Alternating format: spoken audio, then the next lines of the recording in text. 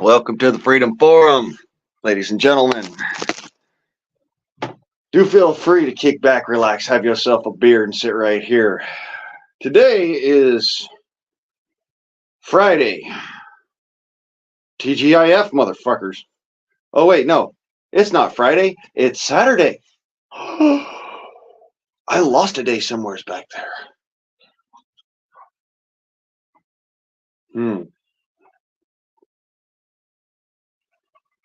Must have been when I slept so fucking weird that I threw my neck out. Oh, motherfucker. So I went and I got my adulting done for the day. And on that note, cheers beers, motherfuckers. Yeah, fuck it. Like I says, cheers beers.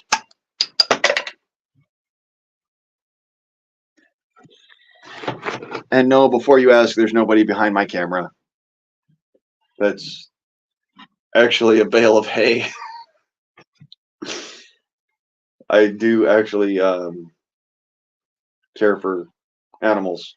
I have 2 chickens and a dog at this moment in time, and the only reason why I didn't pick up more chickens at the shop is because they don't have them this year.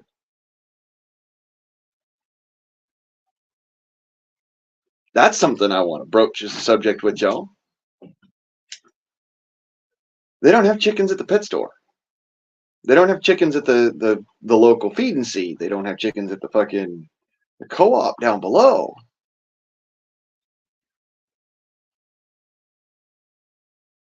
I can't replenish my flock. I've got the money to do it. That's not a question. That's not a problem. That's not the situation here. The situation is there's no birds to replace my flock with. I had a couple mortalities over the winter. Several, in fact. I had one that was as recent as almost spring. I lost one of my best layers. One of my buffs, my last buff, in fact. And it was because a fox spooked her and she jumped into the water bucket and drowned in the middle of the night. And I didn't even know what had happened because it was about the point in time where I just basically knocked off because I was like, you know what, I'm tired. There ain't no fucking rats running around. There ain't no predators running around, so I'm going to go to sleep. And lo and behold, she fucking woke up the next day and she was in the bucket. And there was really small dog prints all around the outside of it. When I saw that, I was like, fucking foxes. Because the next door neighbor dogs won't come through that fence. They're actually kind of terrified of Houdini. I mean, yeah, they bark a big game, but face to face, Houdini towers over them. So, hi, Andy. And Joe, by the by, Saturday can definitely fucking eat my shorts. And snack on my fire hose with, you know, as far as that's concerned, because fuck Saturday. It's been a shit show today. I woke up, I was sore all over, I was fucking hating the world, and then I went down, I was like, well, maybe I'll just go take a toke, and then I was like, wait a minute, I have to go pick up dog food. Because Houdini was out of food. And so I said, oh fuck. So I can't get high. I can't smoke weed. I can't fucking do nothing. I have to stay fucking completely sober for the next 4.5 hours while I go wait for the pet store to open up. Because yesterday I was doing other shit and was so fucking exhausted, I almost couldn't get it done. Today, I, tried to get some sleep last night. I really did. Fucking rats are terrible out here. But I tried to get some sleep last night, and then this morning I woke up, I was like, fuck, at least I don't feel like absolute garbage. I'm gonna go get Houdini's food and this, that, and the other. So I wake up, I go get my cup of coffee, I walk outside, I have myself a cigarette, sit down in a fucking, in the chilling chair, and look around and, oh, hey, Joe's gone and uploaded a video. So I turned around, watched the video, and I watched a few other videos. And then I said, all right, well, I'm going to go down and I'm going to get Houdini some food. I sent out some, text message to my mama says, hey, you need to put this amount of money in my account because, I got to go get dog food. Went and handled that. They didn't open till noon. So I'm sitting there for a good 2.5 hours waiting for them to open. And then I realized I left my fucking wallet at home.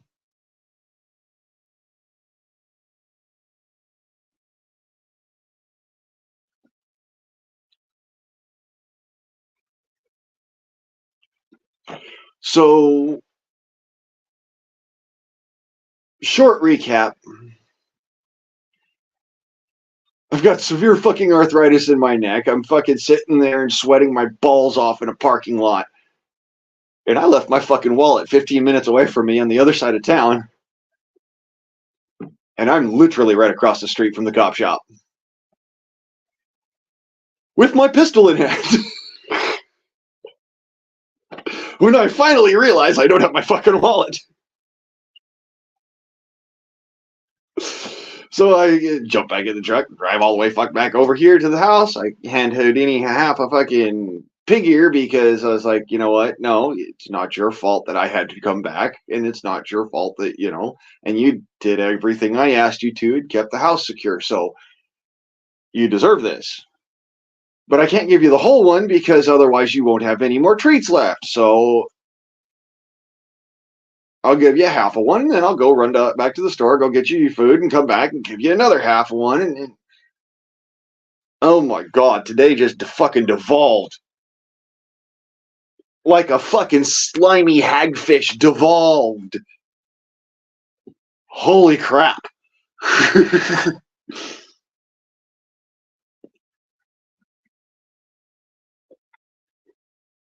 So yes, I'm having a noon beer.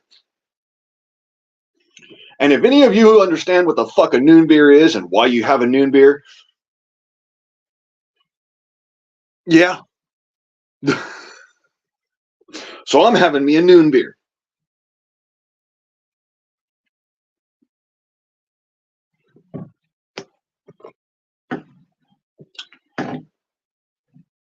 Because it's enough to take off the edge.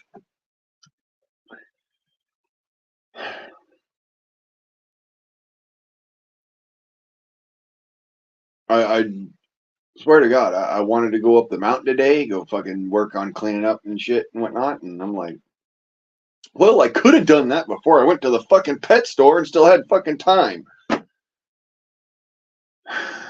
Hindsight is 2020,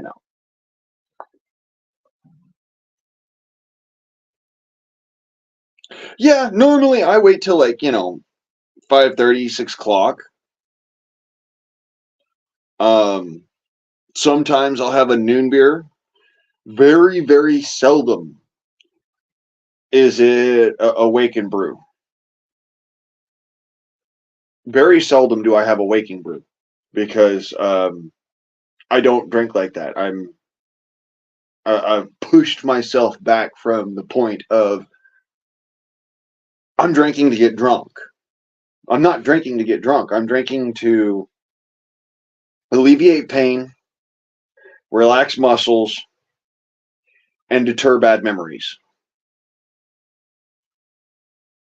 Not necessarily evict bad memories, because that fucking shit'll never happen. I'm sorry to break it to you, but that's not gonna fucking happen. I don't care if you are God. It's not gonna fucking happen. Memory is memory. But you can kind of suppress them a little bit. The tiny little fucking bit. And that's why I do that. But I don't drink like I used to. When I was 21, you could have distilled my breath into vodka. That's how much I drank. I am not bullshitting on that. I am not even fucking in the slightest bullshitting about that. When I was a young man, you could distill my fucking breath and make moonshine. Now, a beer, maybe two, maybe three if I'm really fucking hurting and I just want to snatch somebody up by the short and curlies and ask them what the fuck they did wrong to make me so mad. Those are the days I'll have like 3, 4, because yes, on those days I do want to get a good buzz going. Because the other option is to become an animal, and I'm not.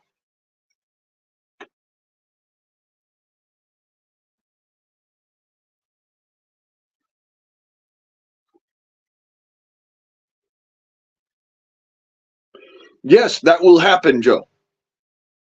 You'll.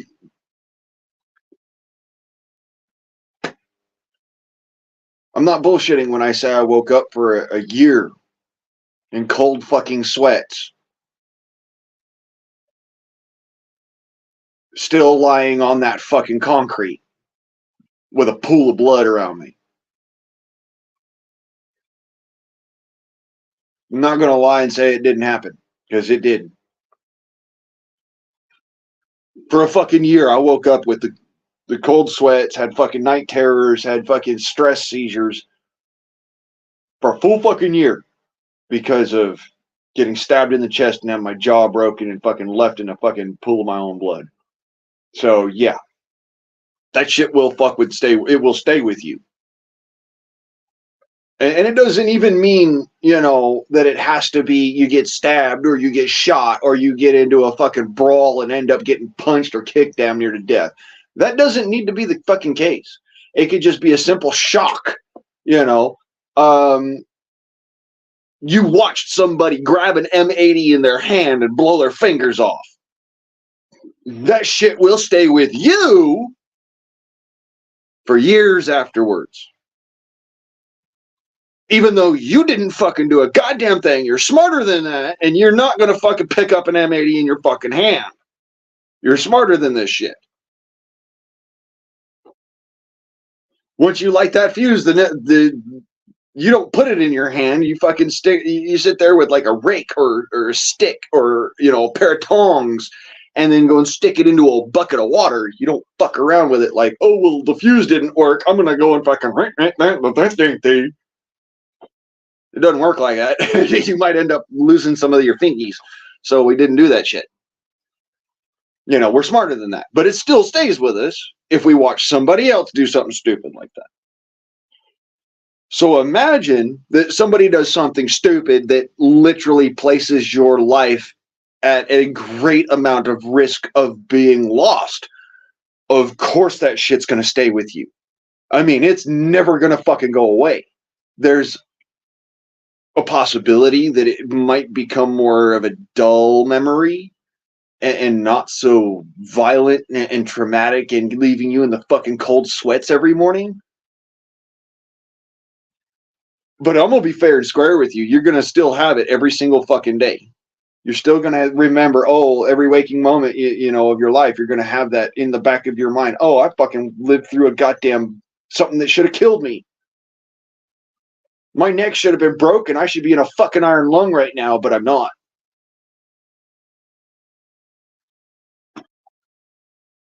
So, yeah.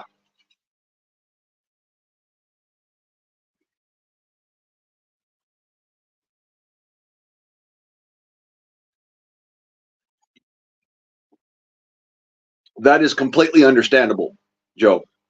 Completely fucking understandable. What I'm talking about is this particular comment right here. It is completely fucking understandable. Matter of fact, the reason why I toned back my drinking was because my dad died from it. Not for any other fucking reason, whatever. Just simply because my dad died from it. That's why I toned it back. I mean, yeah, it left me feeling icky all the fucking time, but I was like, whatever, fucking have a beer or a booze bottle after, when you wake up, you get, have a fucking hot toddy or something. It'll take the edge off, and okay, you're fine then. But after my dad literally fucking died from kidney failure, I said to myself, well, maybe you should tone it back just a little fucking bit, dude, because goddamn. Homie literally fucking drank himself to death on a fucking handle of vodka a day. Sometimes as fucking hard as 2 a day. I can't drink like that. It was never a competition for me, but me and my dad used to sit there and talk shit about each other not being able to drink, like, and after a minute it fucking caught up to me. It definitely caught up to his ass.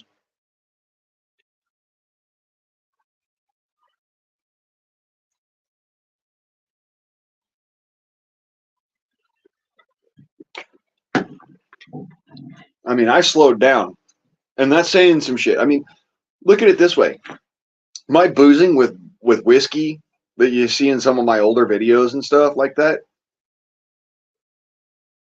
does not come close or compare to how heavy I used to hit the bottle. I would clean out bars. They would have to restock after I came in. And that is not a fucking lie or an exaggeration. We literally cleaned out bars, me and my dad did.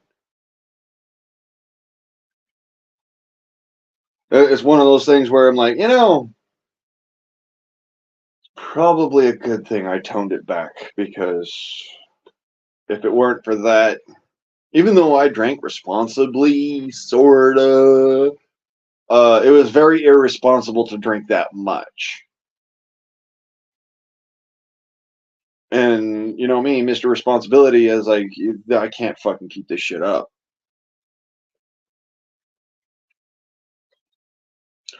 Oh, I don't fucking like vodka. I really fucking don't like vodka.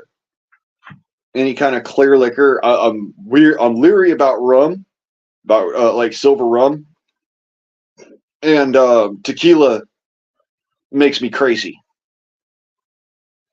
Not makes my clothes fall off. Not makes me fucking schnockered and happy-go-lucky and goofball until I fall over. It makes me absolutely batshit to the point where I will take something that somebody has said literally the absolute fucking worst way possible and then attack them physically over it. That's why I don't drink fucking tequila. So in case anybody ever wonders why, when we go to like a Mexican restaurant or something and I'll order fucking whiskey or I'll order a beer, it's specifically because even though y'all are drinking margaritas or y'all are drinking fucking heavy duty fucking this, that, or the other, and tequila and whatnot, and y'all are having fun, I'm wanting to have fun. I'm not wanting to sit there and start beating the shit out of every single patron in that bar. Okay? That's why I don't drink tequila.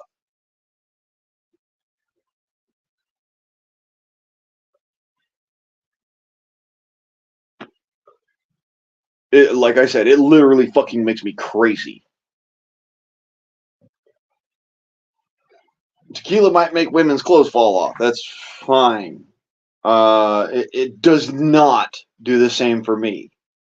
I'm allergic to tequila. I break out in handcuffs. You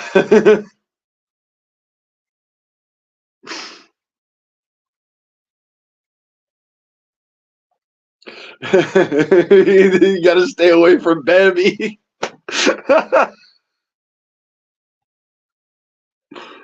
Oh my lord. Here's to you psychotic fucks.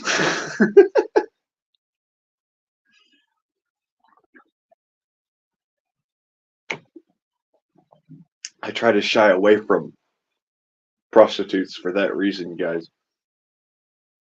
And strippers are no better. Don't get me wrong, strippers at least have standards. And I'm massively respectful of that, but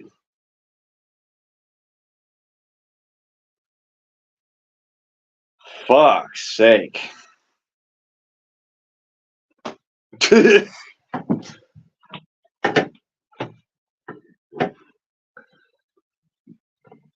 Yes, well, it's not really local. I mean, it is brewed up here, It is brewed in the Pacific Northwest, but this isn't really a local IPA.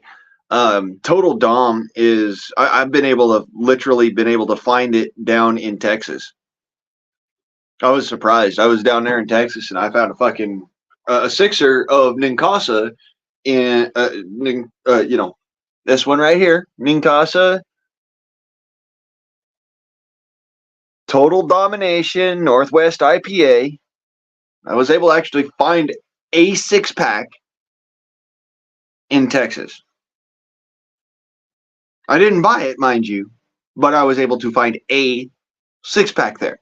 I was also able to find a whole bunch of fucking Voodoo Ranger and this, that, and the other. And the only tall boy I found was, what was it? I believe that was a Voodoo Ranger. The only tall boy I was able to find. So, and if I'm driving or, if I'm on a long distance trip and I just want to relax for the night, I'm going to buy a tall boy. I'm not going to buy a 6-pack.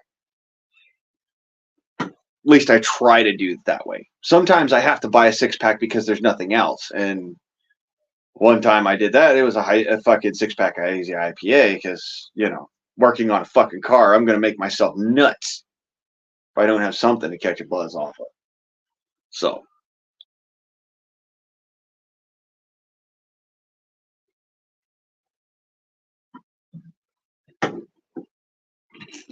Let me see here. Who?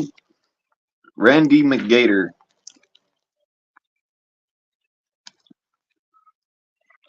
Maybe I'm just, screwing around and I'll only see top chat utter, but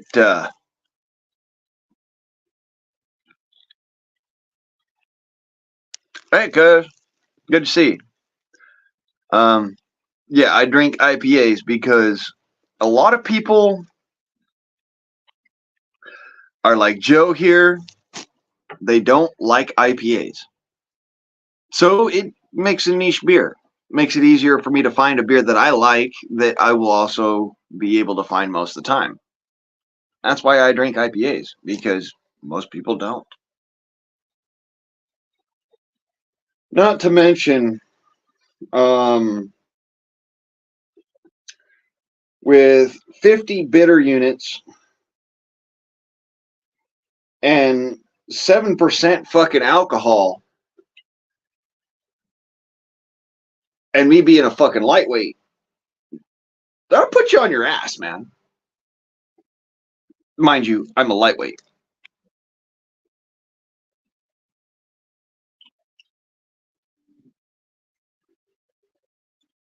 Also, my dad grew his own hops, and he was the originator of Blue Bottle Belgian Wit. He's the guy who came up with it.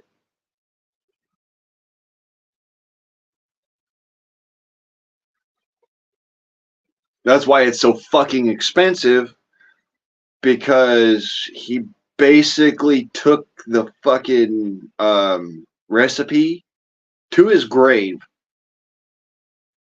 I don't even know how to make it. Yes, Bud Light does taste like straight ass. I am not fucking surprised that it turns people a little bit. We call it tranny fluid for a reason. It does taste like straight ass. God, fucking. Bleh.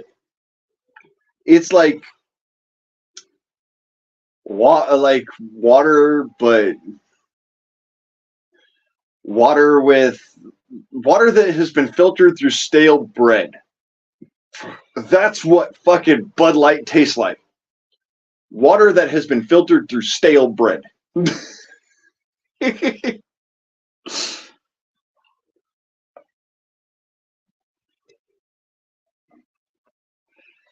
Right, good.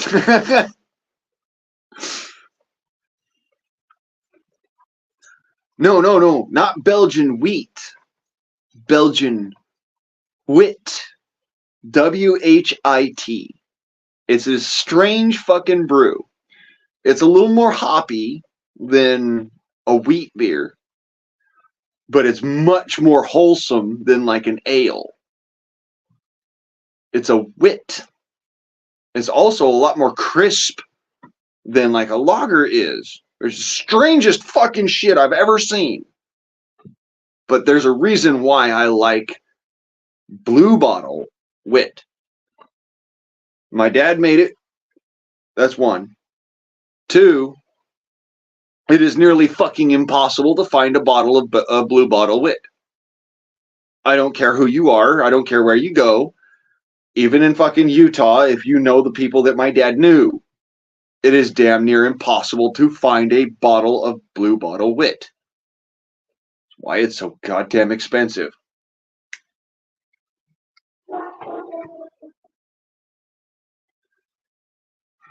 Like I said, that's one of those beers where I'd be like, you know what? No, I don't give a shit how much fucking money it costs.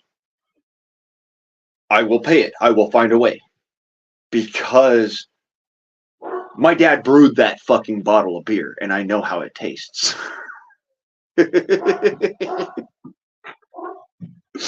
So, like I said, you're not going to find it normally. You won't find it in stores. You won't find it anywhere. It's like one of those...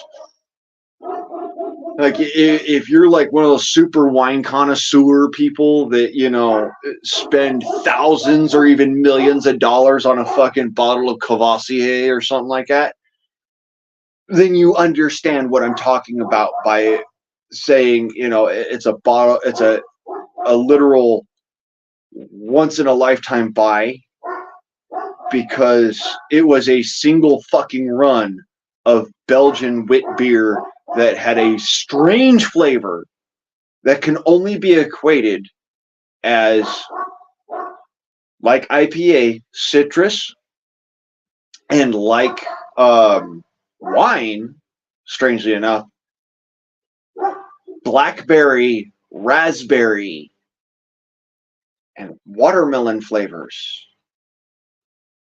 It is one of the weirdest fucking beers you will ever taste in your life. You sit there and be like, fuck, that's fruity. But goddamn, that's good. You know, you're sitting there like, fuck, that it tastes like a fucking wine cooler, but at the same time, I don't want to stop drinking it because it's a fucking good beer. It surprised the shit out of us when we first fucking cracked into the Blue Bottle, and my dad was like, I just tried to make wine, and it was like, no. He really, somehow, he created an absolute masterpiece. And nobody understands how. I mean, I was even in the room while he was making it. I know how he made it, and I cannot duplicate it. Let that be a fucking lesson to you. This is a one-off fucking brew line.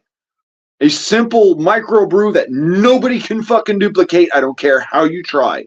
The closest I've ever found in flavor, the closest, mind you, not it, but the closest is an IPA.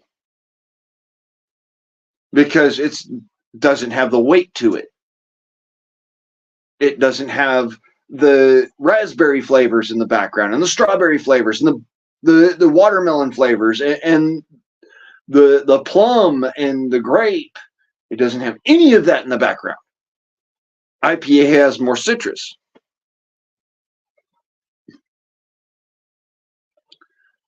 So, like I said, if you ever find a blue, and when I say blue, I mean this kind of blue, okay? I'm talking about this thing, blue bottle of beer with the like the pale horse pop cap on it.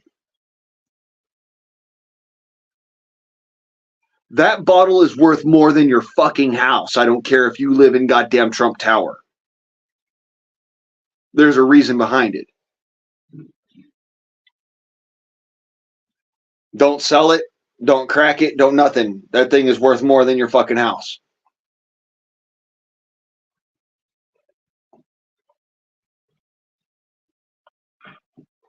And I know it sounds weird, but the reality of it is it's a one off brew that could never be duplicated. We tried it. My dad tried to fucking duplicate it. He could not duplicate it.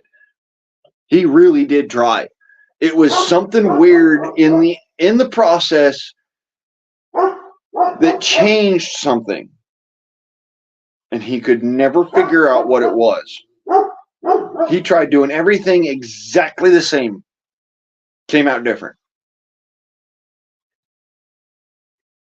I literally, I break it down to him bottling it in blue glass and then cellaring it for at least 3 years before cracking the first bottle. I break it down to that. It had time to age and time to create a bouquet. I don't even think I'm right. I'm pretty sure I'm not right about it.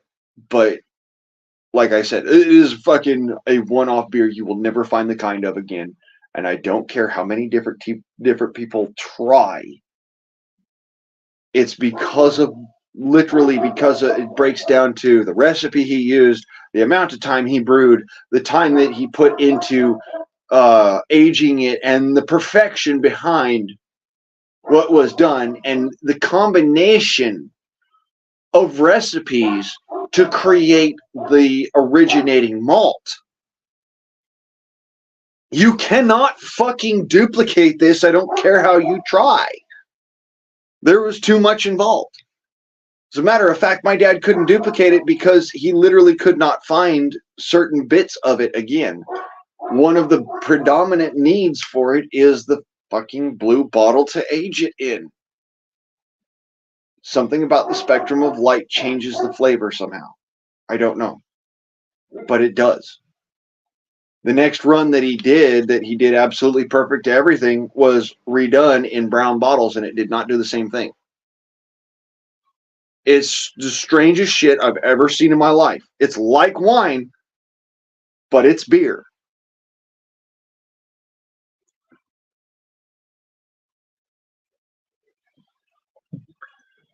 Matter of fact, the closest flavor, like I said, I've ever tasted to it is literally my favorite fucking beer. Other than, my dad's blue bottle, but my favorite type of beer. Closest fucking thing I've ever fucking tasted to it. Ever. And I mean ever, ever. I have drank beers from all sorts of different microbreweries. I've gone to all sorts of different places. Hell, I used to be a fucking patron, and I mean patron, of Red Car down in Torrance. Used to go there every single time I wanted to try a different beer, or whenever it was St. Patty's Day, or whenever my buddies were playing music at the bar and grill there.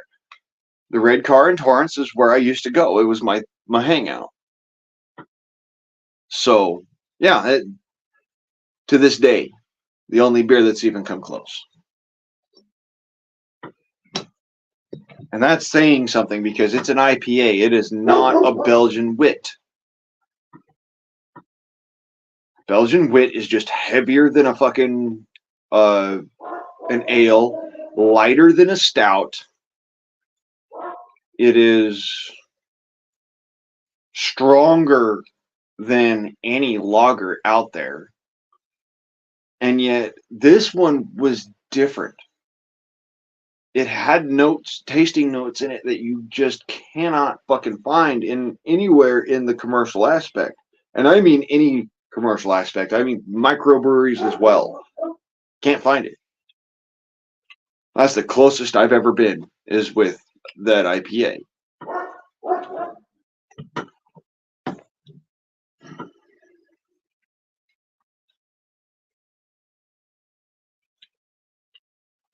Well, I hate nothing. Beer, whiskey, it's all right. Weed, hey, but yeah, I can't hate on beer and whiskey just because those are my jams. No, I don't want it. Thank you. Get it out of here.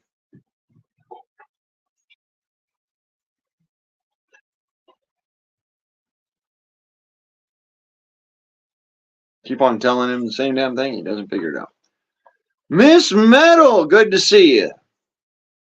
Oh, and Kentucky Survival, good to see you. Because I didn't say it before. When you walked in, of course.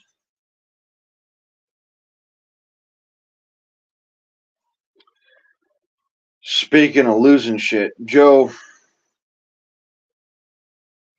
I were you, brother, I would put $40 down on a fucking tent. It's a, I know it's a sucky investment in the short run, but it's better than having to give up your guns. I know that it sounds like absolute garbage, and Blaine, you don't know what you're talking about, and this, that, and the other, and all that bullshit, but seriously. There's nothing in this world that I find so degrading as being disarmed. I mean that outright. I've literally gotten into a fucking shouting match with a judge in a courtroom over guns. I have literally gotten into a shouting match with a judge in a courtroom over that. That is one thing I am fucking adamant about. I keep my guns. I'll do your bullshit ass 3 fucking years, but after them 3 years, my guns are back in my fucking hand, or we have a war. There are no two ways about it.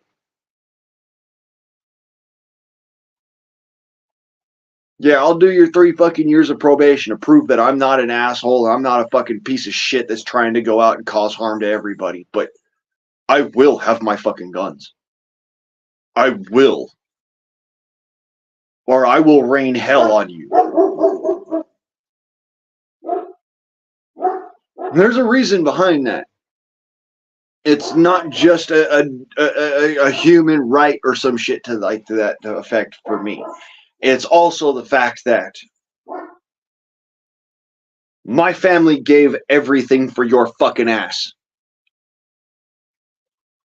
Believe it or don't, I've gone and put my ass on the line for other motherfuckers. If you're going to take away my only ability to protect myself against people who have pissed off in the past, because I went and I put my dick on the chopping block and they looked at it and said, you know what, motherfucker, I'm going to chop that motherfucker off first chance I get. Let me point something out to you. I will fucking literally make a gun out of a fucking arrow blank. I will do whatever is fucking necessary to protect myself. And I do not give 2 shits about your disposition on it.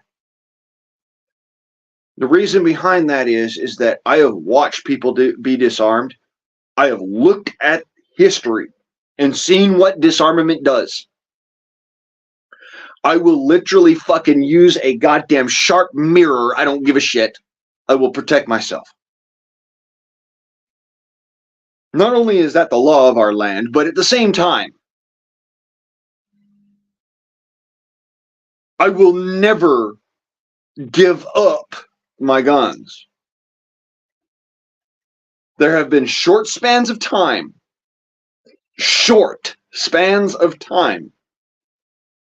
where I've been disarmed in order to prove that I am the kind of person I am, that I will protect myself, the people in my community around me. And that at the end of the day, I'm not an evil son of a bitch trying to go and just hurt people. That shit's long back in my history, if ever. I'm not interested in hurting people just to hurt people. I've actually always been the kind of person where I just stand up to motherfuckers who try to stomp on me. But you take my guns, you might be getting them barrel first. There's a real situation to this. It all comes down to not just the promise that I'm getting them back. It is the guarantee that if I do what I'm supposed to do and toe the line, as I always fucking do, my guns are coming back to my hand. And I will be allowed to do what I do because I'm not causing other people harm. And I will not put up with it otherwise. I've faced down a fucking judge in a courtroom. I've faced down a fucking cops on a fucking call. I've faced down fucking whatever you want to call it. I am one of the only people I've ever met in my life that has faced down a fucking bull moose in rut with nothing more than a fucking can of OC spray and a fucking broad-headed arrow in one hand. All right? Fuck your bullshit. I want my guns.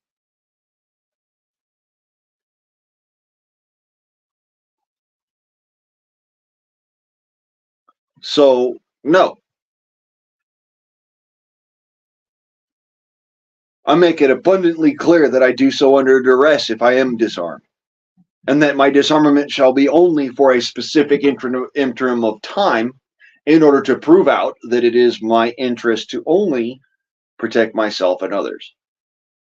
And maybe go hunting for animals, not for humans. Because apparently that was a fucking sticking point in one of my court cases. You do realize that hunting licenses are not for human beings, right? No shit, Sherlock. They're for sport hunting. My license for being able to shoot a human being is my Fourth Amendment. I have a right to be secure in my person, paper, properties, and effects.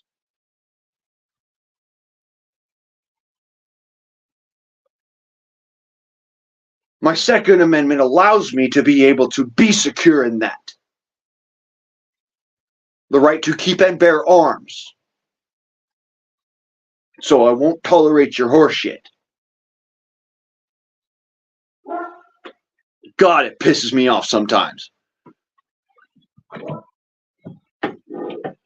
Oh yeah, and they're going to come after me and they're not going to figure out that, hey, I'm not a white boy. I'm a red man. I know it looks like I'm white because of the way the light is hitting me, but it's kind of hard to fake this shit. I'm a red man.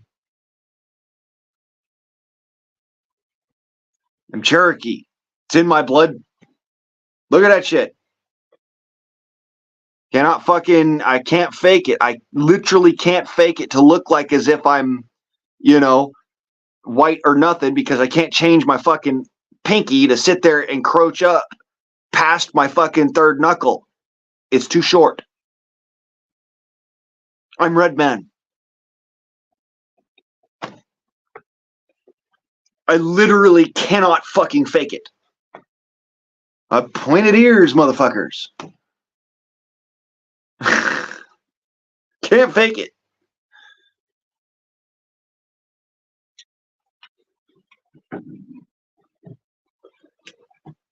You can actually see it here. I'll show you this guy. This is my photo that I did indoors. You can actually see that my skin is not white.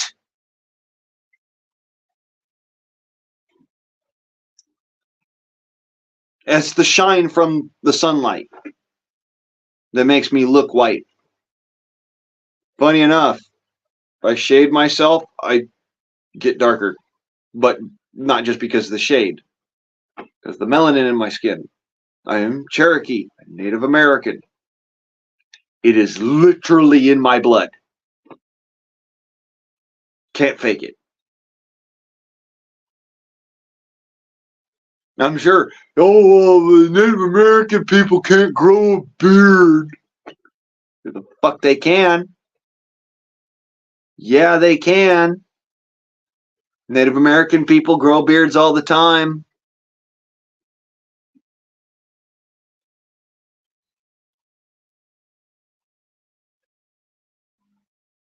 It was part of the politics and the family grouping and the way that society worked for the Cherokee and for other Native American tribes. That in order to speak in the presence of the matriarch, you had to shave.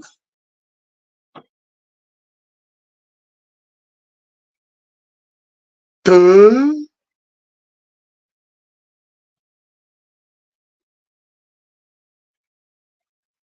A lot of folks don't realize that. That was actually part of society at the time. In order to speak to the head woman of the Cherokee people of that particular tribe, you had to be clean shaven. You couldn't have all this face fur. It was considered an insult.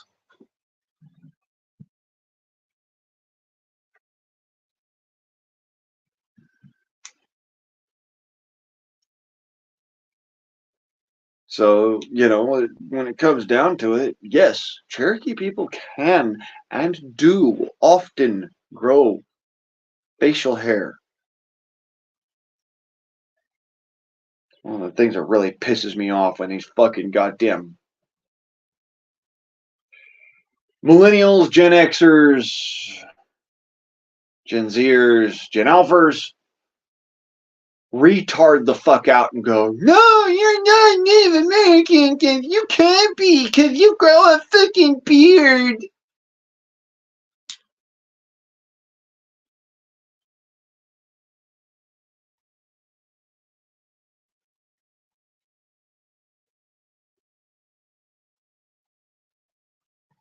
Wow.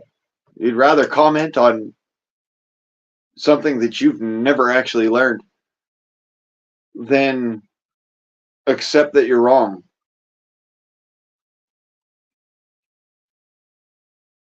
Okay. 我是よ。那好啊。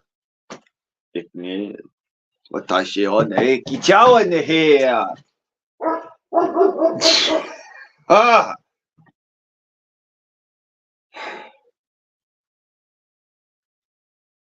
Oh, my favorite one. My fucking absolute favorite one when I was a kid. You're not Cherokee. You don't speak the language. I was a fucking kid at the time, you cocksucker. It just so happens my mom only speaks English. My dad spoke English as, his first language, and then Cherokee was kind of like one of those, I don't really want to fucking learn it. And my grandmother barely spoke Cherokee. My great grandma spoke fucking Cherokee, and thank God I got to learn from her. Some people are just fucking stupid. Oh yeah, you speak Spanish, so you must be Spanish, right? You must be Hispanic because you speak Spanish.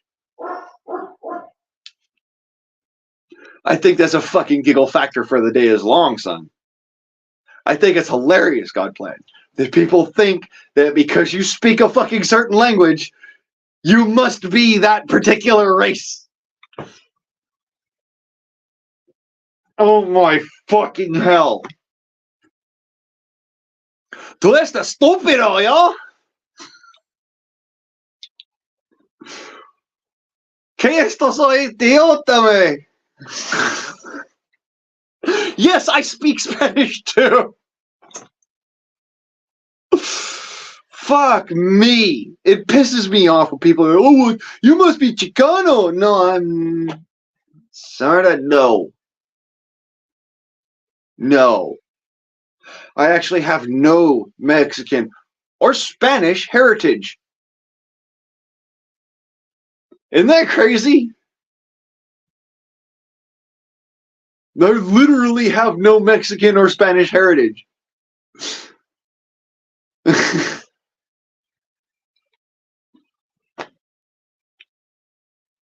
I speak English very well. I also speak Spanish kind of good. Kind of good. Yo hablo poco español. But Cherokee, and nowadays I can speak a little bit of it. When I was a kid, back when people were like, "Oh, you don't speak the language, you can't be Cherokee. Impossible. Wait, man." My grandma one day literally came to school, came to my school, and spoke Cherokee in front of the teacher to shut her up. Because the teacher was on the fucking board with this bullshit. I told you all about Miss Tricky. She was not exactly the brightest light bulb out to roll out the box, but she got on board with this bullying bullshit about, oh, well, you don't speak the language, so you're not. Allow me to introduce you to my grandma.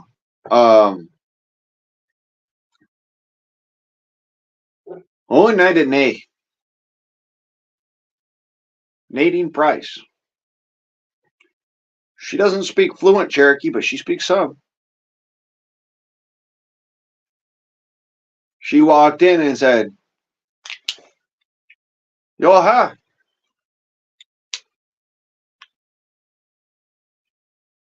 "Quel Mateo, eh? Oh, si, yo, tai, she. And then she get my uncle, eh?" Which, I don't even fucking know what she said at the time, but it stuck in my head. I think she told her to go and fuck herself, but I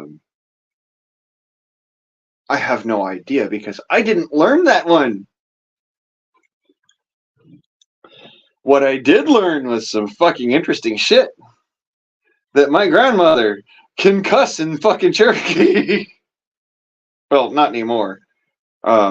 She's dead, but back in the day, she could cuss in Cherokee. Which surprised the shit out of me because my great grandma could speak Cherokee fluently. And not just Western or Eastern dialect, but she could also speak Old Cahokian, which was an astonishment to me. A lot of people don't realize that. There are 3 Cherokee languages. There is Western Band, Eastern Band, and Old Cahokian. There are 3 fucking languages to the Cherokee language. And there's a reason why it's hard for people to understand each other. You want the link?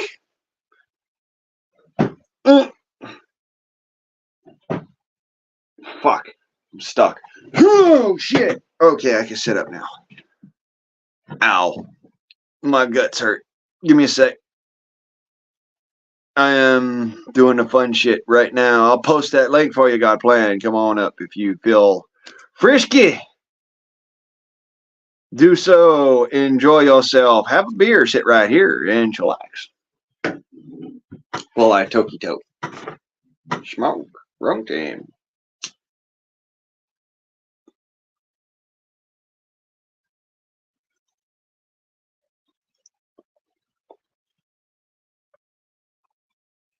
Okay. Well, I'm just using my cell phone right here, so.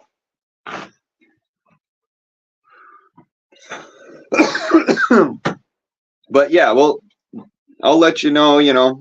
And folks, go ahead and give God Plan a 5x5. Let him know that you guys can hear him too, because it's kind of important, Of course, when he comes up here, not right now, but when he comes up, go ahead and give him a 5x5 and tell him that you can hear him, and so we can have our conversation without too much interruption. Okay. But yeah, by all means, God Plan, come on up. The stream link is there, and there you are. Okay, come on up, brother. If you want to block yourself, you can. Your camera or whatnot. If you don't, that's fine. Nah, I don't block myself. I'm always off All camera. right, well, Yeah, just I've been all on right. YouTube world for the last 2 years. Yeah, always off camera. 99.9 of the time is off my camera, man. Unless if I gotta go to the bathroom or somewhere like that, then yeah. But yeah, man, the last time I was here with you, it was a while, man, about shit, about a year and a half, maybe longer. Something like that. It's About been a last while. year. Yeah. Yeah, I got my channel too, man, but I took a break from it, and like, yeah, I took a break and shit. So I just pop and go sometimes. Yeah, sometimes I see you live though. I've been seeing you live, and I just, I lurk in the chat here and there, and and then I watch you for a little bit, and then sometimes I go and do other shit. I've been in bed all fucking morning and shit. But yeah, man, I speak Spanish though. I speak Spanish. I'm Mexican. I was born in Mexico. I came to the United States when I was 3 years old. I came to Oakland, and I've been here ever since, man. Yeah. Say, I didn't learn Spanish until I was like in the third grade, I think. And my mom went to Costa Rica because she was learning Spanish, and she wanted to learn to speak Spanish, with the population. So she went to Costa Rica, and in order for her to practice, she would sit there and bounce stuff off of me because I was learning Spanish in the third grade. And So that's pretty good. we Third sit grade, there, yeah, and learning Spanish. we have conversations and stuff, and totally in Spanish, and my dad would be sitting there like, "All right, I don't know what the fuck you guys are saying. You're in America. Speak English. God damn it." Yeah, the other day I was talking Spanish at work with his other Mexican guy, right? And there was two black dudes right in front of me, and I was talking to him in Spanish because sometimes I speak Spanish and English, and it depends who I'm talking to. And then that's just how it is. But the two black guys, they kind of looked at me, kind of like thinking that I was talking about, what I'm saying? Right. And I fucking looked at them, and I looked at them like nothing, and I just kept on going with my conversation. But I'm not for the talk. What I'm saying? I'm not for to do that. So, but sometimes they might think that we saying something about them. But All right. shit, I'm gonna put it serious to you for a second. Like, we're all narcissists a little bit in our own way, but I have noticed this about Black people, about Native American people, and about Mexicans. Not Mexican Americans, but Mexicans predominantly. Okay, we are fucking narcissistic assholes, and everything is about us unless we know otherwise. yeah. Sorry, I, it's true, I don't know brother. much, man. I don't know much. I grew up in the streets. I was a dropout. I didn't go to school. My last grade was the sixth grade. I saw crack when I was young. Um, I'm not really that smart when it comes to like politics and other things and books and shit like that. History. My mind wasn't really tuned into that kind of stuff. Um, I'm more like a street fucking person and shit like that. And the way Yeah, I talk is kind of fucked up. It's slang and it's uh, I can talk normal and stuff like that, but out here in the Bay Area in Oakland, it's like the slang just so a lot of people for years they like we different. We different from South California, LA. Like their style is different. They talk different. They sound different.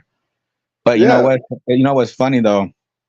Uh, I grew up around black people, so my whole neighborhood was black.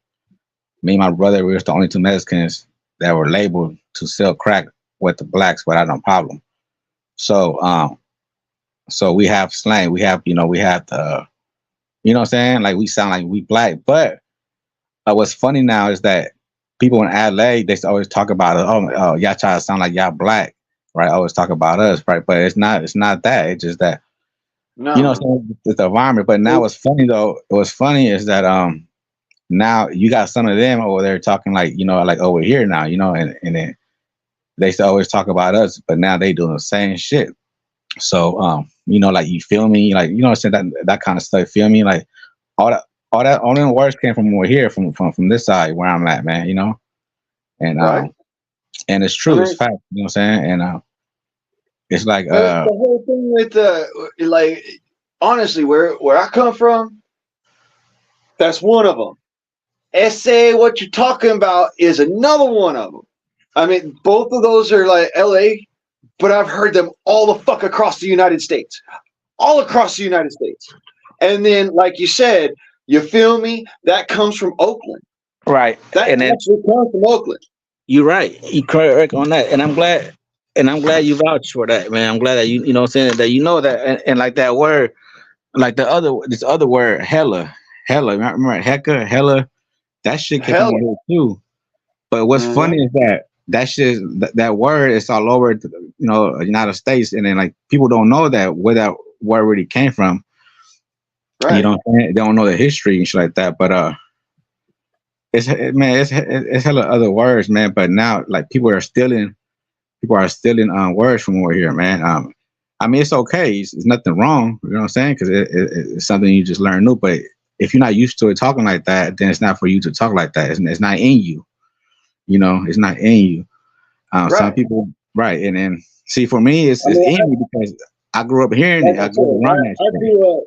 I grew up 1 foot in, 1 foot out. You know what I'm saying? I got my mama and my brother. They live in Los Angeles, and that I grew up with them for a little while. And also, I got my daddy and my grandma, and they're Southern born, Southern bred, Southern raised.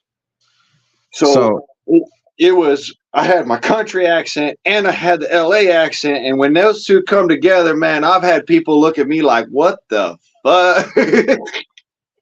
so I hear we like our style. We dress a little different, and our style is different. Like we have a style like more like a pimp style, like more like a swag, and then that more like a right in LA it's more like just different. They move different, they sound different, and their swag is not as like over here. Over here, the music is it's, different. The music is totally different from the Bay it's Area, from close out there. enough.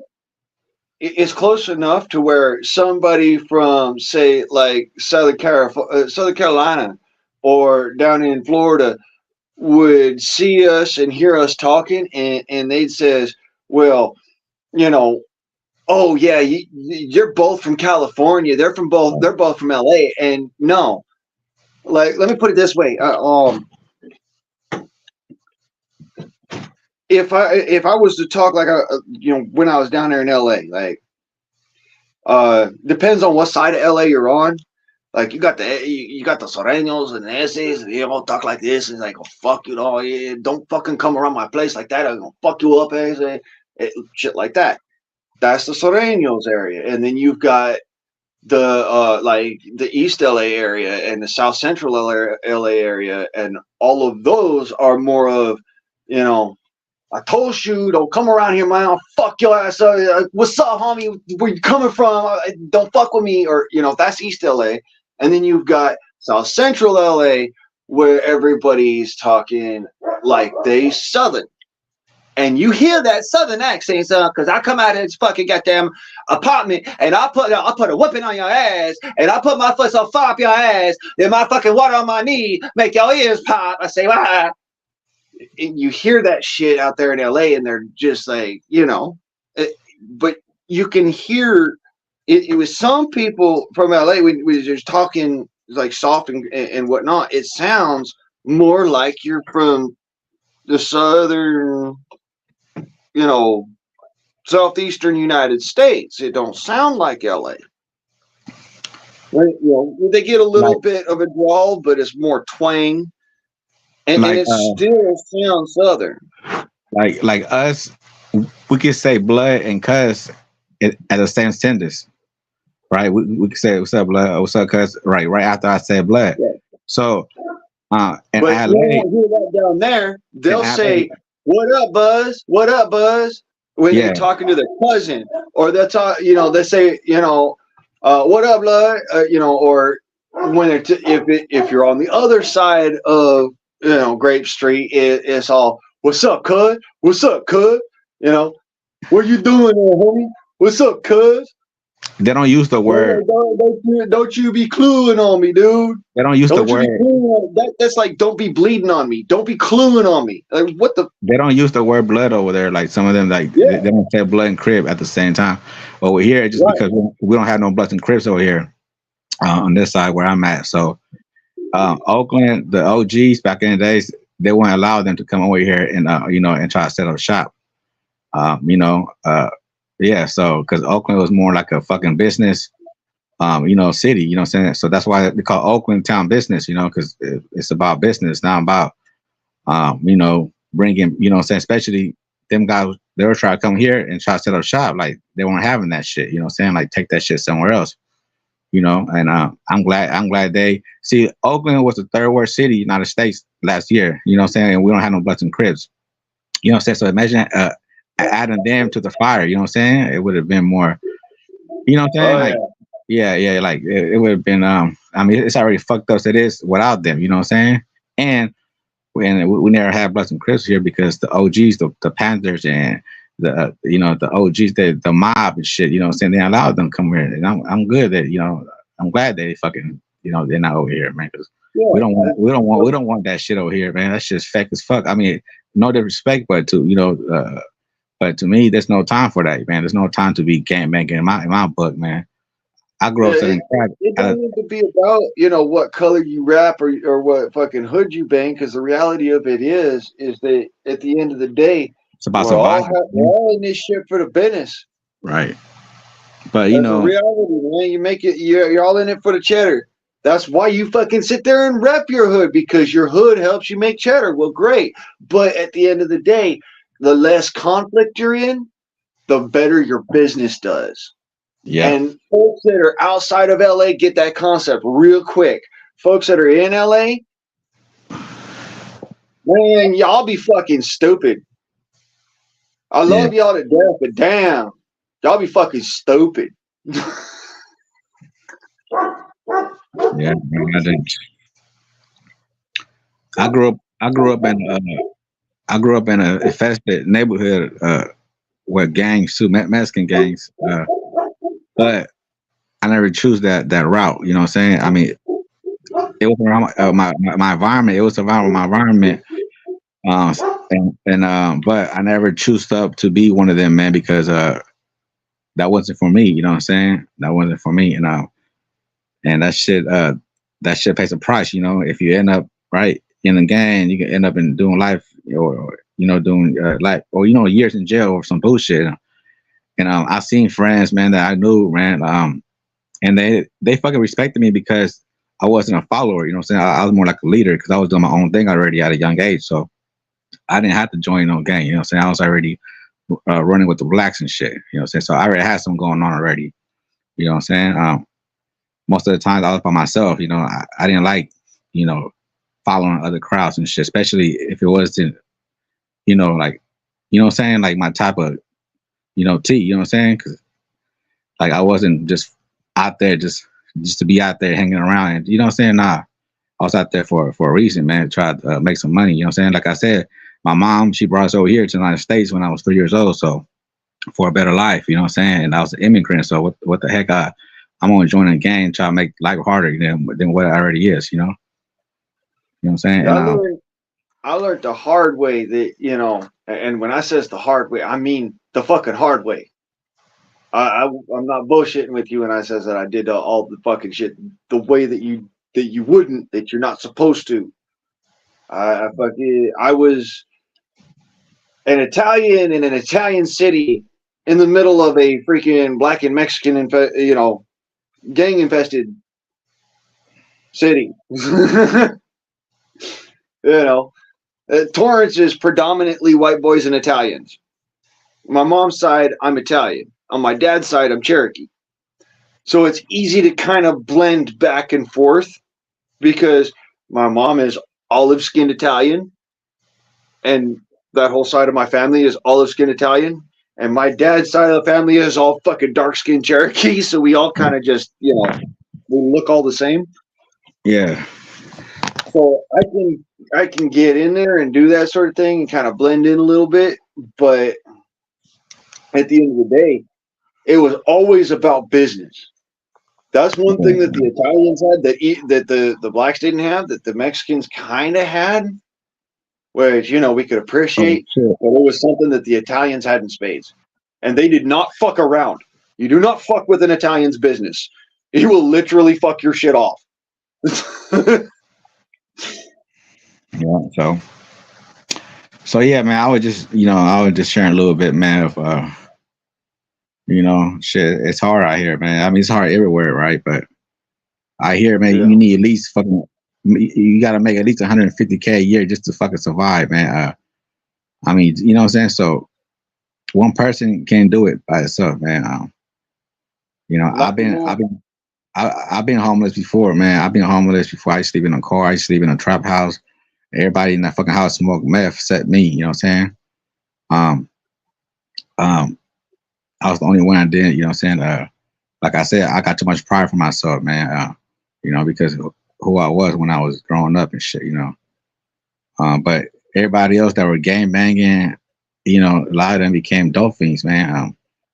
First it was about gang banging, and then little by little they start buying crack from me with some of them, and then they start going their own routes and shit. You start getting high, and some of them, you know what I'm saying, they went from that to heroin to other drugs, and you know what I'm saying, just fuck themselves up, man. Like right, I'm lucky that I break out in blisters and hives from cocaine because I like that shit too much. yeah. That's To what I be got right fair, now. yeah, I'm actually glad that I break out in fucking hives and blisters from cocaine. Yeah, I just I don't. I'm not addict to coke, right? But every now and then I play with my nose just a little bit, but not too much and shit. You know what I'm saying? But I don't spend that much money no more like I used to, man. I just spend fucking. I used to party a lot, bro. And not party, but just kick it too much. And now I'm not in the hood no more. You know what I'm saying? I'm out the hood, so I get to enjoy myself more than I ever did, bro. Like I don't have to watch my back no more like I used to, man. That shit.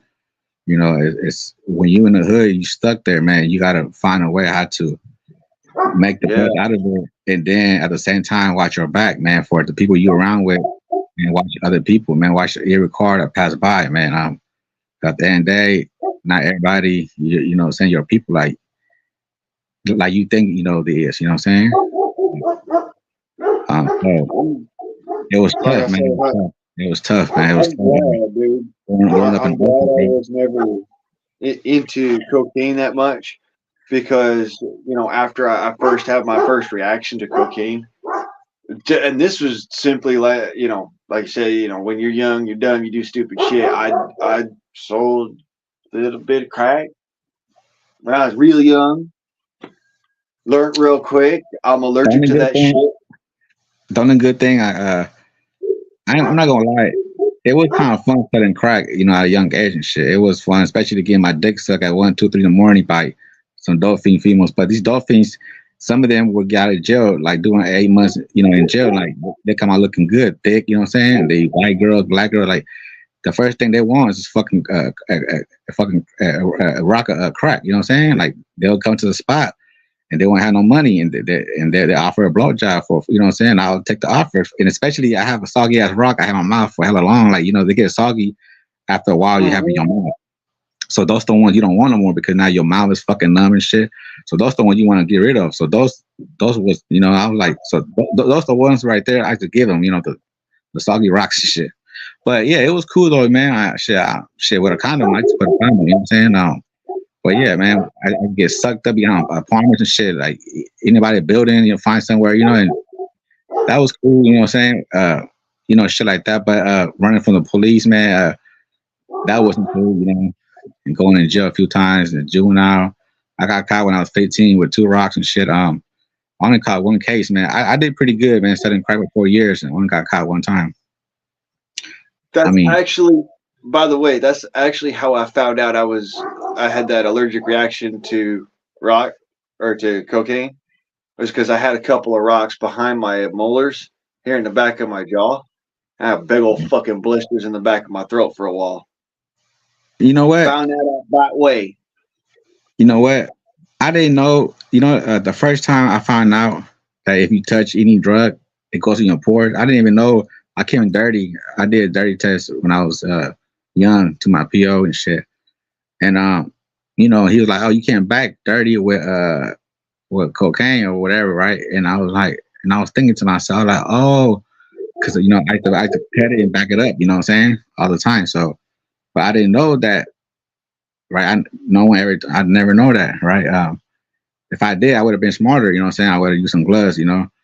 But that's how I found out, though, man, that the shit goes to your fucking pores, man. So if you touch anything, that shit goes to your fucking system. It travels, and then somehow you come dirty. You know what I'm saying? That's crazy how just a little bit it could detect and it goes inside your pores, and it's like it takes it. It's like it takes that. What I don't know. Like instead of fucking like try to reject it, it's like it sucks it in.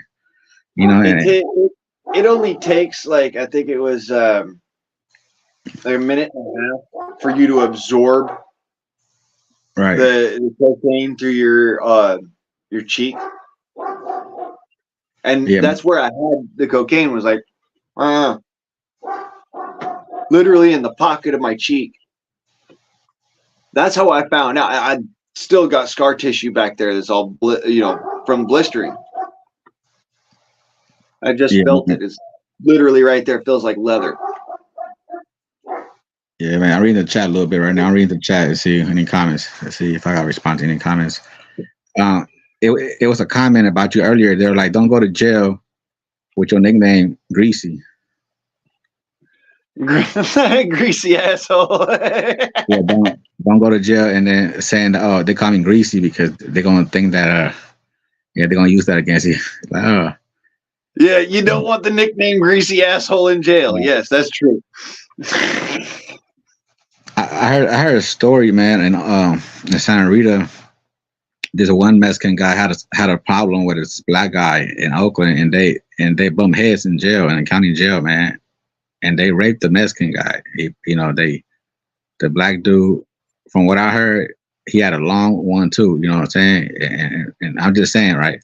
Um, and they raped the guy, man. They raped him and shit in jail, bro. He was held by other guys, so he couldn't do shit, right? And but yeah, man, sometimes your enemies, you'll cross path with them somewhere where you think, you're not gonna see them, man. And the Yeah, worst part is in jail when you locked up with them and you can't do nothing. You can't feel, especially if you can't get out of jail. You're like, fuck, I'm, So, and what you gonna do, man? What you gonna do? So, it's fucked up, man. Sometimes, man. But that's life, man. You know what I'm saying? That's life for shit, man. That's why I don't try to get into no problems, man. When nobody, I try to be drama free. I don't like drama, that's how man. I learned chemistry. Nowadays, they have to literally fucking lock my ass in damn near solitary. I thought, Just to put my ass in jail, they have to I thought, damn near lock me in solitary because of what I know. yeah.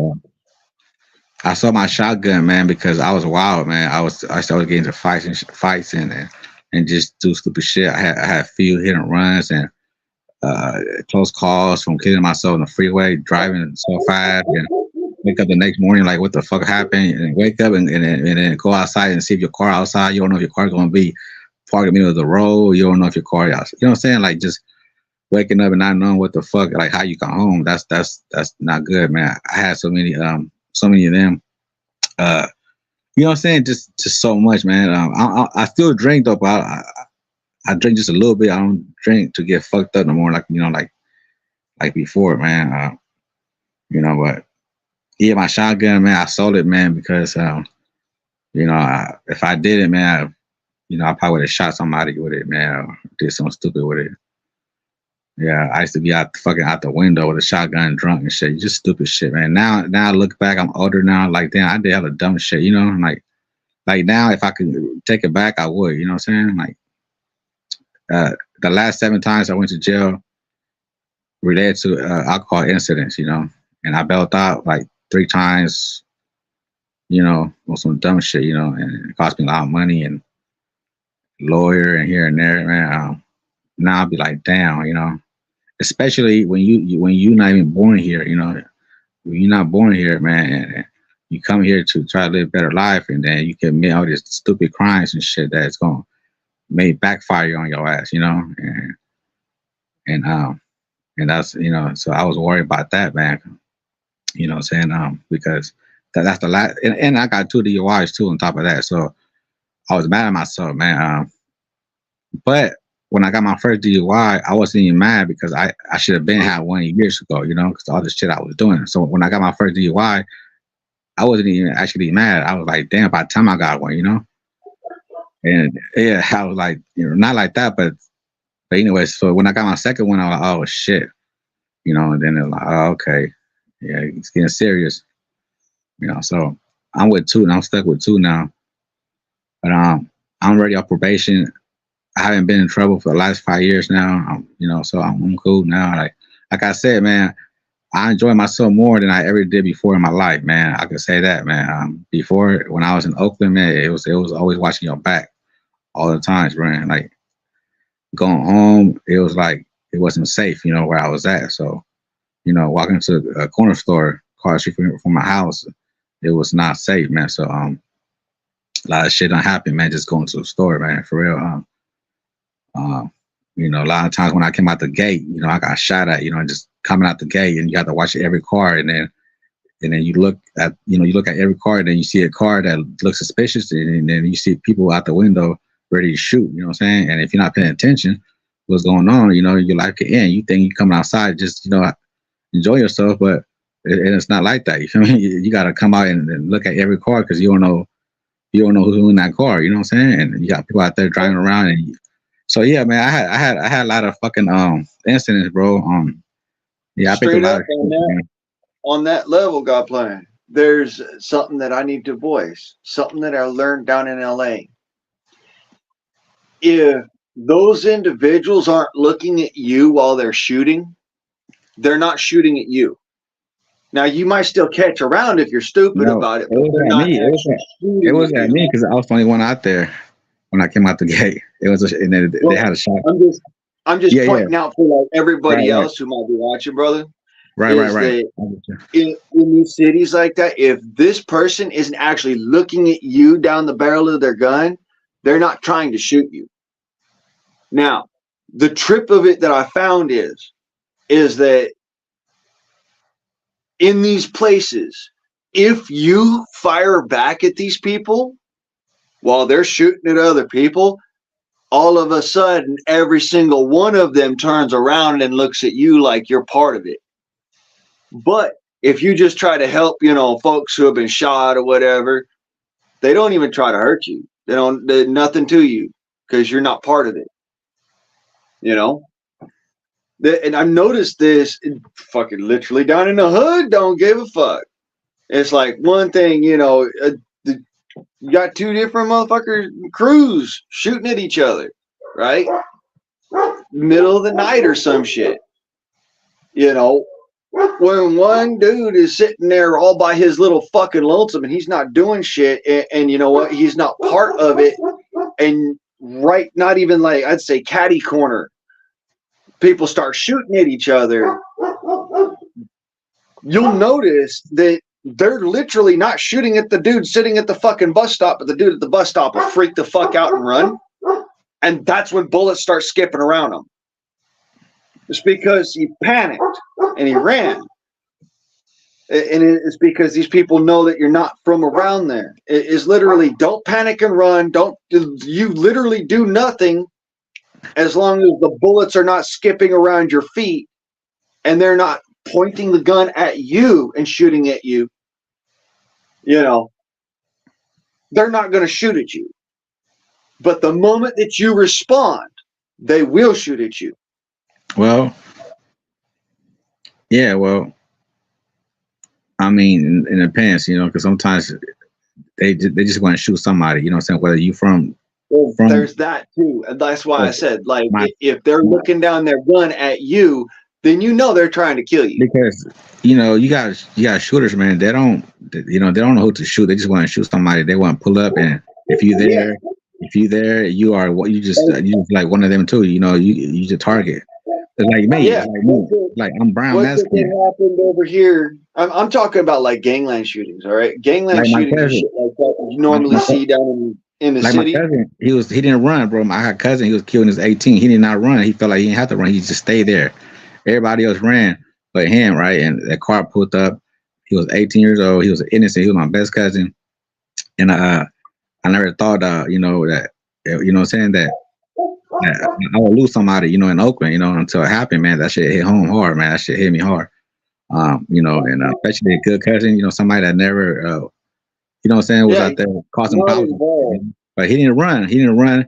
He got shot in the neck. He got shot somewhere in the, by the stomach, and he was trying to hold his hand up in the air, try to, like, ask for help. And Yeah, I'm that's choking up his own why blood. you got to be careful about who you associate with. And but that's what happens when you around, a neighborhood, man. You got people from, here and there and there, and then you around them. You can't run from it. It's your environment. So sometimes they might come around, and if you there, you're gonna be labeled as one of them, man. And the little youngsters, you try to put it in work, they're not gonna think twice, if you Yeah, one of them or not, they yeah. gonna. Them youngsters, they're a different story. Like youngsters, And that's what it was. It was a youngster, man, that, what I'm saying, that just try to put a name for himself, That's it. And shot the wrong person, man. You know. But yeah, man. yeah, Well, yeah. So that sometimes right you there. don't want to run, bro. But sometimes it's best to run, though. Like best to run, man. Because if you just stay around, man, the bullets gonna be flying around, man. You can't just stick around, just stay there, and you know what I'm saying. No, I understand that portion, what you're saying, but I'm talking like certain places around Los Angeles or like in. I've not done this in Frisco or in Oakland or anywhere like that. I'm just saying like certain places that I've been. It depends on the people. It depends on what they're doing, how they're acting. If the like you said, youngsters, they're going to just try and put in work, but at the same time, they're going to look down their gun at you. If they think that you're part of it, they're going to actually start putting rounds at you. And the thing about shooting a pistol is bullets don't fucking fly straight. So they're going to hit the ground first because they're going to be pointing the pistol at you, but not fucking pointing the bullets at you. Got to pay attention to how guns work, brother. They will try to track back and find you with that bullet. And something I learned about, being shot at on the streets, it being shot at anywhere, because I've shot guns myself. I've been shot at myself. When bullets bounce around your ass, that's when you need to be moving. When you hear them, like I heard a few of them, No, no, no, you can hear them. no. When you see dust motes, when you see rocks skipping off the ground, when you hear the sound of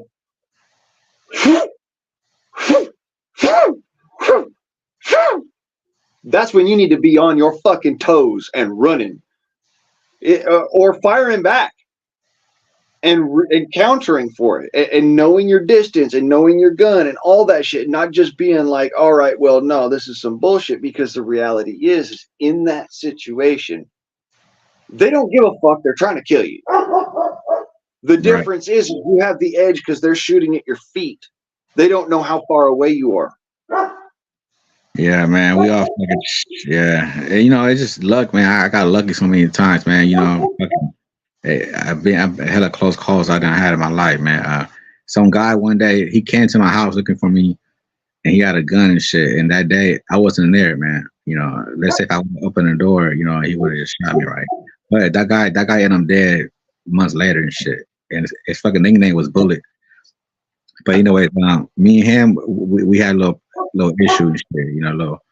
But I know that because my neighbor told me, my neighbor, that's the she told me about it. Saying that somebody came and they had a gun on them, and so that's how I found out. But what I'm saying, just like hella incidents, bro. Fucking I've been shot at multiple times, man, but never got hit, man. Never got hit. You know. I've been Right. shot at myself several times. I've been hit once as a real youngin, and like because me and the boys was just playing war in the backyard, being dumbasses. Yeah. And yeah, you're gonna fucking get hit. You do that stupid shit. Uh, but no, like one gangland shooting I was in, I didn't get hit, but it buzzed me and it scared the fucking shit out of me. And then I did get shot in the leg a couple of times, several times, in fact. I caught one down in San Pedro, which was just a couple of dudes goofing around with an air gun, which thank God. Mm-hmm. Uh, and then I got shot in, see here, twice in Blythe, once by my dad being a dumbass, and then once by some dude trying to fucking snipe my ass at night. Didn't work out. Damn. Because, like I said, bullets drop.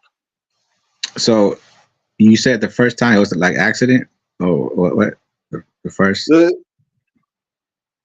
accidentally? the times that I've been shot, it's been like complete fucking accident or goofball mistakes or kids playing around. Yeah, man. Fucking But, no, I had a I class caught a round in the. I've caught a couple of rounds in the leg, and damn near the same spot, and one round in my face, and that was me and the boys fucking around playing war.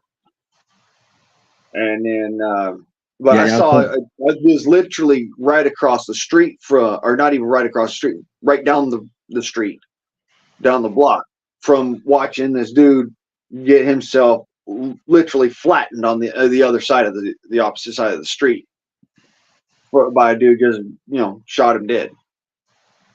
I don't know what it was over. It might have been gang banging. It might have been fucking the Man. trying to rob the store or some shit. They look like a bunch of youngins and whatnot, and like the slightly older dude, but You know, you know, obvious. It's 23rd and fucking Pacific Coast, or not Pacific Coast, Pacific Avenue in San Pedro.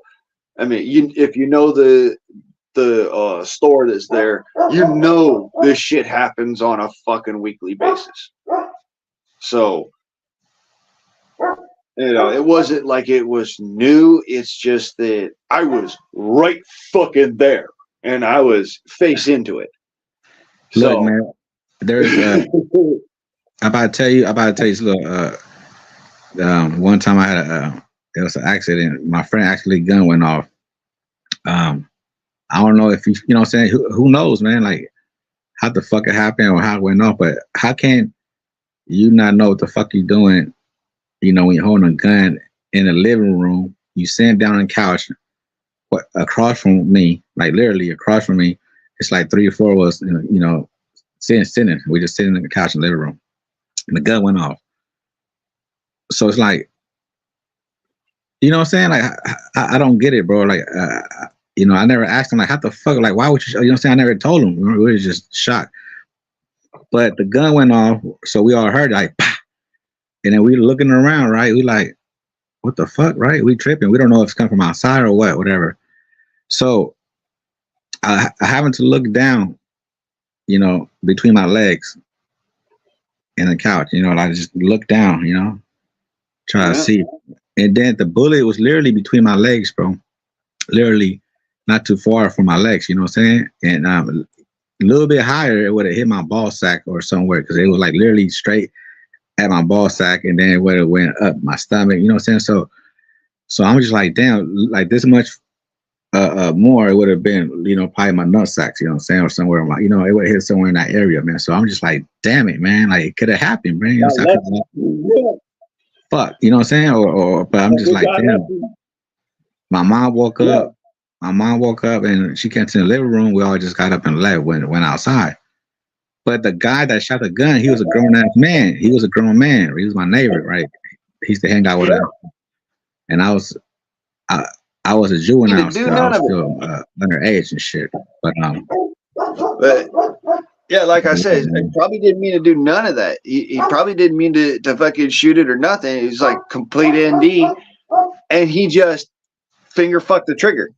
But he probably That's was. all it was. Probably was on drugs. He probably was on. So I wouldn't know, man. But you know, I'm just saying, I had a close call, man. That was a close call right there, because you know, what I'm saying it could have happened where I could have, you know, what I'm saying, where I could have lost my whole, you know, or he could have shot higher and could have hit me in my stomach or face, you know, what I'm saying, because literally he was across from me, like right at me. But I'm like, how the fuck? It's like you shot right at me, dude, like towards me. So you must have had the gun pointing towards me, right? No, If it, he was sitting there with the gun in his hand. All right, and but it had to just because go.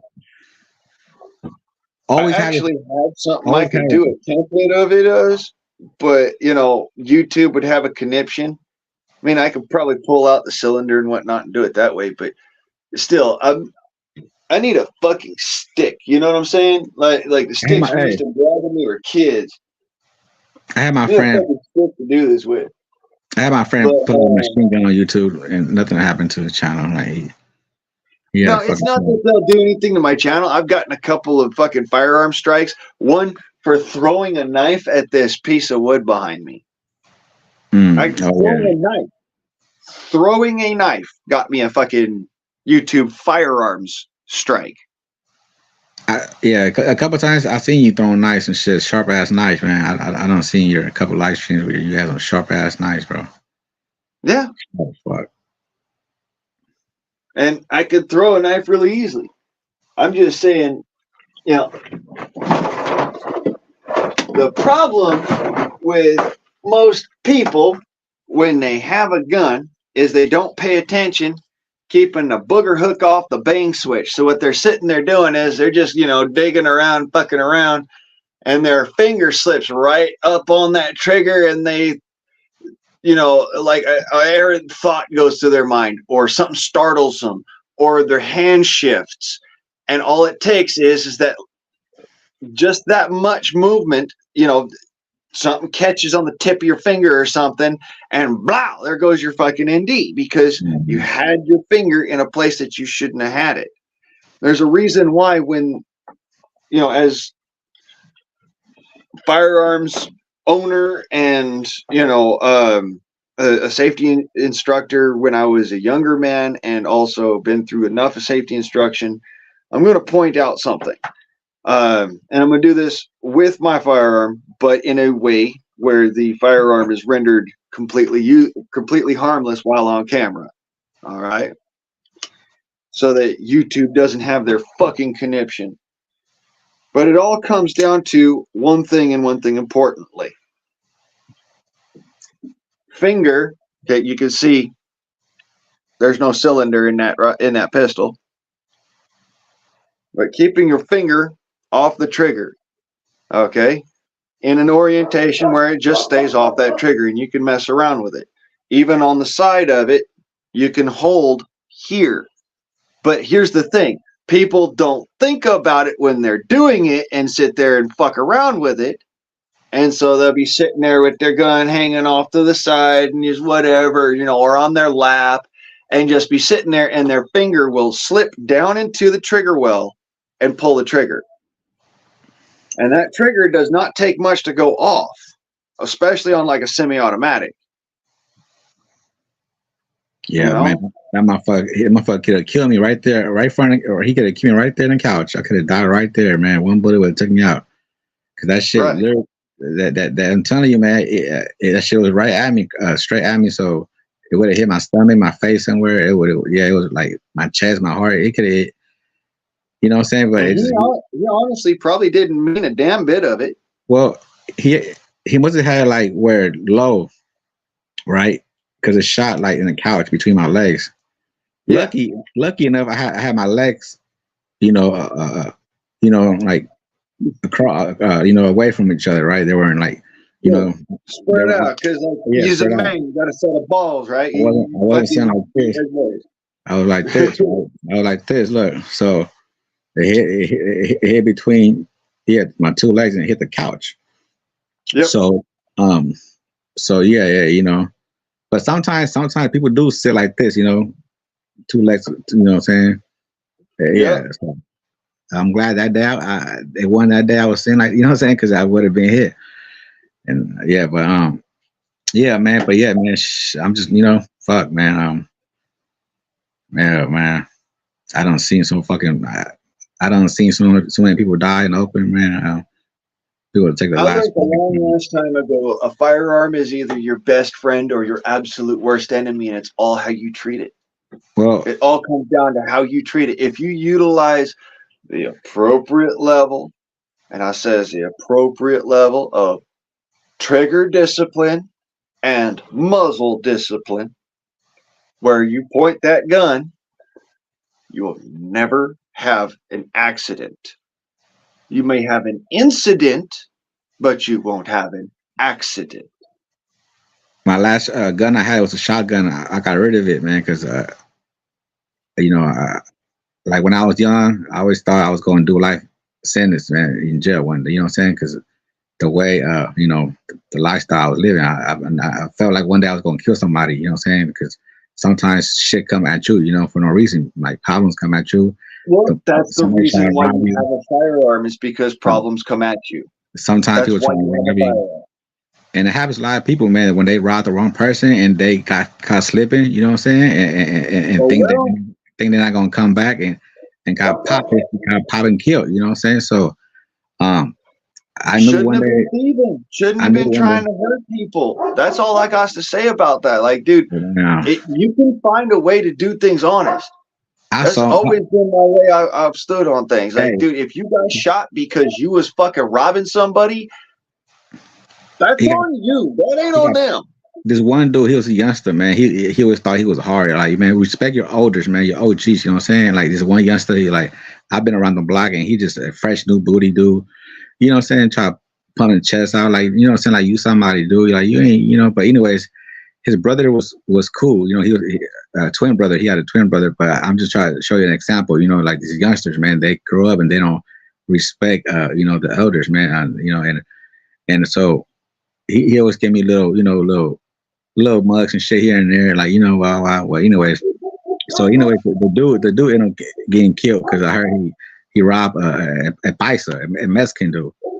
Just because he's a Mexican dude, man, don't think what I'm saying, that they're not gonna come back, man. Like don't think Yeah, yeah, you just don't know, man. That's what happened, man. So and that's what he you gets, don't man. go fucking Shot in the thieving, fucking bro. head and killed. Just don't do it because Yeah, you're likely to get shot. It doesn't matter if it's a Mexican. Doesn't matter right. I if was he's gonna black. say, yeah, Doesn't matter if he's right, white. Dude, it just matters. The fact of the matter is you don't know if that dude got a gun or not. It's literally all on you. If you fuck up, you are gonna find out.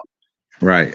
And then yeah, like how about if he would have robbed them and then the dude would have had a gun somewhere, like somewhere where the guy didn't know it. Then once the robber turned around, what I'm saying, he could have got shot. You know what I'm saying? So it's a chance, man. It's a chance you take to rob somebody, man.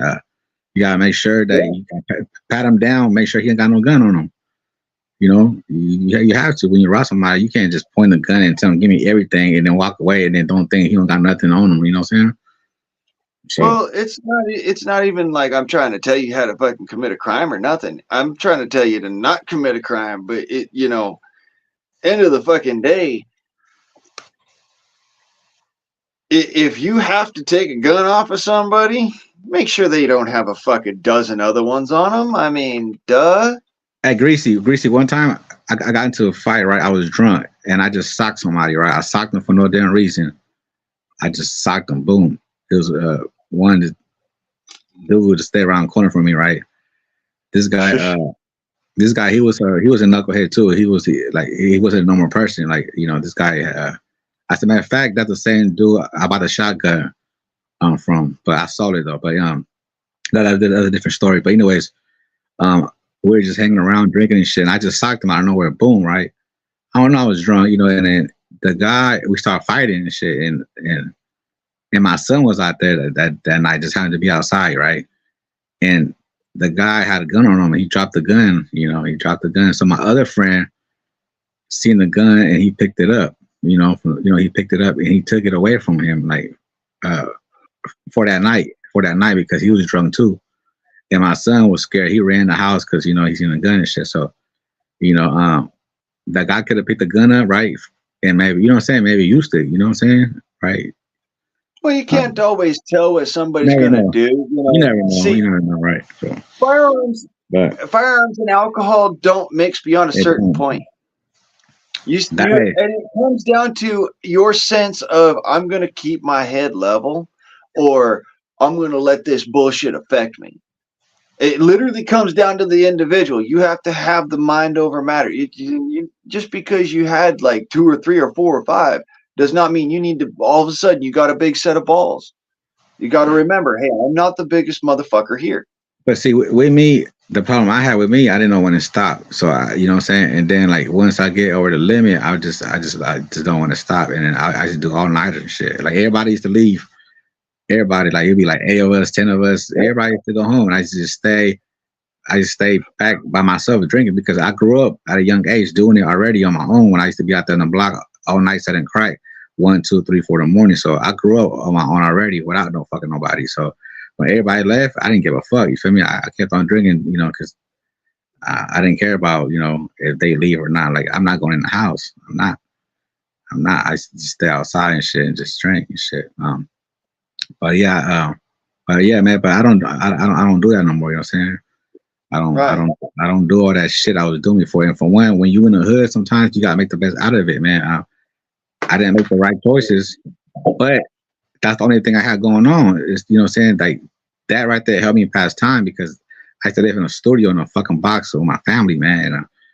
And it was just like, you know, like that's it, work, home, that's it, you know, and watch your back, you know what I'm saying? You know, and then try to make the best out of it, man. Even my son told me, man. My son, he even when he was young, he told me we were talking the other day. He said, yeah, he said it was stressful, man. He said he was stressed out. Because kids know, man, when they live in a fucked environment, man. Like you know, and like I told my son, yeah, man. I told him, yeah, man. I was stressful too. I was stressed out, but you know, I try not to. You know what I'm saying? Like there's nothing you can do about it, man. You know, there's nothing you can do about nothing. You know what I'm saying? You live in there, you gotta survive, man. Survive, and you know, and see another day. That's it. But like things were I'll getting put it better. this way: if I'm gonna be drinking hard liquor, if I'm gonna be drinking more than one beer, my pistol comes off.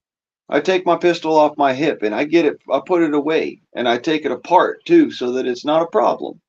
Or if I'm sitting alone by myself, like I do now, most of the time nowadays, I'll take and I'll leave my pistol on my hip, but I'll put my retention loop over it and won't fucking touch it. I'll actually be adamant about it. I don't want to fucking touch my gun because if I got to touch my gun, somebody's got to die or I got to fucking instruct a youngin on how to do something.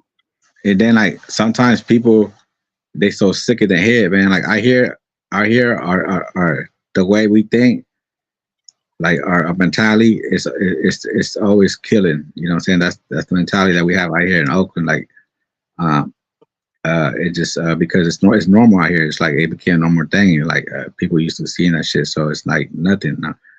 But one time I had this friend, right? Well, he wasn't really my friend like that. He was a friend of a friend. So I fucking invited him to my van. You know, inside the van, I'm like, hey, you want to go here, hit some coke? I had some coke and shit. So he like, yeah, and he so like we came, so we went inside the van. He had some coke, right? But then after that, he thought that I was trying to set him up, right? Because you know, just his thoughts and shit. You know, what I'm saying sick thoughts, and he just was just thinking that you know that I was trying to set him up, kill him. So he was trying to like do something to me, thinking that that's what I was trying to do to him. Like, you know what I'm saying? But I don't even know this guy. But you know, sometimes, man, you might do something, and they might take it like you know, like you was trying to set him up. You know what I'm saying? Or try to do something, right? And sometimes it can backfire on you. Without you even try to, you know what I'm saying? Like even right? Um, yeah, man. So and then the guy was a hitter, man. The guy was like the guy to knock shit down, man. So he wasn't just a regular fucking dude. So he already had his thoughts was already, you know what I'm saying, was already, you know, 'cause that's what he does. He was a shooter. He was like a little hitman shit, right, for his crew. So when I brought him to the van, you know, then later on that day, next day, he was telling other people that like he felt like you know he was trying to get set up, you know what I'm saying, And then, but we talked to him, and he finally, right, realized that it wasn't like that. Yeah. But No, it's not like that, dude. sometimes when you got killers hang around killers, sometimes they kill each other because they don't know if you're gonna kill them one day. I don't seen it, man. Mm. I don't seen uh I don't seen where people, they end up Well, going over each other, man, because they're all killers. They're all with the shit, and one day you might have to take him out because you don't know if he's gonna kill you one day. Just because, just because he might he might think you might kill him, so he might kill you before you kill him. You know what I'm saying? So that's that's why I try not to get caught up in that mindset. right. And yeah, when you're a defender, all right, versus being like the aggressor or whatnot, you're always, always, always on the fucking back foot. And I know that's the case. All right, straight out the gate, I already know that's the case. That's one of the reasons why I do the single action thing. I'm faster with a single action than I am with a double action. It creeps me out. It sometimes scares people, but I'm faster with a single action than I am a double action. I'm faster with a semi-automatic than I am with both of those. Hmm. But at the end of the day, you know, right now I'm not allowed to have a semi-automatic other than a fucking air gun, just because of life. You know I'm what's funny? not a You know what's felon, funny? by the way. Yeah, go ahead. Shit. I'm not a felon, by the way. I'm Yeah. actually I tried to fucking toe the line on the law, and so So that. so basically, you saying you wasn't allowed. So like did you ever got caught with a gun before, or you just, or they assume All right, I'm that you had guns? because of when I was a young kid, I was always fighting back against bullies instead of letting them just bully me. And Yeah. I lived in LA, and I had fucking, and you can't fight back in a school. You can only take the beating and then fucking go to the principal, and then it takes forever and a goddamn day for them to do shit. Right. Um, I fought back. As Yeah. I already was a mixed martial artist as a youngin. I just practiced several different You're like, types of martial you're like a arts. black belt, huh? He's like going like a black belt. You was like a deadly weapon, kind of. Well, at the time, not so much a black Not so belt. I was much, kind of. but you I, was you I was had I had enough experience to get myself out of the fight. Which at that point, at any point in time when once you've gone to the point where not only do you know how to get yourself out of the fight, but how to do it, whether or not it's got to be violent. That's the point where you've reached, all right, you're not allowed to fight anymore because you could hurt somebody really, really bad. And you're a kid, you're not allowed to do that shit, you know? Well, it turns out I fucking ended up putting a kid in the hospital because he beat this fucking, I beat the snot out of him. I beat the snot out of him because he grabbed my girlfriend's ass and was trying to bully me and shit in school. And it didn't work out for both of us. I went to juvenile hall, and while in juvenile hall, some things about my previous history as a much younger child came out, and so they stuck me on the psych fucking ward. yeah. And that followed me all the way into adulthood. Right. So, no, I can't have modern firearms. I can have any black powder gun, cap and ball, all right, or flintlock. I can have any air gun, and I mean any air gun that they make, any single one of them. And that includes the little freaking air gun that's like it's a single shot. It's 50 caliber, and it's this long. Literally fits in your pocket. It looks like a Derringer. You have to charge it up with this special thing. It's a little fucking tiny piece of shit, and I don't even know why they make it. It doesn't make sense. That's But funny because that's funny you saying that because there was an incident where I went to jail for a different charge. There was two different charges I was dealing with. One of them was terrorist threat. Supposedly I was threatening to kill somebody. I didn't have no gun on me, no knife on me. Um, they came. The first cop car had a he he thought I had a gun on me, so he was like pointing a gun on me. His hand was shaking, like he was like this, thinking I had a gun on me. So anyways, I beat that case. I fought that shit for a year and a half. I bailed out of jail. Um, but yeah, man, but they wanted me so damn bad, bro. Like, you know what I'm saying? Like I ain't even did nothing, man. But the district yep, attorney, they fucking was going to her house every fucking day, knocking on her door to have her like, go to court. You know what I'm saying? Like just on her fucking helmet, bro. And she didn't respond to them, right? So um she wasn't answering no calls. She never follow up with them. But the DA was still pushing the line on my ass, you know, like like she was like saying she was saying that my area is a high area, so it's known to have guns over there, which was true. Because I used to live in a hot zone right there, like literally in little projects of complex apartments, and yep, and then fucking so they used that against me, right? Because I used to live in a high area, and then um, I got uh, I got charged with other charge, and then they they uh they said I wasn't allowed to have no knife on me or a gun, right? But I never got caught with a gun or a knife and shit. So they yeah. kind of they kind of fucked me up, but I'm not yeah, allowed to have any modern firearm whatsoever. Anything that receives a cartridge, not allowed to have it. Everything else, I can have. you And talking about to this day or just that time when you was on I'm talking probation? about to this day because of bullshit that happened when I was younger, and then that's what caught me my most recent little fucking charge bullshit was that I had my dad's pistol in my car when I went to go and try and stop a murder from happening. And Greasy, you know what's funny? The lady that called the cops on me, right? She ended up getting caught with a gun like months later, right?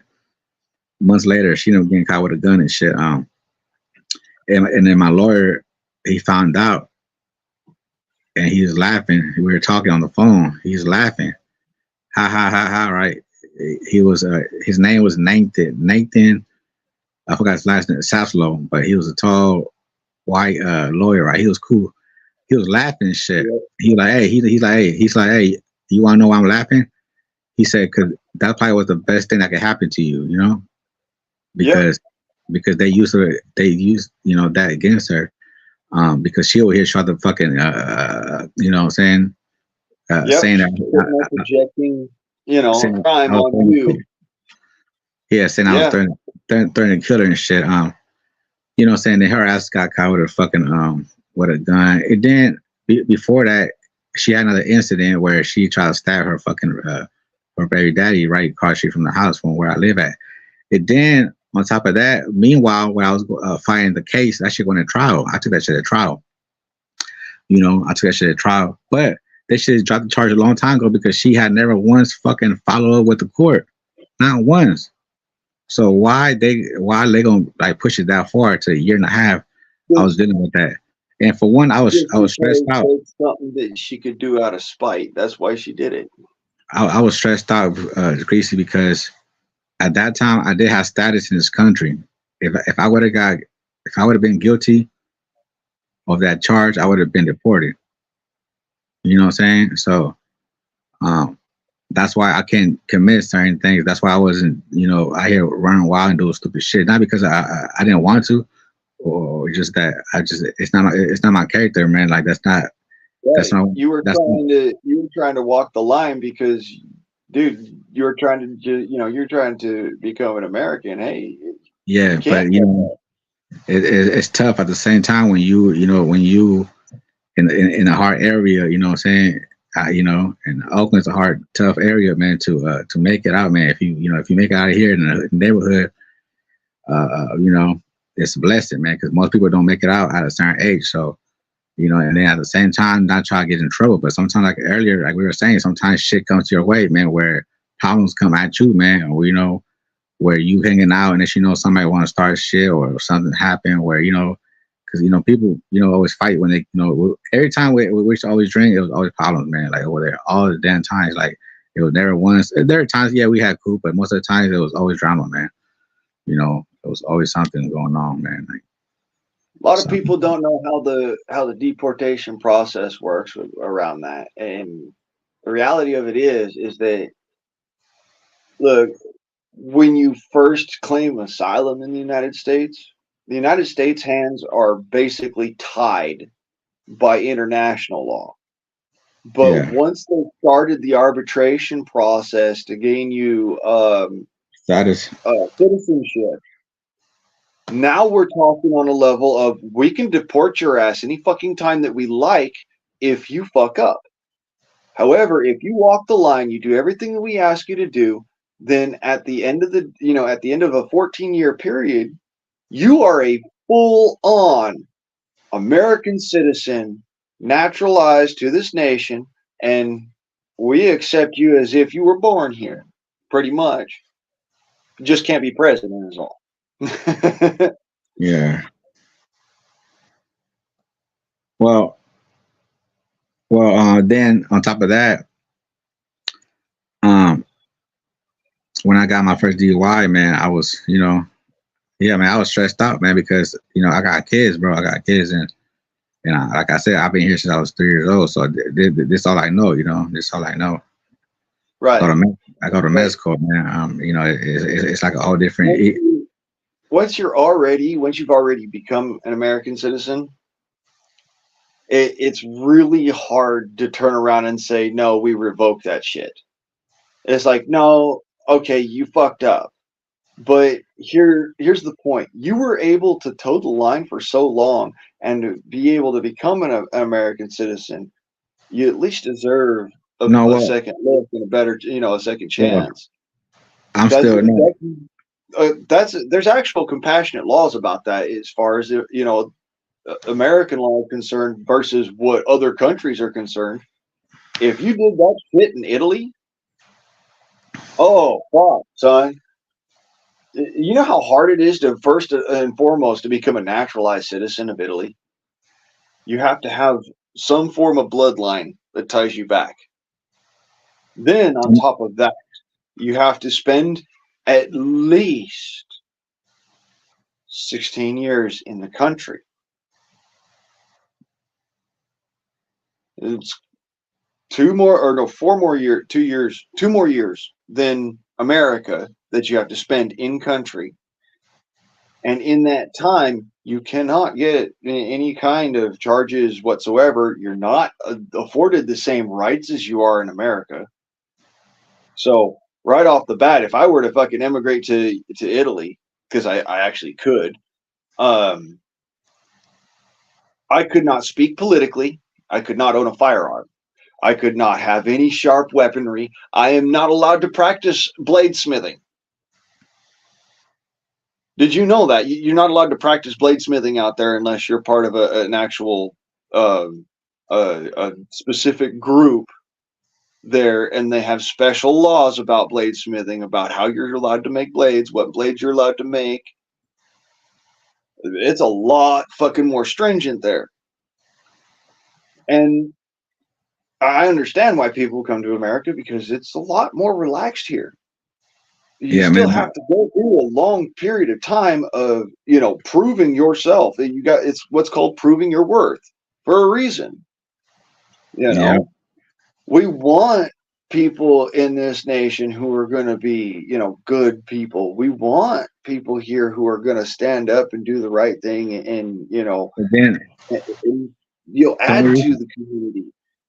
and But the only reason, Greasy, I went that route when I was started studying crack. It was for a reason, man, because my mom was single. You know what I'm saying? So like like the reason why we came here for a better life, like you said. And my mom, she held a roof, what I'm saying, for so many years, working housekeeping, butts in her fucking back every day, sometimes working twice a day, bro. 8 hour shift, and those she was getting paid like 7.25 an hour, right? She was, but 8 hours, that's like chump change, nickels and dimes, right? But Oh, I remember working for but that. but those days, those times, like 1995, 96, 98, 99, it wasn't expensive, what I'm saying? So it was rent wasn't that much, but yeah, man, just growing up and just see my mom, what I'm saying, work hard for her little money. One check was for the rent, and the other one was for the groceries, and then her bus fare, and then yeah, groceries, man. Cause girls, like she had 3 kids on her own. She was single, and there are times, bro, I opened the fridge, all I saw was a box of eggs for weeks, not weeks, but maybe a week here and there, and I already knew there was nothing in there. And I was just hoping that, I open the fridge and I see something else, what I'm saying? So then I started getting older. I started realizing, like, man, shit is tough. And then my mom was trying to buy us fucking shoes from Payless, Ninja Turtle shoes with the lights. Like, that shit was not flying with me because I was, what I'm saying? I was like, I feel like I was too little good to be wearing them, what I'm saying? And I don't want to be embarrassed, going to school. But, just little shit like that, but, as I got older, I started realizing, man, like, shit gets tougher, man, because, like, you started to see more, So that's why I went that route, man. Not because I wanted to be out there and that's something I wanted to do. It just because I was put in a situation where I had to make a choice, And my brothers, they were all dropouts too, man. All of them were dropouts, man. My little brother, he went he went he was towing cars at the age 14, 15 years old. He was driving a towing truck company, towing cars at that age, bro. Like, that was cool. I was happy for him, because he didn't have to do what I was doing, and my older brother. So that's why I went that route, man, because, sometimes we do things for a reason, not because we want to, man. But my mom, she understood why. My mom, she found 4 cans of cocaine behind the couch one day. She was cleaning the couch, and the couch, she found 4. Guess what she did? She came to my place one day. She came to me, in my hand. And I was like, because she already knew that's what I'm doing already. So why throw money away if you already know that's what I'm doing. And my mom, she lost control over me when I was a young age. So, because she understand I was addicted to the streets because I was selling crack, man. Like, but my mom, she always supported me, bro, no matter what. But she was always stressed out and worried about me, all the time. Well, of But, course. I mean, that's a but dangerous a dangerous way of making money, and you know, I and didn't at the come same home. time, she's sitting there busting her ass to try and Yeah. make an honest dime, and you get caught up with that, you can get everybody, everybody kicked out, and No, we did. Look, there's a lot on the we line gotta, there. we gotta, But at the same time, there's it's a fucking payout, we and got, the payout might actually help you get your heads above water. I understand it. I got my mom kicked out just when we used to live in the main neighborhood, because the cops called the manager and told them there were drugs coming in and out the house, and we had to move to a different location. Um, so yeah, man, just what I'm saying, like, yeah, but when your parents, all you have is your parent, man. Sometimes they can't do nothing to you, man. Your mom, like, she lost control of me, so my mom couldn't yell at me, hit me, like, she can't do nothing to stop me from what I was going to do already. You know what I'm saying? I couldn't just stay in the house. You know what I'm saying? I wasn't going to school, so what the fuck else I'm going to do? Just sit there? You know what Right. I'm saying? Right? That's one of the reasons why, as a young, and I'm happy that I kind of, I put my nose to the grindstone, and I did the schooling, and I wanted to be part of the schooling because I already knew from what I'd learned as a young man, watching my mom go through school and watching my dad have to go back to school in order to do the job he did, and all of that they put out as an effort forwards, and the fact that my mom and dad, even though they wanted to, more than often than not, they wanted to beat each other to death. Um, they they put up with each other for a while so that us kids could have a chance. I appreciate that a lot. You well, that's know, what uh, well, that's what my no, well, my dad, he was aggressive. He was an alcoholic. He was. I got memories at a young age before I even came to this country. Man, my dad was like aggressive with my mom and shit. Right, coming home drunk and just taking the pussy just because he can't. You know what I'm saying? And we right there, just little kids and shit just watching. So literally, he used to hit my mom like she was a fucking dude, man. Like I got my mom even told me that, man. You know what I'm saying? That he used to hit my mom like she was a fucking dude. They used to fight, but my mom was a fucking beast. Like no one, my mom was so used to getting her ass whooped by my dad that when it came to fighting, and my mom was there in Mexico, like everybody respected her because she would fight and she would beat anybody bitch ass over there. And the district was even scared at her. Every school she went to, like they were scared of her because she didn't, that's how tough she was. Like one time, my her her sister was getting chased by another girl, like like in a school campus, right? Getting chased by another girl, and then my auntie, she's running around, getting chased. But the girl that was chasing her didn't know that, that was her sister.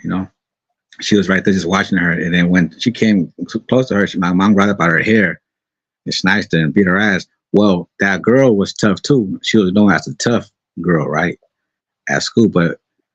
Um, but when she met my mom, she became friends with her at the end. Later on, they became friends, right, because uh, she respected my mom. You know what I'm saying? Like, because she was one of them too. So she had to bow down to, and respect her because if not, she gonna get her ass whipped again, right? And she was tough.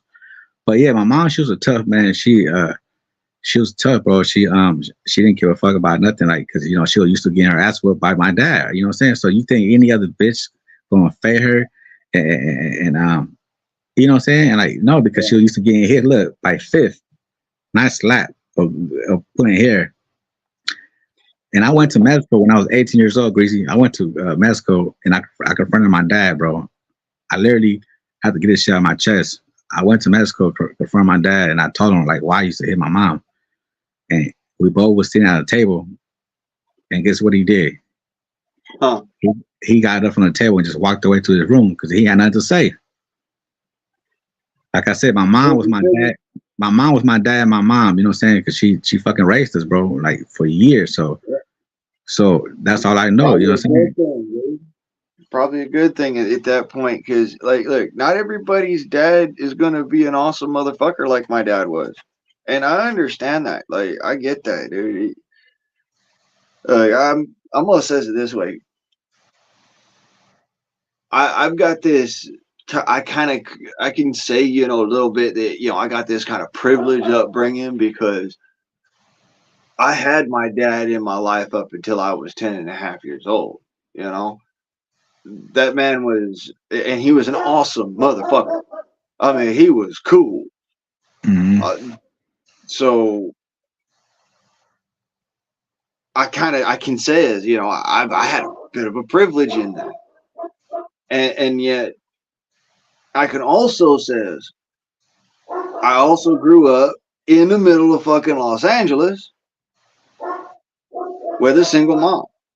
Yeah, it was tough, man. It's tough. And we had freaking uh fuck mayonnaise sandwiches, man.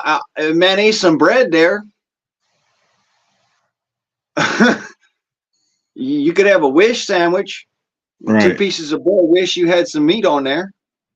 That's it. We That's it. barely eat by sometimes, but my mom did, and my dad still tried to do what he could, but at that point, everything was out of his hands. My mom decided she was going to take the fucking reins because my dad was a alcoholic and he was a drug addict, and yet, you know, he was pretty temperament handed. He wasn't violent. He wasn't.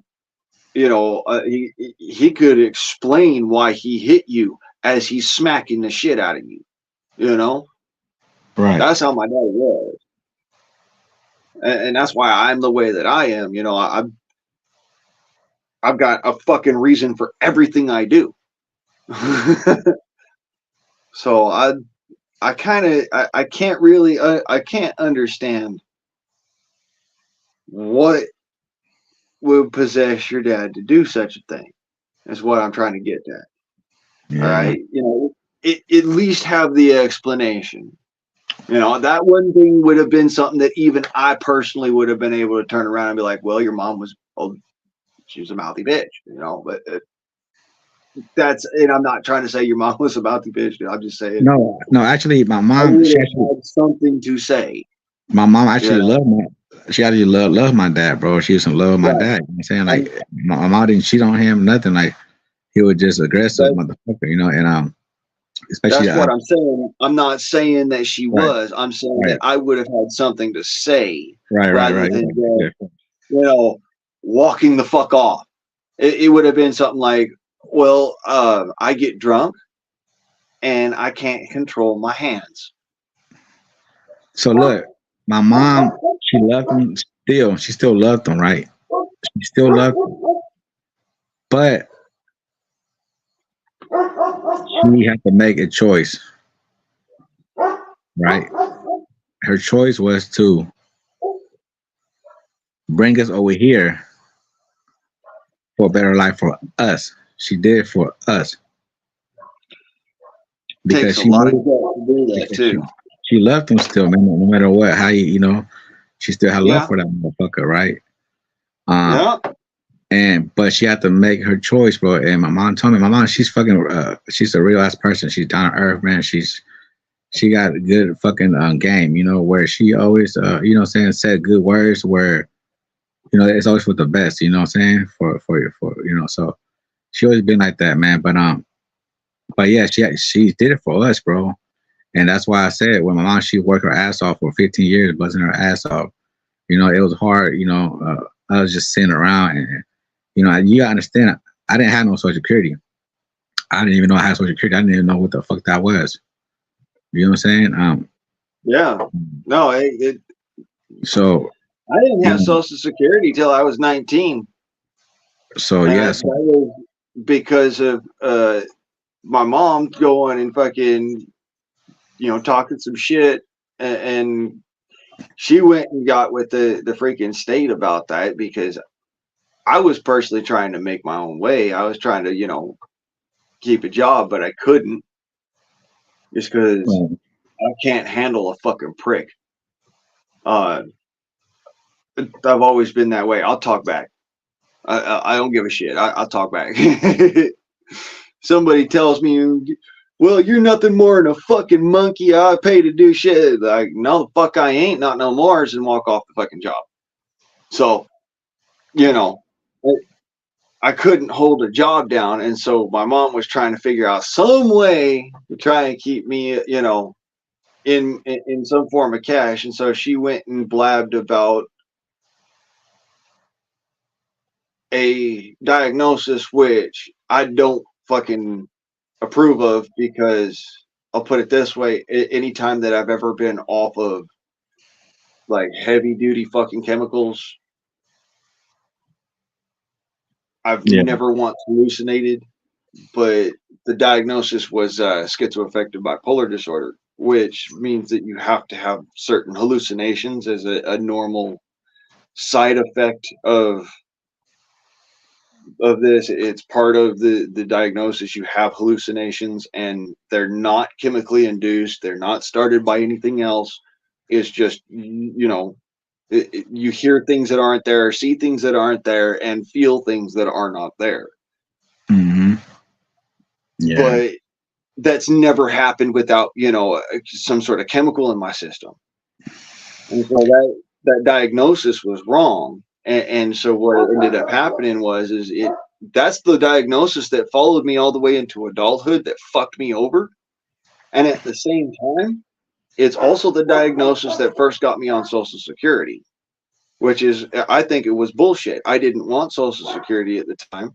And it wasn't until after, I was really hurt bad and I could not work no matter what, that right, I just kind of said, okay, whatever. right, yeah, man. Like, for me, like.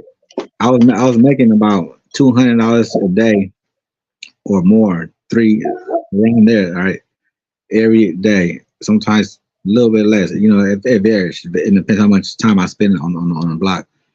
Um, my mom told me years after after I end that lifestyle. She said I used to come home all the times, right? And I just put all my money inside my shoe, right? I just take out my money, and my mom used to take, and my little brother used to take money from me every night, and they just take $20, right?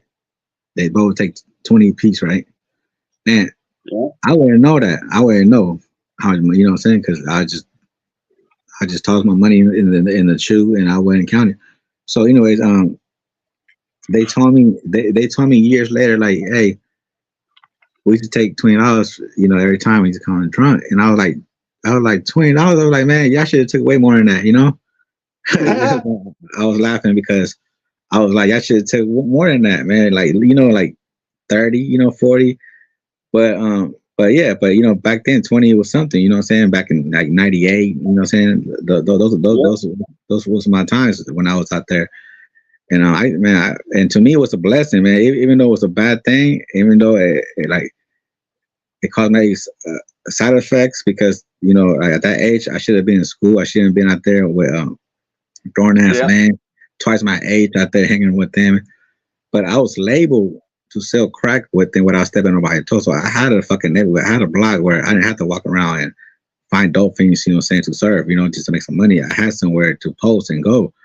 So for Yeah. me, it was a privilege and it was a blessing at the same time because I had a block where I had to go at 10 and I had to put in work, and that's what I did. And I got addicted to the streets where that's all I knew. You know what I'm saying? I didn't know how to stay at home. I didn't, you know what I'm saying? Like, and the block was always hot, and I took chances. You know what I'm saying? But it takes a lot, man. It takes a lot from somebody to back it up, cut it up, and go make drug sales. You know what I'm saying? And then not just that, but put yourself in situations where you're not from this country, where you try to not get caught, and then not just that, but your mom worry, every damn night, since she got to go to work in the morning, you not at home. It's what I'm saying. It's 1, 2 in the morning, and she got to go work in a few hours, and her son's at home, and so that trauma that what I'm saying that my mom had to go through, what I'm saying, that will always have to worry, what I'm saying, like it's not cool having kids and he's out and about every night and you worry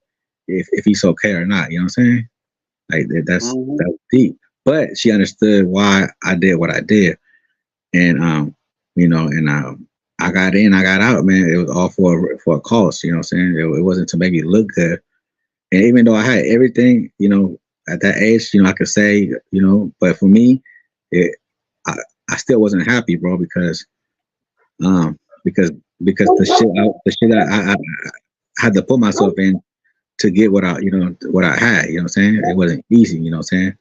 So I was Yeah. humble. I was humble at the same time. I wasn't like a show off, what I'm saying. And other people my age at that time, they didn't have what I had, man. They didn't have no fucking money in their pocket at those years, 1998, 99.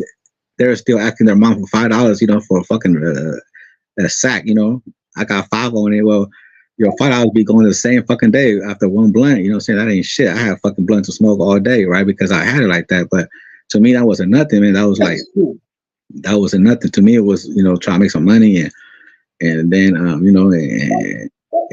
get home safe. You feel me? Um, Yep. but yeah, man. But yeah, man, that shit takes a toll. It takes a toll out of you. You know what I'm saying?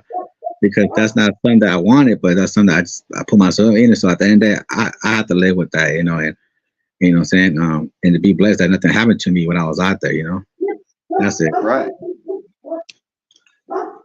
And Life life fucking has a funny way of teaching you real fast and in a hurry that you are not the biggest cock of the walk and you are real small in the world. And the only way right. you're going to get bigger is by building yourself. I learned that real quick. I did. You got to build yourself. It does not happen overnight. And then fucking immigration came to me. They came to my house, bro, at 6 in the morning. Like, like, like, it's crazy how like I fucking like I went So much fucking journeys and adventures and hella shit. But like I said, everybody around me was either crack slanging or gang banging. I was just, Yeah. I was a dope boy. I was a D boy. You know what I'm saying? But everybody around me was gang banging because they from the same hood, but it's two different hoods. In one hood, it's two different sets. The blacks, the dope boys, and you got the bangers. You know what I'm saying? And they're from the Yeah. same block, but they don't be where we be at. They be down the street. Then they can't be right there on the where we selling crack because if you're not selling crack, you gotta get the fuck out the way. You can't, Yep. it's a dope spot area. It's not just for everybody to hang out and think it's cool, like it's a fucking party. Say everybody just come here and hang out and no, you gotta go. So you had them and the other, not too far from where I was at. So what I'm saying. But they all respected me because I wasn't a fucking follower. I was doing my own thing and I was good on my own. I didn't need nobody, to be cool. You know what I'm saying? Yeah. Um, but but one night we got pulled over by 7 cop cars out of nowhere. They just hit. Well, my friend, he was a gangbanger, right? So I went to jail that night because I didn't have no ID. I didn't have no social security. So they took me to jail. They already been in the system already, so they already had my fingerprints. So once they fingerprinted me, they knew who I was. I didn't have no warrants, so they released me. My friend ended up staying in jail, right? So his stupid ass, he gonna complain to the attorney affairs about that night. He made a complaint to the attorney affairs about that night, but nothing happened to him. Nothing like police they didn't beat his ass. They didn't touch him. But you know what it was? I think he did that for a reason to put my name as a witness in the complaint, right? So now the attorney affairs they have to follow up and do investigation against his report and see what the fuck what this dude was talking about. What's going on, what happened. So Yep. they ran my name down and found out I was an immigrant, that I didn't have no status here, right? So they're like this motherfucker hanging with a gangbanger and he want to be a witness and he not even from this country, right? So my partner he kind of screwed me, right? Like, don't you think? Like this motherfucker should have asked me first. He should have asked me first before he even decided. You know what I'm saying? Wanted to put my name. Yeah, but But then depending on the attorney affairs, it, they came and did interview. They did their job. They came. I was like, nothing happened. I told them nothing happened, and that's it. But once they left, they referred immigration to me. Immigration came and got me. They must told them, "Oh, this guy is hanging around with gangbangers. He's not from here. He lived in a infested neighborhood."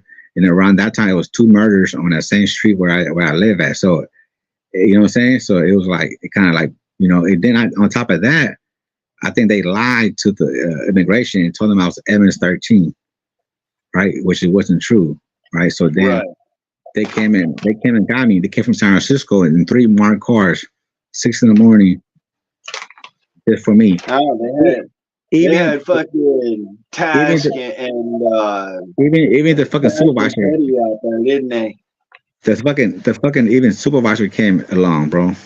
Even the supervisor tagged along that morning because that's how bad it was. I was like the number one priority, right? Especially after 2 murders, in that street, and then what I'm saying. So, anyways, I opened the door, right, and the first week when they came, I wasn't there. I was working landscaping. I was already gone working. I was already at the house. They came. I already knew they was gonna come back.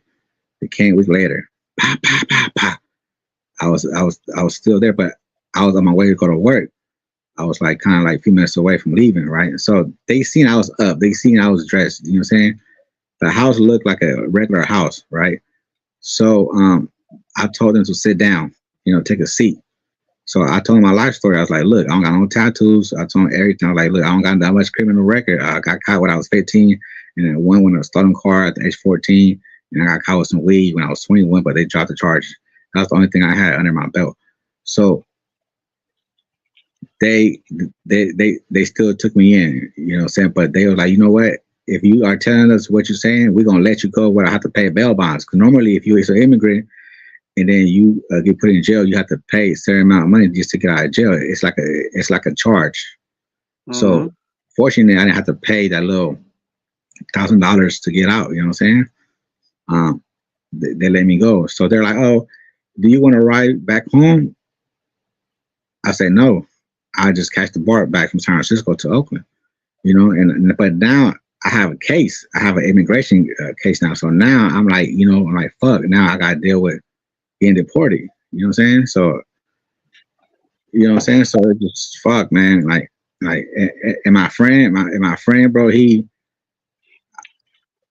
I grew up with him in the hood, but this dude was always a hater. This dude was like, it's funny style, you know what I'm saying? He was hardcore, but he was like kind of like funny at the same time. And then after he did what he did, I stopped like talking to him. You know what I'm saying? Like I did, you feel me? And he kind of knew why, you feel what I'm saying? Like he can't be that dumb to not know why I stopped fucking with him. Feel me? Because I'm not gonna fuck with him after he did what he did. Like, dude, why would you do something? Right. You know what I'm Look, that in the hood, that's some shady shit. All right, but on top of that,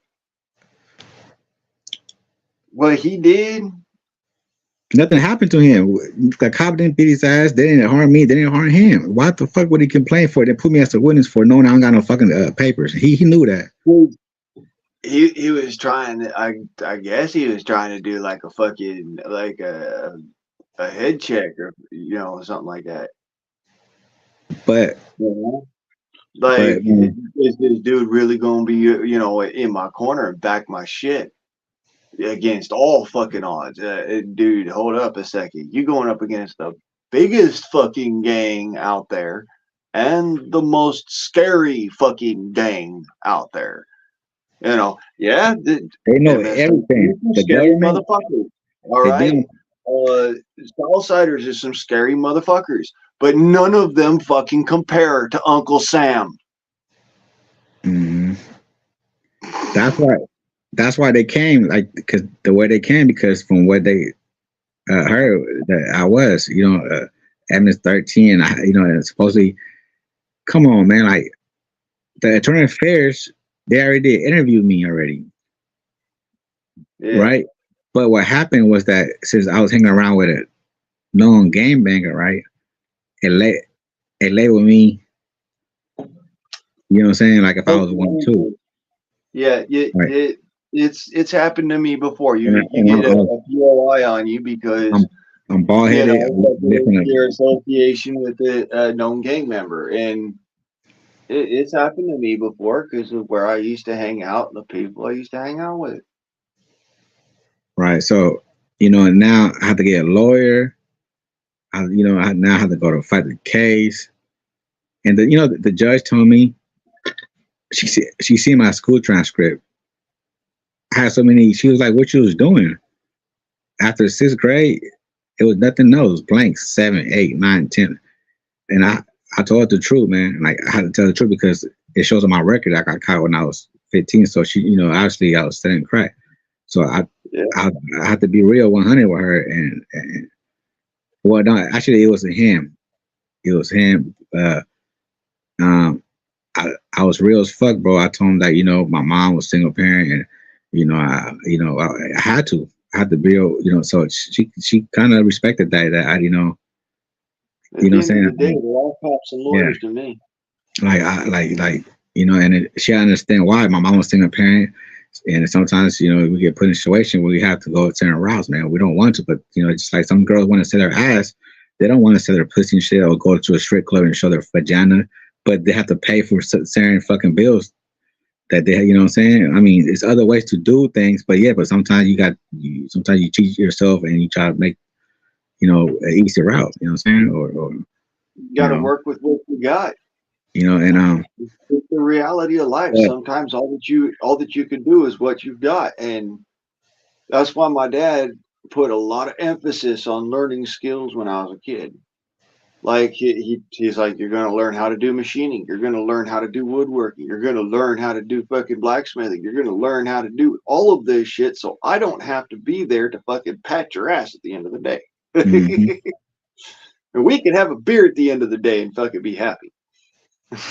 yeah, yeah, man. So that, that's literally what it come down to with my dad. So I can understand that with you and your mom because she had to be your dad at the same time, and that's normally a dad's job. Is that my you're the mom, guy who's supposed to be like, this is how you do things, this is how my you, mom, you keep your life going, this is how you keep your head above water, this is how you stay out of jail, shit like that. man, my mom, bro. She was man. Every time I had court, she's always there, bro. Like never miss. She always miss work. What I'm saying? Just go to my court days, catch the bus. Have what I'm saying? Like she didn't drive a car. So what I'm saying? Like just the hassle, what I'm saying? Like she took a toll, but my mom, she loved me to death, bro. Like she loved me to death. Not saying she loved me more than my other brothers, but it's always one that she actually, because you know why? It is. You know It why I what think? it is It's is because like it she can be she seen what I equated went like through. this. She seen what I went through, bro. Um, You know? a mother's love is a mother's love. There is nothing in this world that can that can truly equate it. The only thing that could be said to be close is unconditional. To be truly unconditional, it is not favorite. It's not favoriting. It has no preference. It does not see things as convenient or unnecessary but wanted. It sees it as it must be done, and that is the way that my dad put that down. That's how my daddy says that love was. It's just what unconditional love was. And my mom, to the extent that I can say, is she's walked that line too. That's But how mom is. Greasy, through all that shit I went through, right? That that was the way. That's how I got my status in this country. You know what I'm saying? Like I went through the odds, like my life was on the line. Yeah, I stay or I get deported, right? And There you go. somehow, through grace of God, You that rolled was seven. That's yeah. how it works. You rolled sevens, and you know what? Every now and then And you I get a was, break, and you're gonna break something, right? You rolled sevens. It's great. you know, and then that's why when I was like, that's why after a certain age, you can't have no criminal record after 18 years old because it sticks with you and that will backfire you because any drug sale cases, it'll make it harder for you, since to stay. Like they don't fuck around. Like if you get drug certain charges, Yeah. it could be some petty, Even right? Petty charge. let me put it And, this way: even certain charges for people who are natural born citizens in the United States, been Americans their whole lives, were born here. Certain charges stick with you your whole fucking life, and others kind of just wash off. And it really comes down. What it really comes down to is one, having good fucking legal representation, but two, knowing the law and not fucking up. And the reason why it's that cutoff point is at 18 is because by 18 you're supposed to have learned all of this shit. well, that's why after a certain age, like because I knew I was like, man, you know what? If I ever want to get my status in this country, I have to, what I'm saying, not commit this crime. That's why I would never try to, do stupid shit, man. And that's why I saw my shotgun because that's the last thing I wanted is for me to get caught with a gun. You know what I'm saying? Like, come on. Now, after I got my status, like that'd be stupid. I'd be mad at myself after I got my status in this country, Well, and then I go to once jail you for a fucking once gun. you become a full a full legal resident in the United States, and say, let's just say, for instance, that during that time that you were going through your legalization records, and what you have on record is nothing more than just legalization records, okay, then and you showed that you were doing what everything is right, what happens is that you are afforded that right to keep and bear arms. And you can go down to the local gun store and go and purchase a firearm Right. of your choice. But you have, like I said, you got to wait through this shit and go through the process. It's not just going to happen overnight. I But you, mean, but like, most what- American kids, all right, yeah, we get a Red Ryder BB gun at the age of 8, and we get our first 22 by the age of 10, and we get our first freaking shotgun by the age of 12. All right, that's not to say that younger kids don't get it, and that's not to say that everybody goes through that. Okay, that's to say that there's a lot of people that do, and there are a lot of people that get to live that life, and some people don't, don't I and they know? don't Right. understand that that is a possibility. And it's But better. It's better if you don't have to live that life, man, because your life might be much better, man. Like, like, and then, uh, so one thing I want to say is that when it comes to immigration, right? If you have any record as a juvenile, right, it's they bring it up, but they don't try to use it against you. The ones that use against you, it's the ones it's over age 18 up. You know what I'm saying? Those the ones right yeah, there. So for well, me, and for mind me, you, that is only for criminal record. That does right. not, on that level, I'm gonna point out to you, mind, that does not count for anybody who has to deal with California and their fucking mental health, behavioral health, fucking bullshit.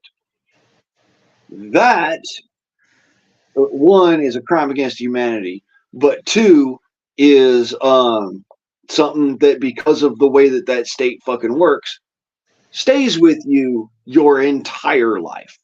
And it don't matter if you are an immigrant, illegal or legal. It don't matter if you are a fucking natural born American citizen. That shit will follow you all the way till you die because of California. So look, Greasy, what happened was that I told the judge my first case. I said I was there at the wrong time, the wrong place, a stolen car. The second charge was I got caught with drug sales, crack, 2 rocks. When I was 21, I was driving home. No, actually, my friend was driving home. I had like 10, 15 sacks of weed, sacks. The cops took me to jail, but they kept some weed, bro, because it was fire. They kept some for themselves. Mhm. But they dropped the charge because they said I had less than 3.5, right? So they dropped the charge. So when I went to the fucking when I was in the courts house with the immigration, um, my stupid ass never told my lawyer about that. You know what I'm saying? And when I was in the court, they brought it up. The government is against me. The government is against me, right? He's the one.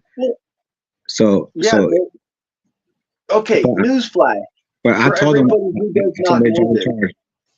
In the United States of America, the greatest adversary to the people in the United States is our government. And this is going back centuries, okay?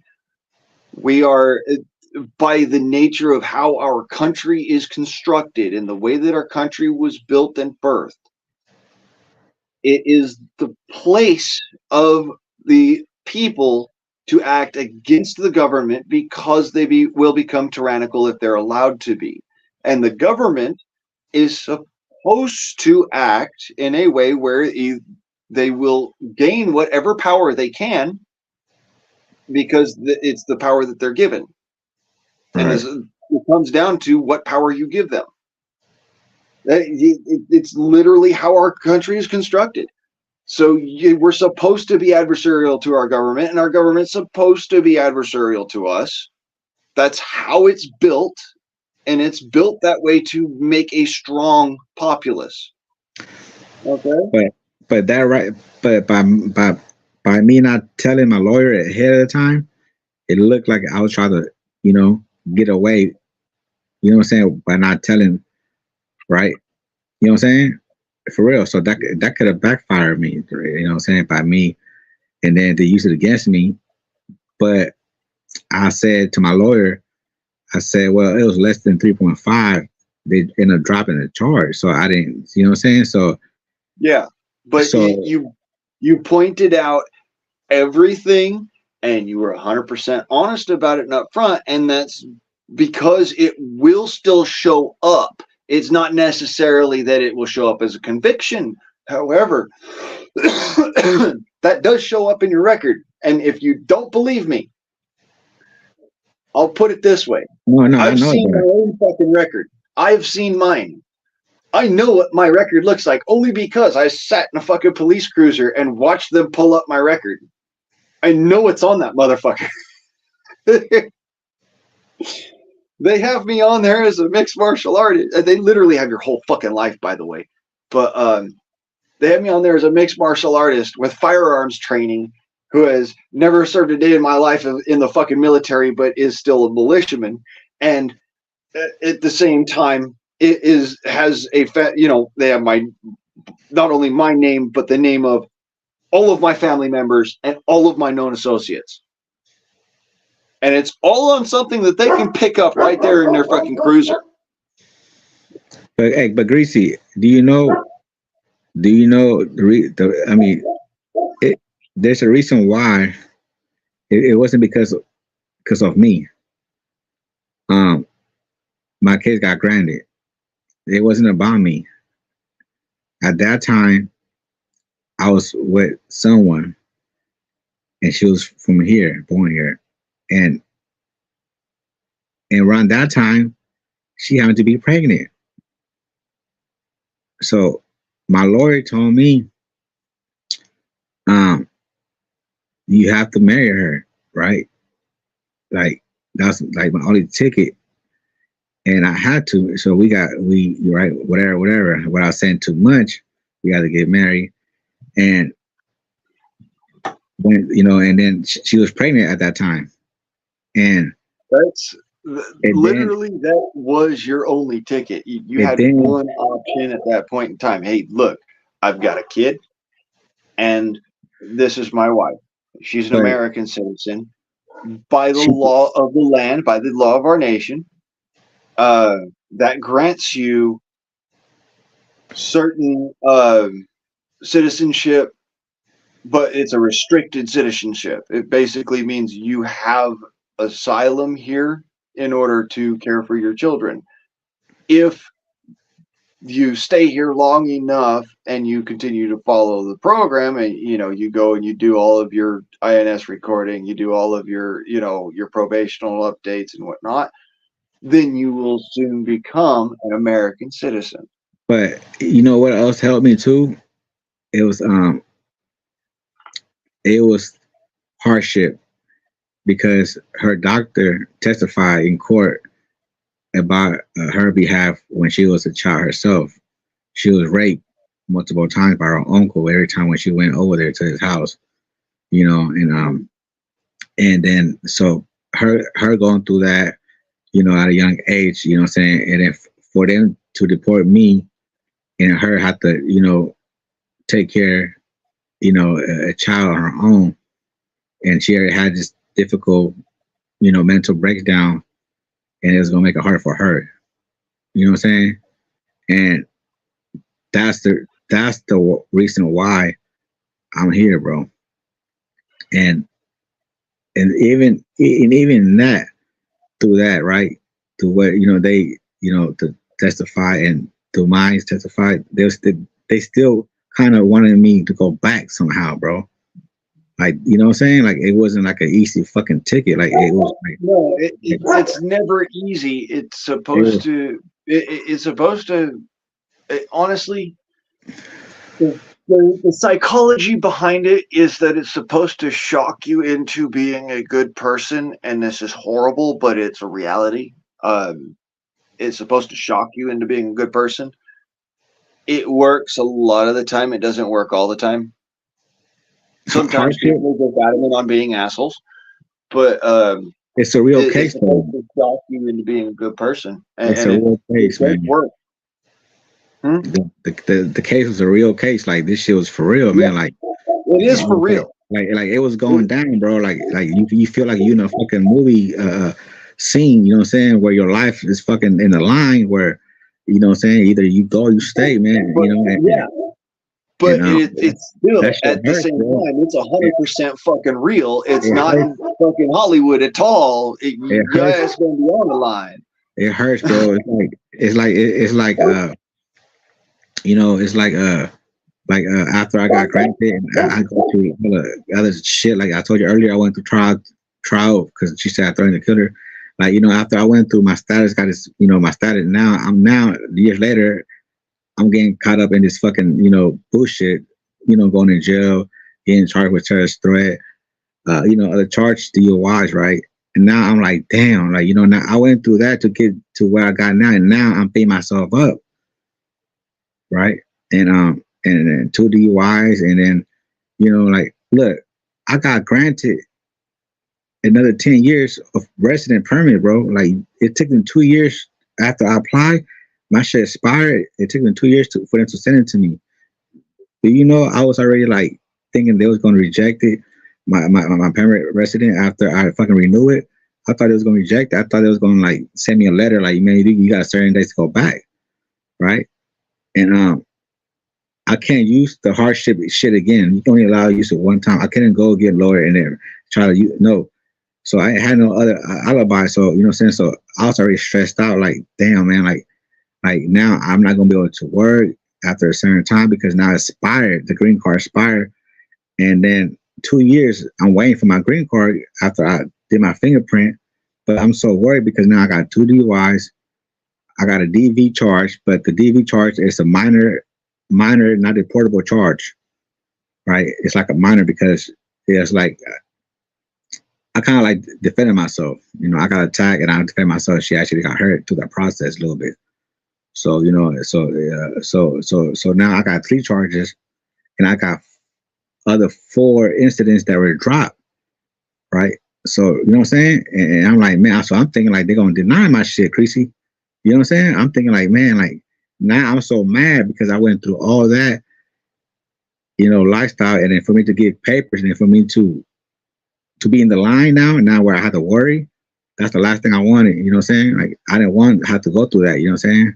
Like, Nobody like ever does. It's a scary fucking thought. Hey, dude, like because I now, might have already fucked myself over by because now, trying to do this, and doing everything I could to just to survive and get things righteous and get here. like for me to get this And country and then like go through a process how my mom brought us here and what I became, what I did, the ups and downs, the wrongs, and then for me to get my status the way I got it and how close it was for me to get it and how close it was to and like it then and then for me to make other, mistakes and then for me to get a couple of DUIs and then not just that but to have my fucking freedom in the line, like after I went, you know what I'm saying? It's like now I'm like, man, I should have been a better person. Like, damn, I should not know, I should have better not to drink and drive, you know what I'm saying? Or I should not, you know what I'm saying? Because that's the last thing you want. You don't want no crimes if you're a permanent resident because you can lose your shit. You can lose it.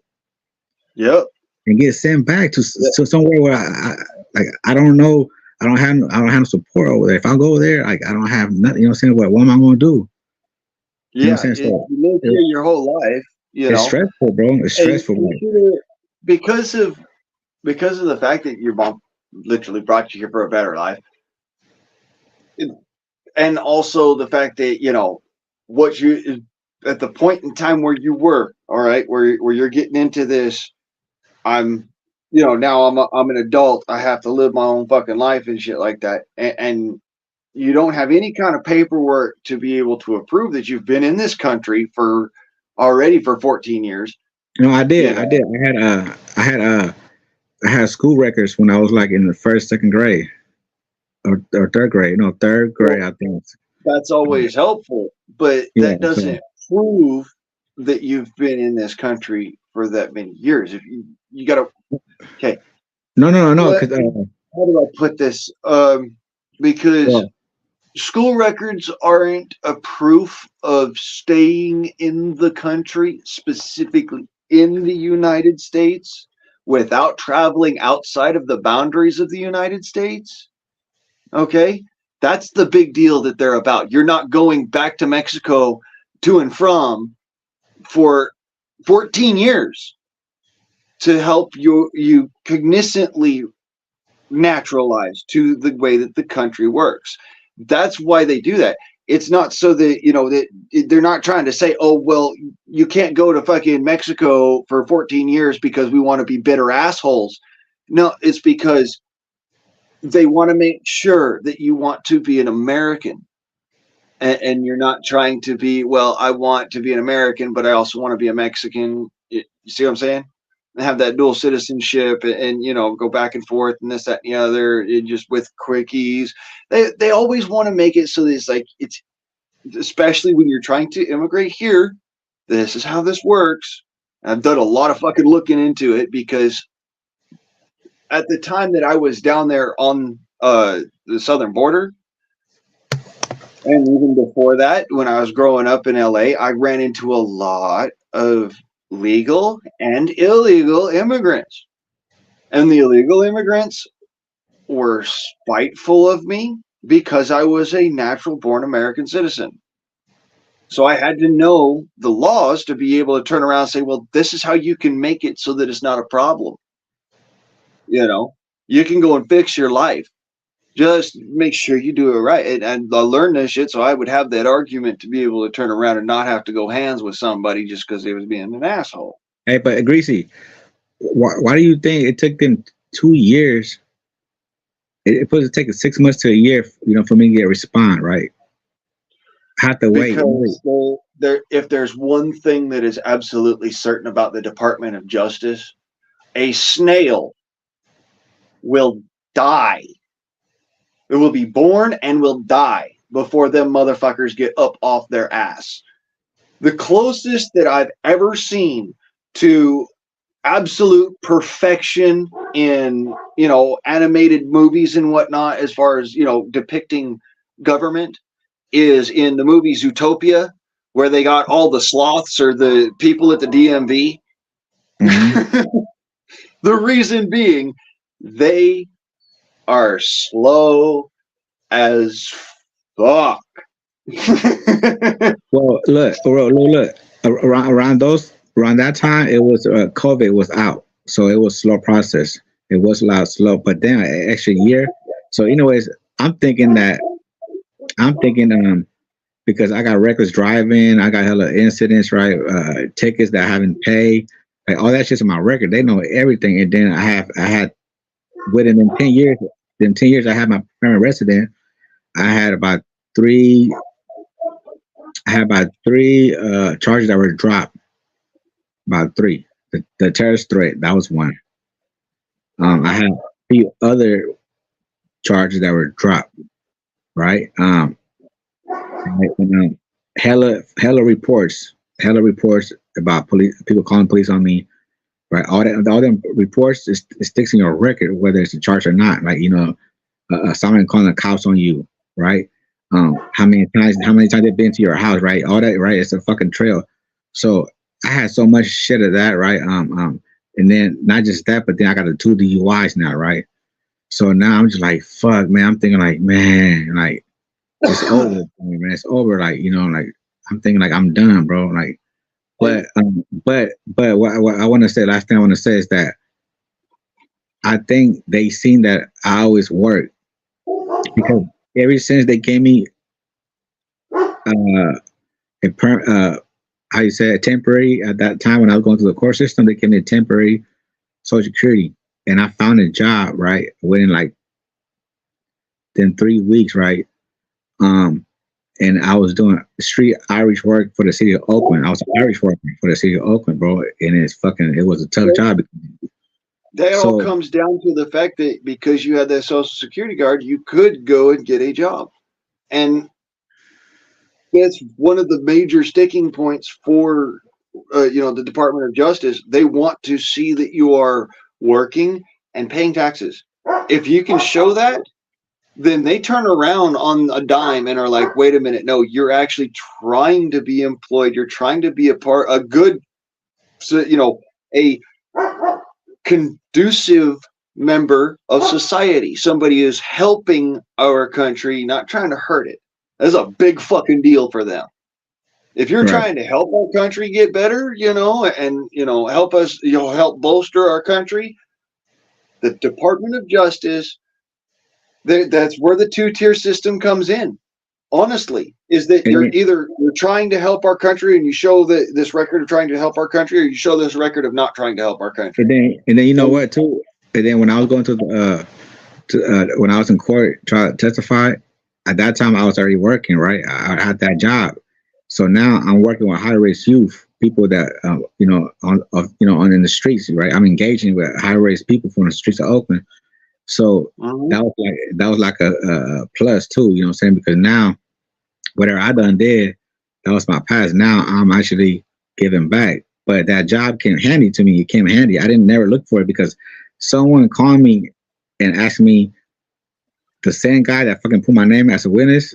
She called me asking for him. Do you have his number? I said no. I said for what? For why? Why? I was like, she was like, I'm trying to get him a job, right? I said, shit, I need a job, right? So she gave me the number and I called and got an interview, right? But look, check this out. The guy that fucking did the interview, his name was fucking, I can't think of his name. But anyways, he was this guy knew every fucking book in the dictionary, right?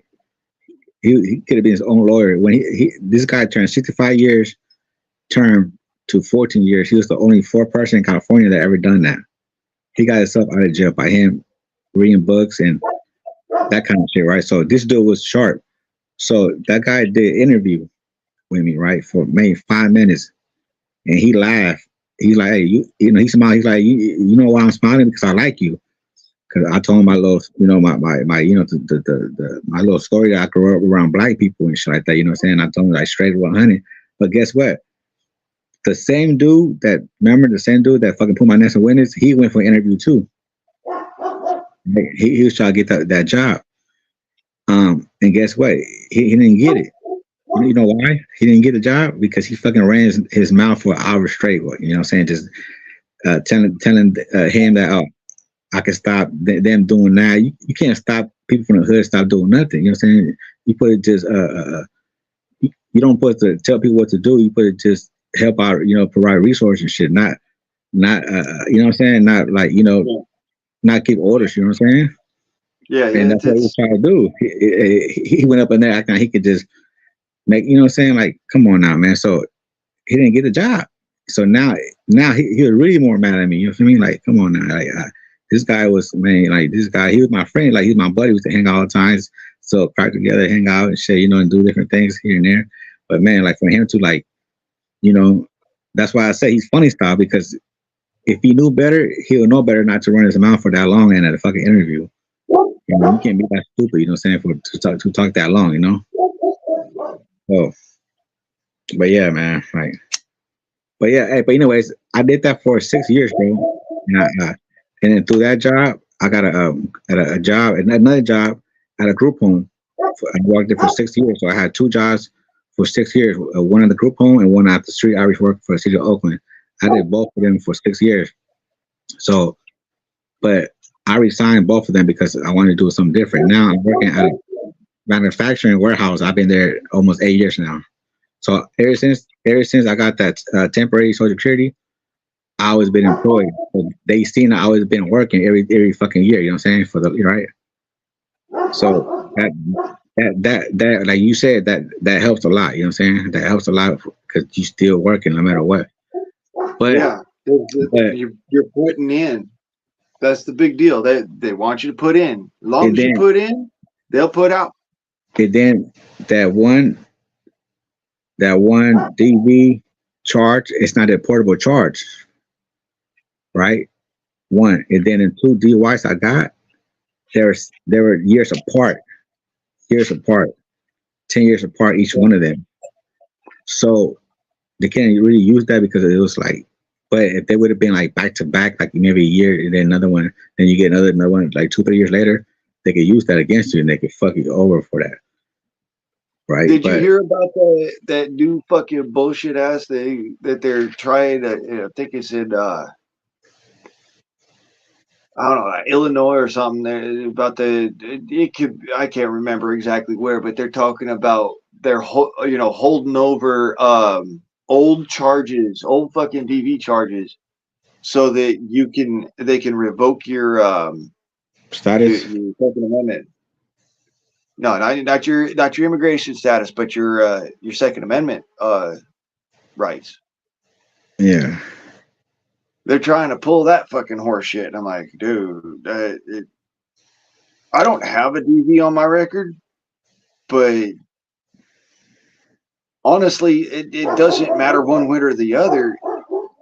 I just can't get another one. That's it. That's it. And I'm not. Yeah, That's the main don't, thing. Look, don't get another one. Don't be getting into fights that you in oh your man, with your family. don't get me wrong. I had Walk close the calls. fuck away, shit. I had close calls getting my third one though, man. But I was like, man, I was glad. I was glad that I never, you know what I'm saying? Could have happened. I could have got you to get my fucking third one, bro. You know how devastated and angry I would have been at life, like just sitting there, like, God, I didn't learn my lesson after my first, second one, and then I got stashed in this country, and I wasn't smart enough to know better, not to drink and drive. You know what I'm saying? Like that shit beat your ass, man. Especially if you grown man, and then like like you know better. You know if you know what I'm saying? Like how dumb can you be after you go through all this shit, and then for you to come this far, and then for you to just take yourself out. You know what I'm saying? And then like and then the last thing you want is fucking DUI records. You know what I'm saying? On your record, you know what I'm saying? Especially if you have status in this country, like you don't want that because they could use one, they could use two against you, they could deny you. Whenever you got to renew your application, they could just reject. Boom. They could just be like, nope, nope, nope, nope, nope, nope. You know what I'm saying? That fucking officer could have woke up that morning. You know what I'm saying? Down to, are you wanting, what is your intention? Are you trying to live a good life, or are you gonna be, you just want legal status, and then you're gonna go back to being a scum of the earth? I mean, if you're gonna do that, then of course they're not gonna have compassion for you. But if you're gonna, you're not gonna be the scum of the earth, but you're gonna try to actually do something with your life, like I said, they have a lot more compassion for that than you'd think. It comes down to the judge and the jury that you're dealing with. Yeah, man. I'm telling you, I had so many close calls that I could have got caught with other charges. But like other charges that would have got me deported, man. But I just never got caught, man. But I had so many where I could have got caught with just one. That would have been it right there, man. Just what I'm saying. And I had so many times where I put myself in situations where I should have known better, But the alcohol, man, that's what it does, man. It don't, sometimes you just don't, like, but it's kind of like you thinking nothing's gonna happen, But after you already have so much charges, man, like you gotta be smarter. Like I wish I was a little smarter and known, but not saying I was dumb, but you know how it be. Sometimes when you drink, you get behind alcohol. Sometimes you just like it goes away. Like you don't think that much until it happens. And sometimes you take chances. You take chances, and that's and we all take chances, and you just hope that don't happen, man. And we all take chances. Now the question is, do you weigh risk versus reward? Do you weigh risk versus capability? Because there's those are actually things that I do. I got 5 years. Everybody does, right? Some people are like, "Oh yeah, I could do it." They're fucking drunk off their ass, and they're like, "Yeah, whatever. I got to do it, so I can do it." It's like, no, dude, you also can sit there for a couple hours, maybe take a piss around back, And and then then you can drive home. you know what too? I had suspended license for 3 years, right? So do you know like I gotta drive to go to work. I gotta drive to go to work. The 30 minutes away. So I had no choice to drive to take that chance, and that's what I fucking did. But now I got another worry, on my back. Like I always have something, right? It's always something. Now all it takes for me to get pulled over one time, right? Within 3 years, right? And and then go to jail for driving without spare with driving without spare license.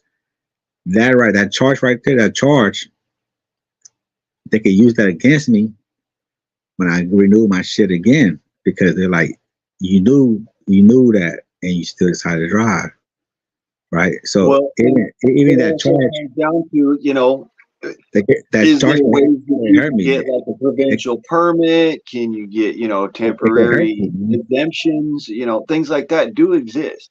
It can hurt you, man. Certain charges can hurt you, man. So I'm glad that I never got pulled over in the last 5 years, bro. This the longest I ever went in my life without getting pulled over by the police. Almost like 5.5 years, something like that, bro. Without getting in trouble, without going to jail. Like I feel good, man. Like what I'm saying. Like that's why I said earlier. Like I feel much better person than I ever did in my life because I'm not putting myself in more situations. And then if I do drink, I drink at home now. I don't drink and drive no more. I Yeah. don't even take chances no more. I don't even do that, man.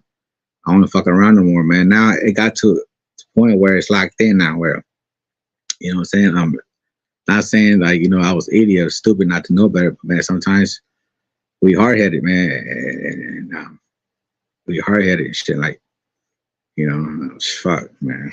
But yeah, man. But Yeah, you know and what? dude, that's one thing I learned. You cannot be hard headed and go into this shit. It's something that you learn at a certain point in your life. You don't just come out into it. All right, But you like have to. You have to get it sooner or later, man.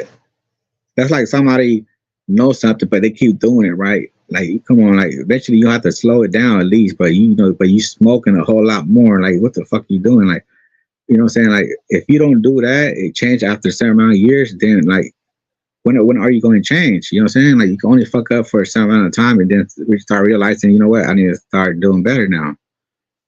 mm-hmm. You know, and yeah, man. So, I work at a group home. I was the best counselor there, from what I heard. I did street outreach working for the city of Oakland.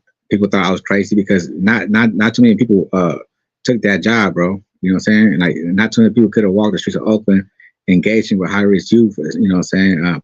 Put their stuff out Yeah. there. And but You actually have to come from that to be like, able to deal I know a with lot of that and people. have knowledge of it.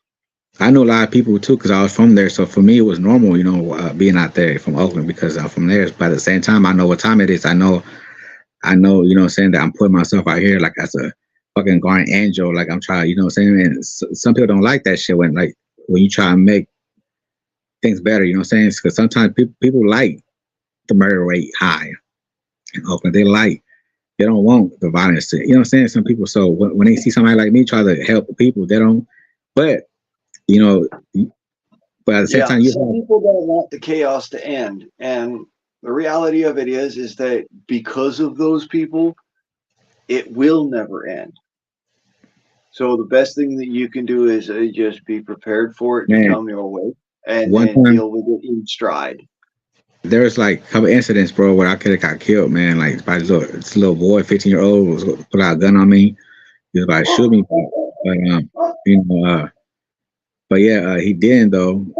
This other guy kind of like talked to him to it, but what I'm saying, he was gonna take it on me because whatever else, bullshit. But yeah, man, but people thought I was crazy, man, because uh, we used to work at nights, Friday and Saturdays. We used to work from 4 p.m. to 11:30. So but you had other cities that kind of did the same thing we did, but they only work in the daytime. They don't work at night. Especially in Oakland, working at night is even worse. Like you definitely putting yourself, what I'm saying, right? But like I said, man, I just took that job, bro. I took it without even thinking about it. You know what I'm saying? What I'll put myself in. But after 6 years, greasy, it was time for me to end it. Like I had enough. I couldn't. I was getting older. I couldn't keep doing that. You know what I'm saying? I wanted something different. Same thing with the group home. Group home. I was dealing with mental illness, dramatized people that had kids that had drama. You know what I'm saying? These runaway kids. They've been adopted. So so now I'm dealing with what I'm saying. But supervision in boys for 6 years. But after 6 years, it was like, all right, I got it wasn't for me. You know what I'm saying? Like I could have stayed in that fucking field if I wanted to. Kind of like that work because I had a resume. I got like more than 10 years working with youth on my belt. Like over 10 years. So, but I I wanted different, man. I just wanted like just a regular job where I had to, what I'm saying, Gracie? Like it wasn't because so much shit I've been through that I was tired, like kind of like dealing with the same thing but just different, you know. And I just wanted Mm-hmm. like I wanted out, like just from that kind of like just drama and bullshit, and and this boy, he been traumatized. You know what I'm saying? I won't have to keep feeling that way for other people, and me have to be around that. You know what I'm saying? 'Cause I'm kind Yeah. of dealing with my own shit I've been through, and I need to kind of escape from that. So that's why I left that field. But a lot of people were like, Been "Yeah, through man, just you enough in should have my stayed life. there." I've been through just enough in my life to learn that, there are the people who have been through trauma. There are the people who are they just want for chaos. And then there are the people who are actually crazy and there's nothing you can do to help them. Yeah, They're, I've dealt with all these different kinds of people. And like I said, I'm 37 years old. Well, I'm going to be 37 this year. Uh, Pretty much 37 years old. When you look at the grand scheme of shit, the places I've lived in, you can pretty much tell that I've dealt with all sorts of people. So, right. when it comes down to it, I could understand the things that you've been through and the folks that you've dealt with, and it's like, but you dealt with it on a daily freaking basis. I dealt Yeah. with it, every once in a while, but not too much. I was more in the woods or going fishing, learning things that I could, riding my bicycle everywhere, um, working my jobs, the different jobs that I did, um, and just trying to fucking keep my nose to the grindstone and walk the straight and narrow. Because when I Mm-hmm. was when I was a young kid, I was a hothead, and when I say a hothead, I mean that Knucklehead. young kid that you dealt with, the one that pulled the gun on you, Mm-hmm. how fast he switched, dude. That's the kind of switch that I do. All right, but it's that's what I'm saying is it's like I worked really hard to temper that back because when I was a youngin, that's the kind of people I dealt with a lot. Most of the time, most of my time was dealing with people who were actually psychotic, and also people who grew up with a really troubled past and were really fast to violence. Fast with their fists, slow with their mouth, Mm-hmm. and Yeah, but dealing with these two different fucking spectrums of chaos, I became a violent person, and I became very dangerously quickly violent, mm-hmm. which did not translate well. I know, and it does not translate well as you grow older. And Yeah, it's the well, reason why nowadays I do the live streams where I show my aggro and whatnot. That's me blowing off steam, basically. yeah. I see that. I see that. But you know what? Um, like me growing up and then coming from where I come from, man. Like before I came here to this country, we're poor, bro. Like we were like poor as a fucking like just what I'm saying, like poor, man. Just had memories and shit living in a trailer with my grandpa. I was living with my grandpa for a while. I don't know where my mom and my dad was for a while. I was living with my grandpa for maybe I don't know how long I was young, bro. But every morning, uh, he's getting coffee and bread and some beans for breakfast every time. That was our fucking breakfast, right? That's probably what we ate all fucking day. I don't have too much memory, but I do remember it, right? But anyways, we used to live in a ranch, middle of nowhere. There was nothing to us around, like nothing, bro. We were like probably the only person in that fucking whole entire middle of nowhere, right? In a trailer, and there was nothing but horses, rabbits. You see lizards, uh, you know what I'm saying? Just different kind of rabbit, you know, different animals, right? So that's it. But I didn't know, you know what I'm saying? I didn't know, I didn't see how, you know what I'm saying? Because I was too young to realize life, you know, if we were living good or not, you know what I'm saying? Like, I didn't see it if it was like, if it was fucked up. Why am I here? Why, you know what I'm saying? I was too little to even think about the struggle, you know what I'm saying? Yeah. To you know to see how bad I was, where my mom at, with my you know what I'm saying I wasn't even like tripping like that because I knew I was with my grandpa, I knew it was somebody that was family. You know what I'm saying? My grandpa, he was an alcoholic. You know what I'm saying? Like that's all he did was drink, right? And he ended up passing away from alcohol. You know, like, he was supposed to stop drinking. The doctor told him to stop, but he kept on drinking. He ended up dying, right? Because he didn't stop.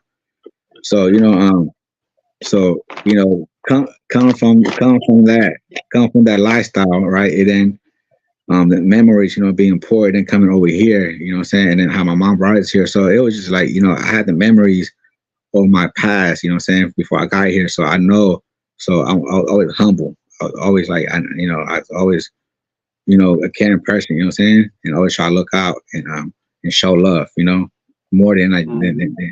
more than try to be tough and, you know what I'm saying? Cause you don't have to really be tough to get respect in the hood, right? Um, but you can't be no punk too at the same time, right? Right. But you do have people like you say, you know, and it's not your fault you were like that, and it's the reason why you were like that, you know. Um, and then you know, but now you look back and you know you're just glad that you didn't kill somebody, you know what I'm saying? Through them times you was Right. you know when you exploded like a fucking hurricane, you know, and you know and just took it on him, right? Took it on somebody. Because sometimes, man, we like I said earlier, I had thoughts growing up, man. Like one day I was going to do a life sentence. Like I see myself doing life sentence, man. Like at a young age because you know, like I was living at an age like this, but my lifestyle was like if I was like 35, you know, 40-year-old lifestyle because the shit I was doing at that age, you know, what I'm saying wasn't normal for it. A normal kid my age was doing what the fuck. I probably was the only kid out of 1,000 kids that was actually living that lifestyle. It's not for everybody because not everybody was able to put themselves in that situation and be part of that like I was. You know what I'm saying? I was Right. accepted. I wasn't brought in. I didn't volunteer. I took that position. You know what I'm saying? It was something that just had to happen. And I just had to fit in there and had to, you know, fall in place. And to me it was like a blessing, bro. It was a blessing. You know what I'm saying? But at the same time, it was blessing, but at the same time it was how you say it was good, but at the same time it wasn't, you know what I'm saying? Because I was too Yeah, it's like a blessing and a curse. yeah, because now I'm putting my mom to, you know, stress. I'm putting myself in a situation where I shouldn't be in. You know what I'm saying? Like I wanted to live a normal life, you know what I'm saying? But I was always mad because we come from a broken family and now we kind of like use that anger sometimes towards people, you know, like your own, you know, and because you see other people living good and you know, and now you mad because you know you don't come from that, you know. You know what I'm saying? Like you see struggle and you know, and when you don't have that much food in the house, that's how you know it's a problem. You know what I'm saying? Like I said, I opened the fridge, it was a box of eggs for weeks, bro. Like my mom couldn't afford it, and I'm not mad at her. You know what I'm saying? But I understand. You know what I'm saying? That's why she understood after a while why I did what I did, and she respected it. You know what I'm saying? Because she seen how fucking real it was. You know, she did her part. You know, and that's the only thing she can do. You know, I'll and say this on for my for on my mama's side, in her defense, even though I didn't get to go to the same schools I wanted to go to, once I got to Los Angeles. Um, she always kept she always kept the fridge stocked well enough that we ate all right, and she kept us in good health. And we always made our appointments. We were always to school on time. Didn't you know? Of course, the school that we were going to was public fucking school, and you know, I learned.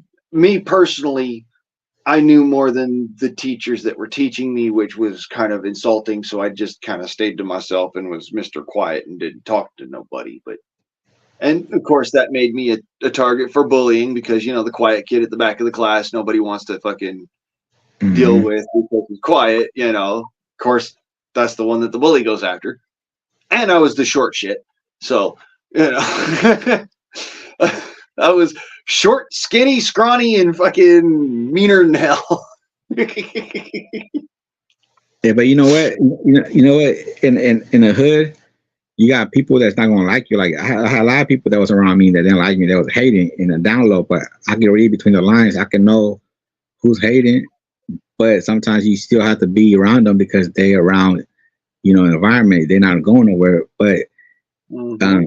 But at the same time, you gotta play your position and just act like nothing. You know what I'm saying? You can't react to something that they haven't did nothing wrong. They just showing it by the way they're acting sometimes. And you know what I'm saying? But they're not coming at you like, try to see you or try to do anything to you because they know that there's more love for me more than hate. So it's only certain people gonna hate just because, you know what I'm saying? Like you don't have to have nothing, man. You can have a brand new pair of shoes. They can hate you just for that. You know what I'm saying? So just imagine me at that age having fucking like, money and having a car and having a goatee and having like, clothes. You know what I'm saying? Like I was buying my own clothes. My mom started buying everything at that age because I was buying my own shit. So you know what I'm saying? But I didn't see myself like, like I was better than nobody because I was so more worried about, the life I was living more than what I had Yeah, already. You know what I'm you saying? you were working hard, grinding, getting, and you know what? Ain't nothing wrong with that.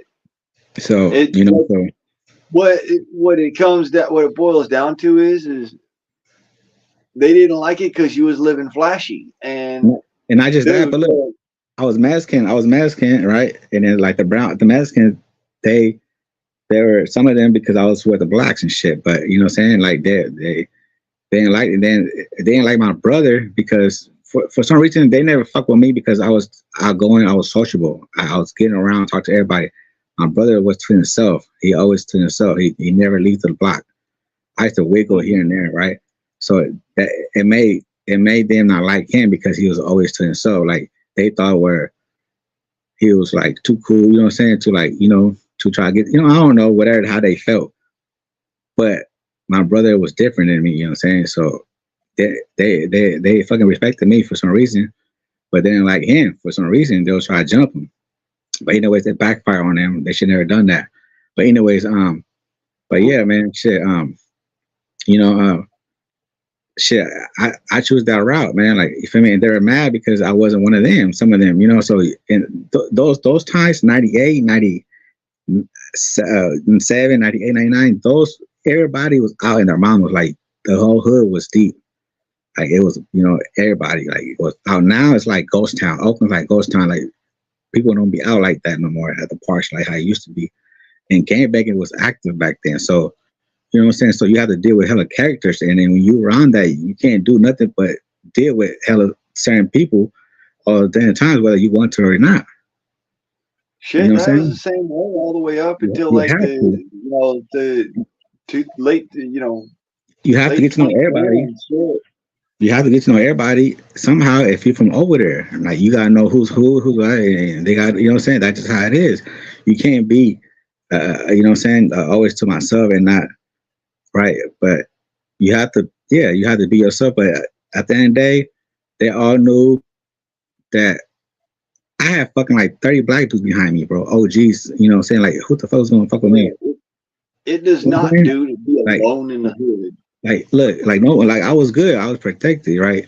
But I didn't feel like I was untouchable. I didn't feel like I was, you know what I'm saying? I was still the same fucking normal kid, but I had love for other people that had love for me because of who I was, not because, not because of what I was doing too. You know what I'm saying? Because the person I was more than what I was doing. You know what I'm saying? I was always showing love. You know what I'm saying? And I wasn't two faced and shit like that. You know, when I was acting like I was too damn good. You know, nah, man. My job was to try to make it. Every day and get home. You know what I'm saying? Do what I need to do and get back home. That's it. That was my life. You know what I'm saying? Like, I knew one day I was gonna stop right after a certain amount of time. I did. When I was like 18, I was like, that's it. 4 years. It was a good run. I'm ending this shit. You know. And I put my mom through a lot of stress. You know. My little brother, he told me one day, this what got to me right here when he told me that he caught my mom crying in the shower praying for me, crying. So once he told me that, I think within like 2 weeks after that, that's when I was like, yeah, that's it. It's over. I'm good. Because around that time, the block was already ending. It wasn't popping no more. It wasn't cranking. It wasn't rolling no more. I was like the last one standing, like the movie 300. Remember the movie 300? The last guy standing.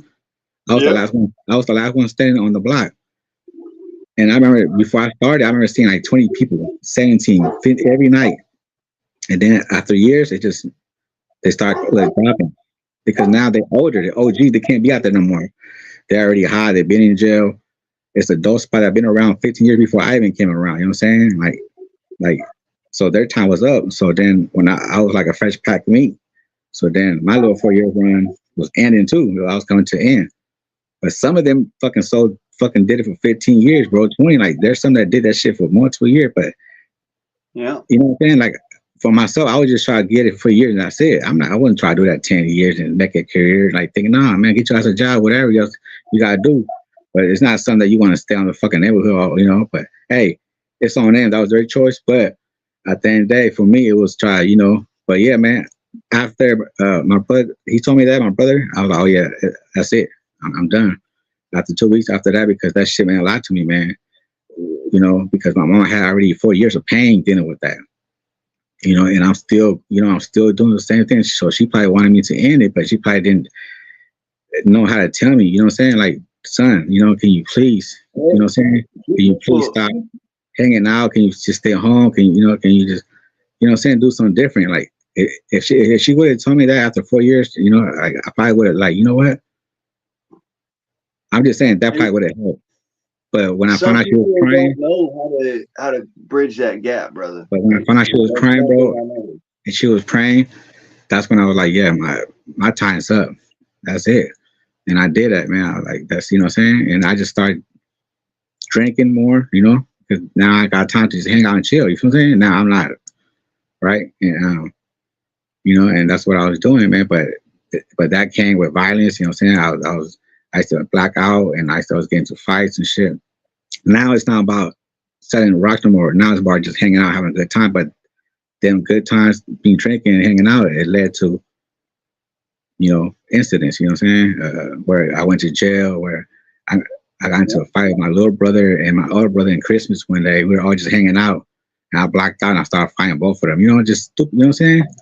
So now I became a different person. I became violent, I became aggressive. I didn't know when to stop drinking. When I did drink every time, um, but had a job. That's one thing I was kept the job somehow. I was kept it. Had a job, but I was still the same person, right? And I wasn't an alcoholic. It was just that the alcohol was just something to do because, like, what else I'm gonna do? Live in a little studio at that time, just sitting there, right, in a little box. Like, so drinking was my way out sometimes. Escaping. You know what I'm saying? Just chilling. And having a good time. But that like that led to incidents. And I was a hardhead, man. I didn't know when to stop drinking. You know what I'm saying? So that's the problem, man. Some people know how to handle the drink and they smart and they know when to stop. But at that time, I didn't, man. I wanted more and wanted more. You know. Yeah, there's a reason why, like I says, I have one beer, maybe two, maybe three.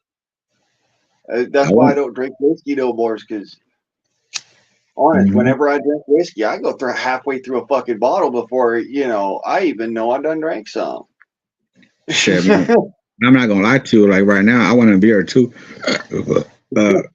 I'm not gonna lie to you, man. But Yesterday I had three. I had three Modelos, and I had one Smirnoff. The Smirnoff. Yeah, but shit, man, my mouth is dry as fuck right now. I wish I had one. It'll be cool. It's Saturday. I don't work tomorrow, so I'm just chilling, man. That's what I do, man. I just stay home now, and sometimes I come to the internet and I jump in with some of my buddies I know, and I just talk to. Oh, remember Mike? Remember Mike, the white boy Mike? One time, he was over there to the channel.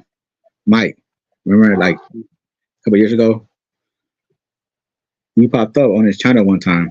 Yeah, that's my buddy Mike. I think you were smoking and joining. It's been years, brother. Yeah, I but get around.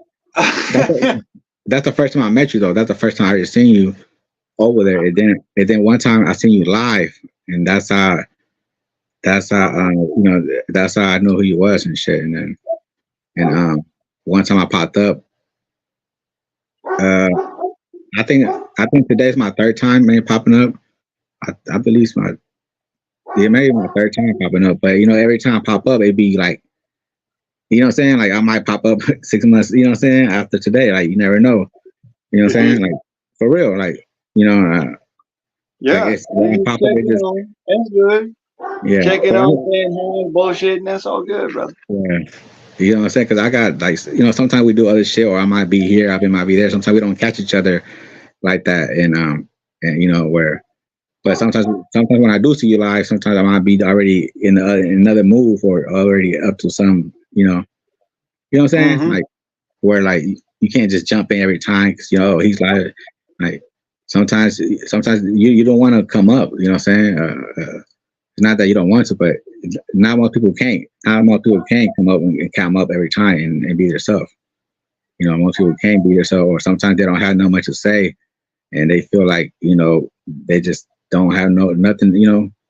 No type of right where they could come up in a front of the camera, and whether it's 10 people watching or one doesn't matter because it's not like I don't really care about the views. To me, it's more about who I'm talking to. You know what I'm saying? The conversation is more about that's more matter more to me about than me try to be here because you got hella views watching you. You know what I'm saying? Like no, you know what I'm saying?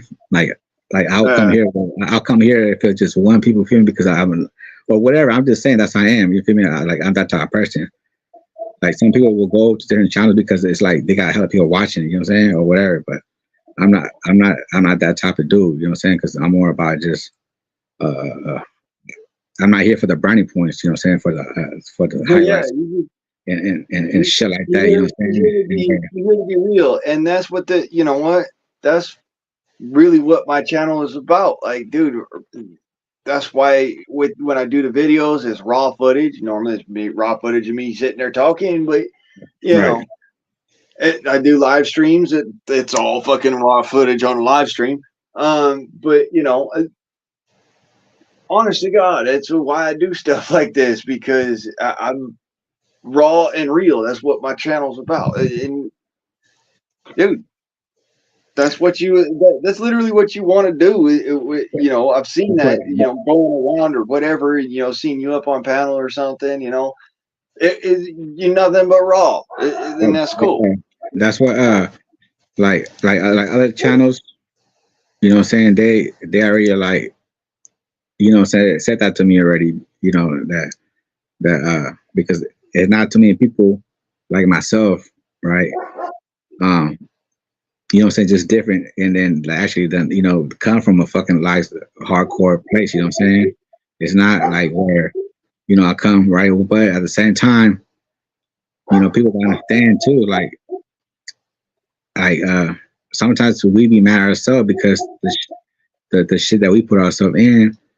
But at the same time, everything was meant to happen because if I never would have did the things I did, right, or live where I live, I never would have been who I was as a person, right? So you can't be mad now that you are who you are. You became who you became. You can't not try to take that back, try to pick yourself up for something that the only thing you can do is think about it and wish for something that's not there, that's not happening. So at the end of the day, it makes you who you are as a person, and as long as it helps you out, like at the end, like humble you, and be better. Now you're doing something better than going backwards. You know what I'm saying? There's something that you already been living. So, Our lived experiences are what make us who we are. And that's what I'm gonna say it as. mm, If we're gonna really dissect it all the way down, our lived experiences teach us as children to become adults, and as adults to become better. Better of whatever we do. You could be terrible and still be better. Don't get me wrong. And you can be great at what you do and still be fucking terrible. man, So my mom, she always tell me, and she was right. She was right in a way because you know when you young and you hanging out, you say, oh, they my friends, oh yeah, because they're all your friends, right? But when it comes to it, they're really not your friends. You just calling them friends because you're hanging out with them and you're with them, right? Um, you can only call your friends, the ones you. It takes a while. It takes a time for you to say, that's your loved one, right? Right. Because you be happy to have one right now where you can call him and he'll come through, right? We don't have too many. Well, we probably do have them, but we're not gonna call them because we don't, I don't have that relationship where I want to bother, saying certain people that we not that where I don't feel comfortable, you know what I'm saying? And then they probably won't do it anyways, you know what I'm saying? Right? If you, oh man, look, I'm stuck right here on the side of the freeway, man. Can you come pick me up, bro? I need I need a jack or something. Like they not, you know what I'm saying? Right. So what I'm saying to you is that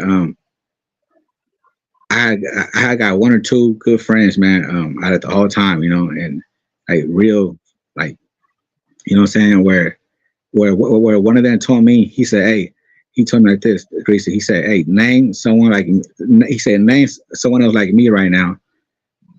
I'll walk away. That's what he's told me. He said, name somebody else like me, like, like how he is, with me, right? Much love. He said, I'll walk away. I said, I can't.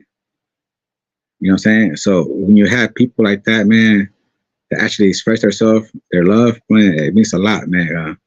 Because you know what I'm saying? Because like I said, some people don't have nothing, right?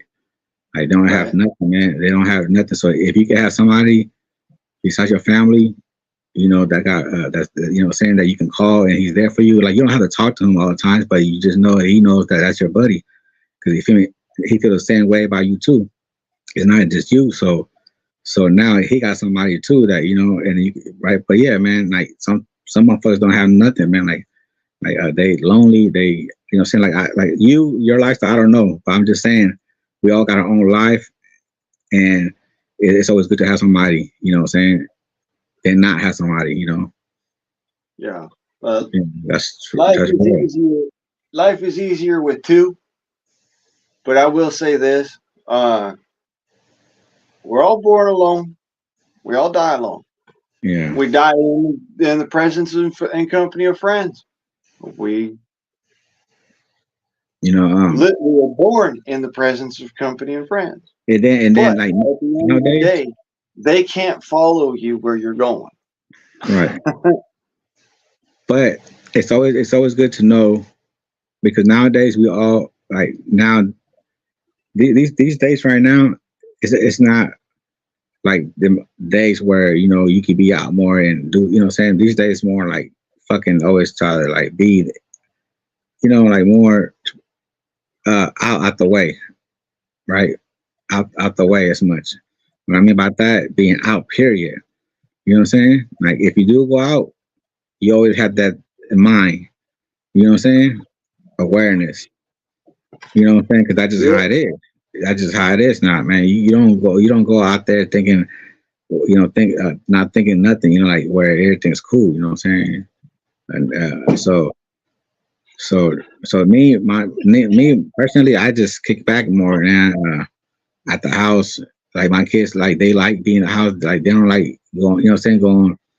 You know what I'm saying?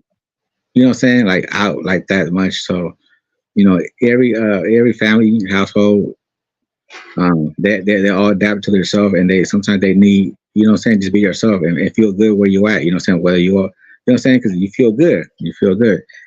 Like my son told me, he said, Dad, he said, all I want is my room, and he said, my room, and I'm happy, right?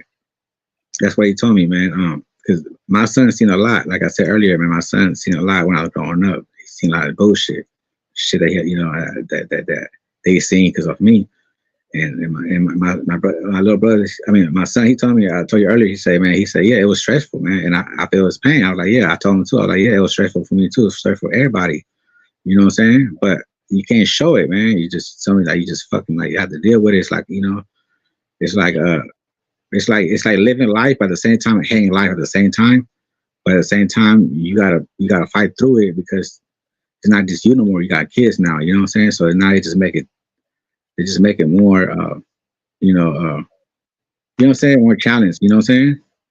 Yeah. Because you stuck in somewhere where you stuck somewhere where you can't get out. You know, and then on top of that, you boxed in like a box. You know, and that's how it is sometimes. Sometimes people can't just move like that. You know, but other than that, man, other than that, I'm good, man. I'm good. I just, you know, I'm blessed. You know what I'm saying? I'm blessed. I just gotta be blessed, man, because you know we all had multiple incidents where like we could have got killed. You know what I'm saying? Or just like that, man. Sometimes all it takes is one incident to take you out, man. I have multiple life incidents where it could have been one. You know, from from driving Like reckless, this recently, shit, you don't realize it, but any car accident could be your last. right? I And watched somebody literally die doing 15 miles an hour. my cousin died Bring too, people man. My back other to the cousin, that's how center. he died, man. That's how my other cousin died. Look, I lost I lost two of my best cousins. I lost two of my best cousins. The one that got killed when he was 18 years old, the one I told you earlier about. He was a fucking family person. He was always involved. You know what I'm saying? Like you could tell certain cousins or family, like some of them might be different how they feel towards people. And you got some that just caring. So those are the ones that you like because like you see different, you know, different outcomes than certain other, like just because they're your cousins doesn't mean that you don't like them all. You know what I'm saying? Right. Some cousins were shady, bro. They were acting like they were my, you know what I'm saying? Like acting like we're like, you know, not cousins. Like, and then, but that shit come out later on. That shit will come back and bite them in the ass because they were the ones that were acting like that. You know what I'm saying? It wasn't like I was, and then they were, right? And then it all came back and bit them in the ass. That's why I don't call them. That's why I don't, right? Like, I don't, you know what I'm saying? And sometimes when they do you wrong and they realize that shit, and they try to make it up and they finally apologize to you because it took them a long time for them to, you know, say my bad cousin, you know what I'm saying, because I wasn't gonna call you no more, you know what I'm saying, until you, right, because at the end of the day you already fucked up once, two times, now this is your last strike, so now it's like I always try to be the bigger one, right, still be cool and show them love, but then once you keep fucking up and keep doing it, now you don't, now you already did it. Now it's like I want to stop fucking with you because now you're just like, you know, doing too much. And sometimes they catch and they know when they doing wrong, but it takes them time because at first they don't want to, you know what I'm saying? They don't care about how they train you or how they acting or what they doing. That's funny, man. Like, you know what I'm saying? Like certain shit that, you know, people do. Like, for example, like, you know, when you buy beer, right, you buy it for everybody or whatever. But certain cousins, for example, he'll drink, but they want to drink with you. So you know, just little shit like that where you start seeing how they really are, like they're not showing you love, like you showing them love. You know what I'm saying? And then and just little funny shit and how they, you know, talk about you and just, I'm just saying. So my thing is that when I lost my two best cousins, the one that was 18 and the other one just he was drinking and driving, and my brother, he even told me that he said like this. He said like In other words, like wishing it was me because he had more love in the family because who he was as a person. He had a good heart.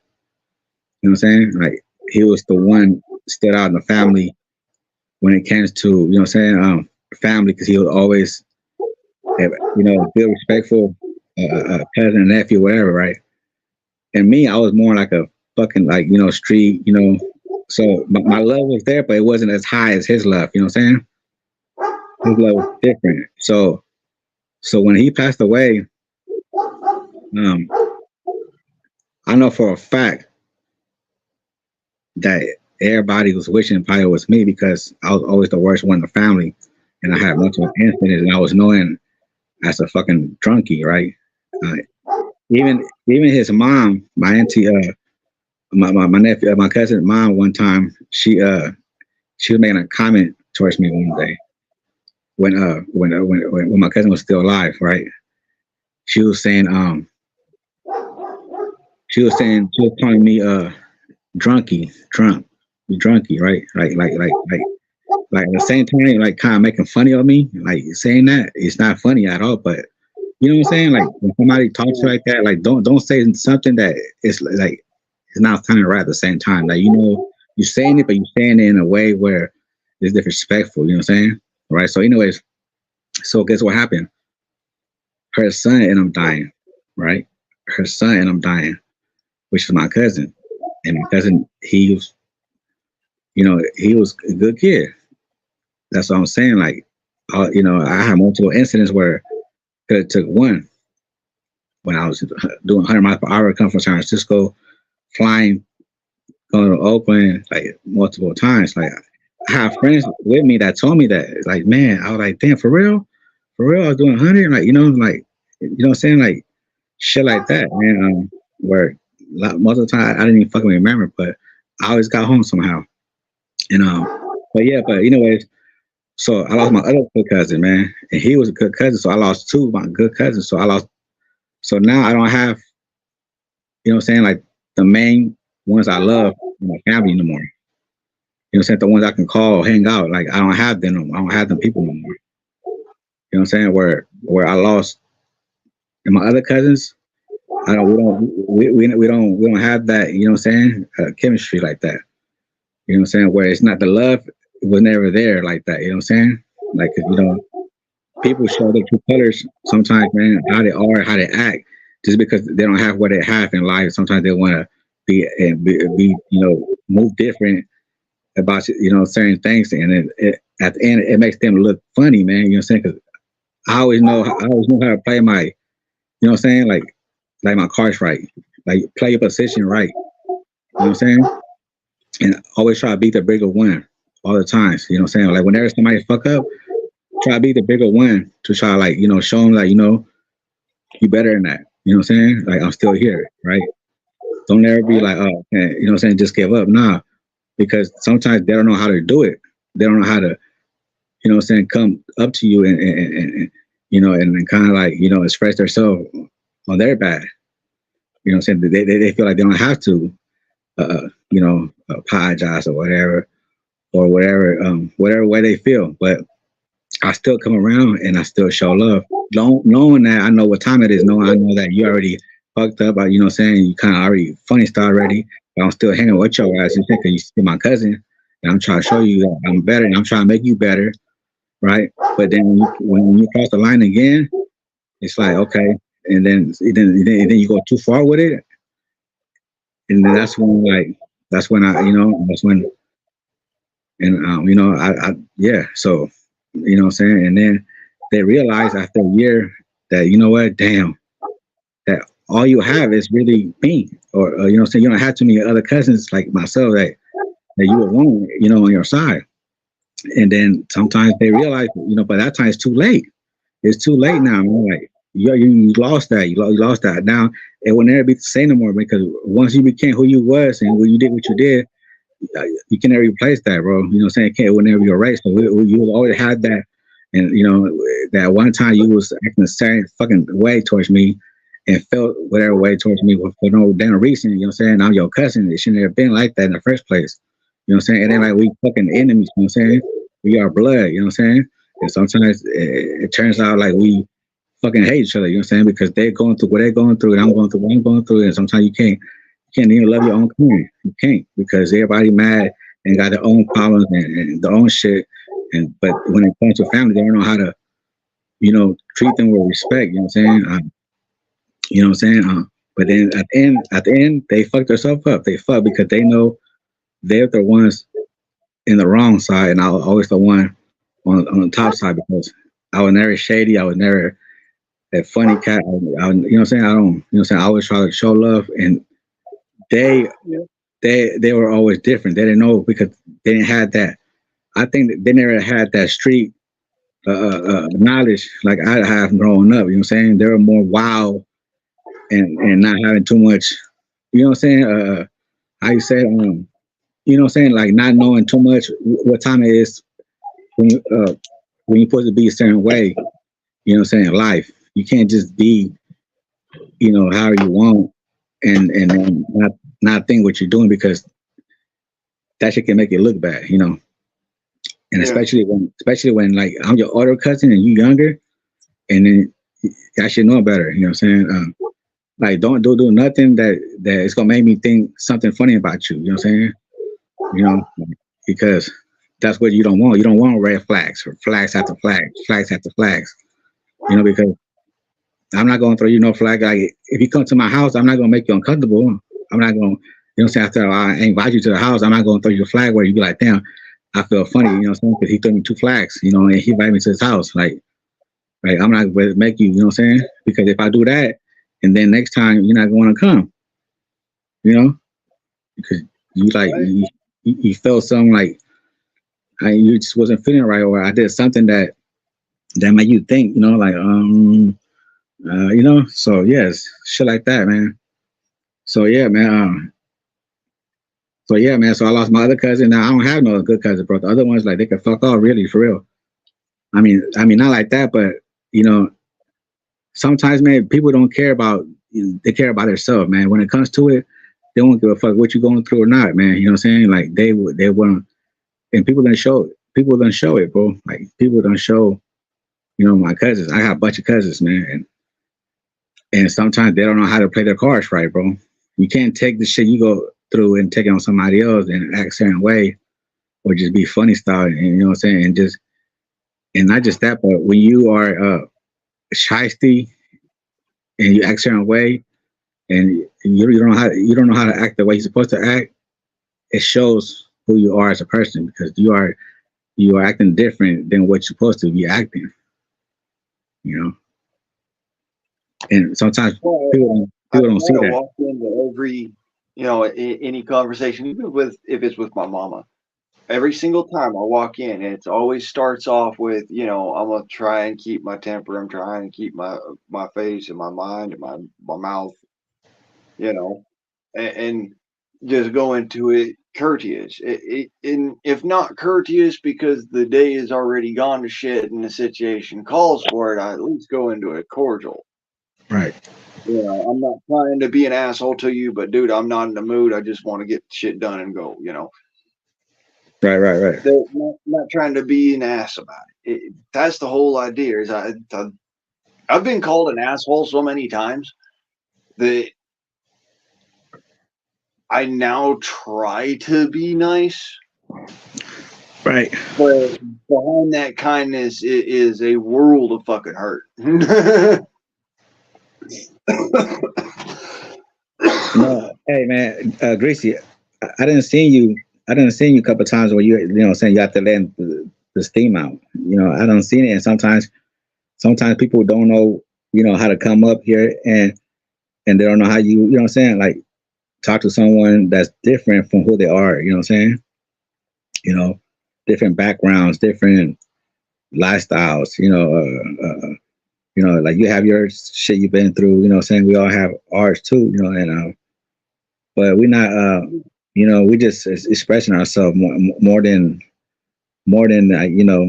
talking about it. We're just being ourselves. You know what I'm saying? So but That's why I says, this is my opinion, and then here's where I'm coming from that created that opinion. mhm. That's why I line out, any time that I interject into a conversation or something like that with, when I'm saying something on somebody else's panel, that's what I do is here's my opinion on it and here's why. Mhm.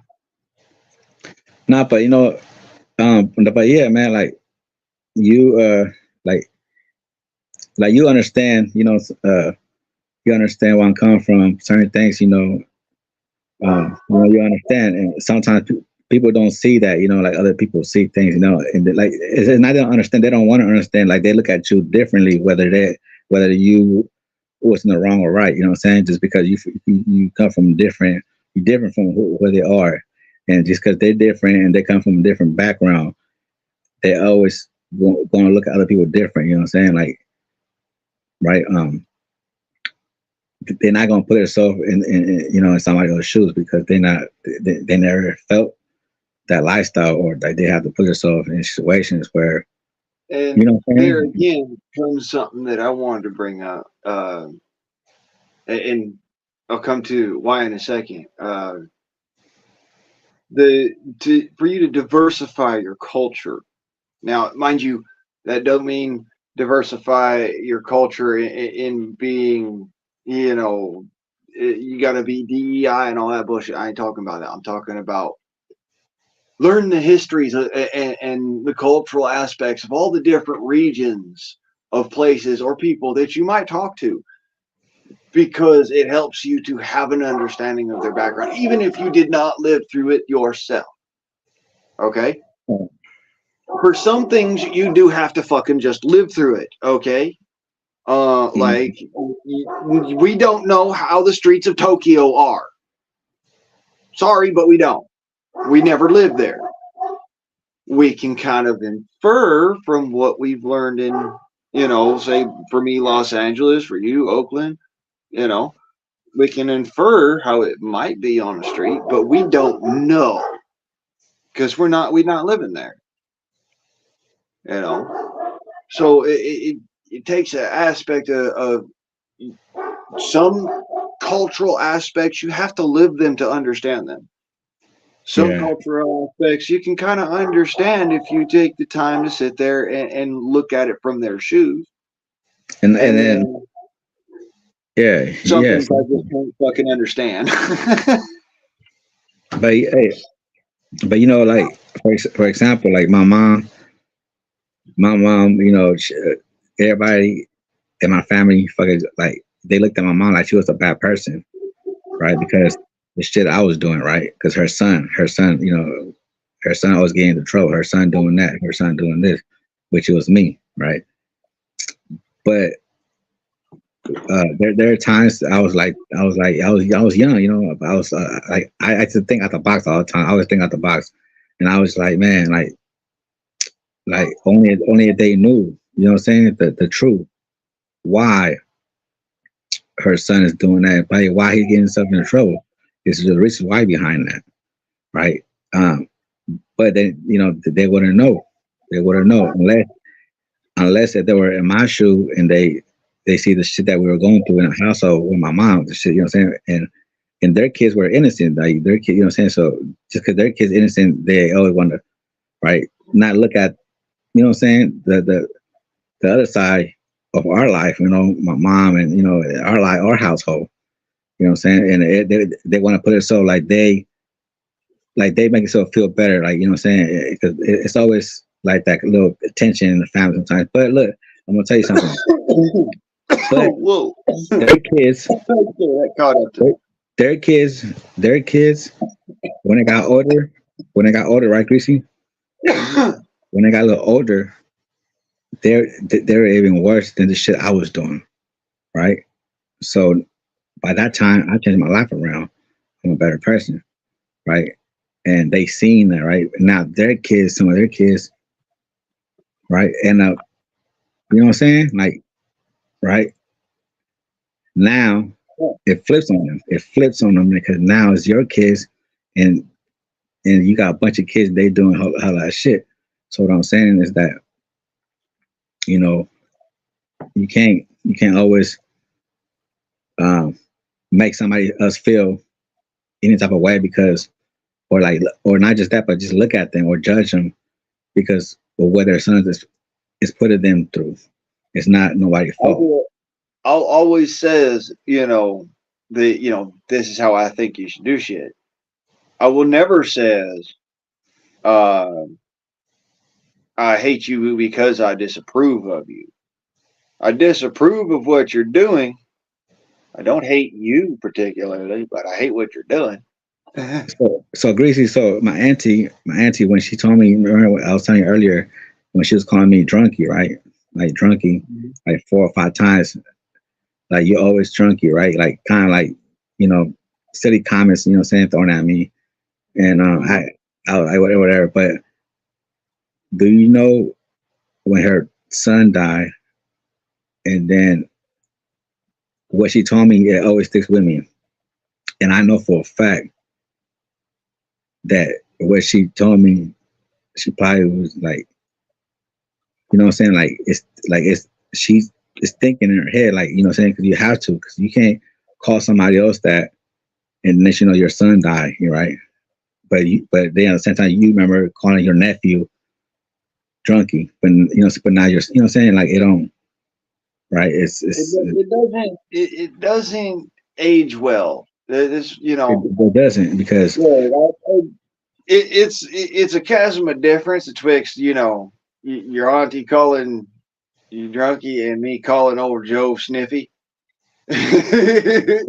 But I do have to point out, when you talk shit about somebody, it is double edged. And then It is like a double edged sword. you don't you don't even play around with anybody like that. Like don't say something that is not love. It's more than like throwing rocks at you, more than they try to tell you something good. You know what I'm saying? Especially as an auntie, and like like don't.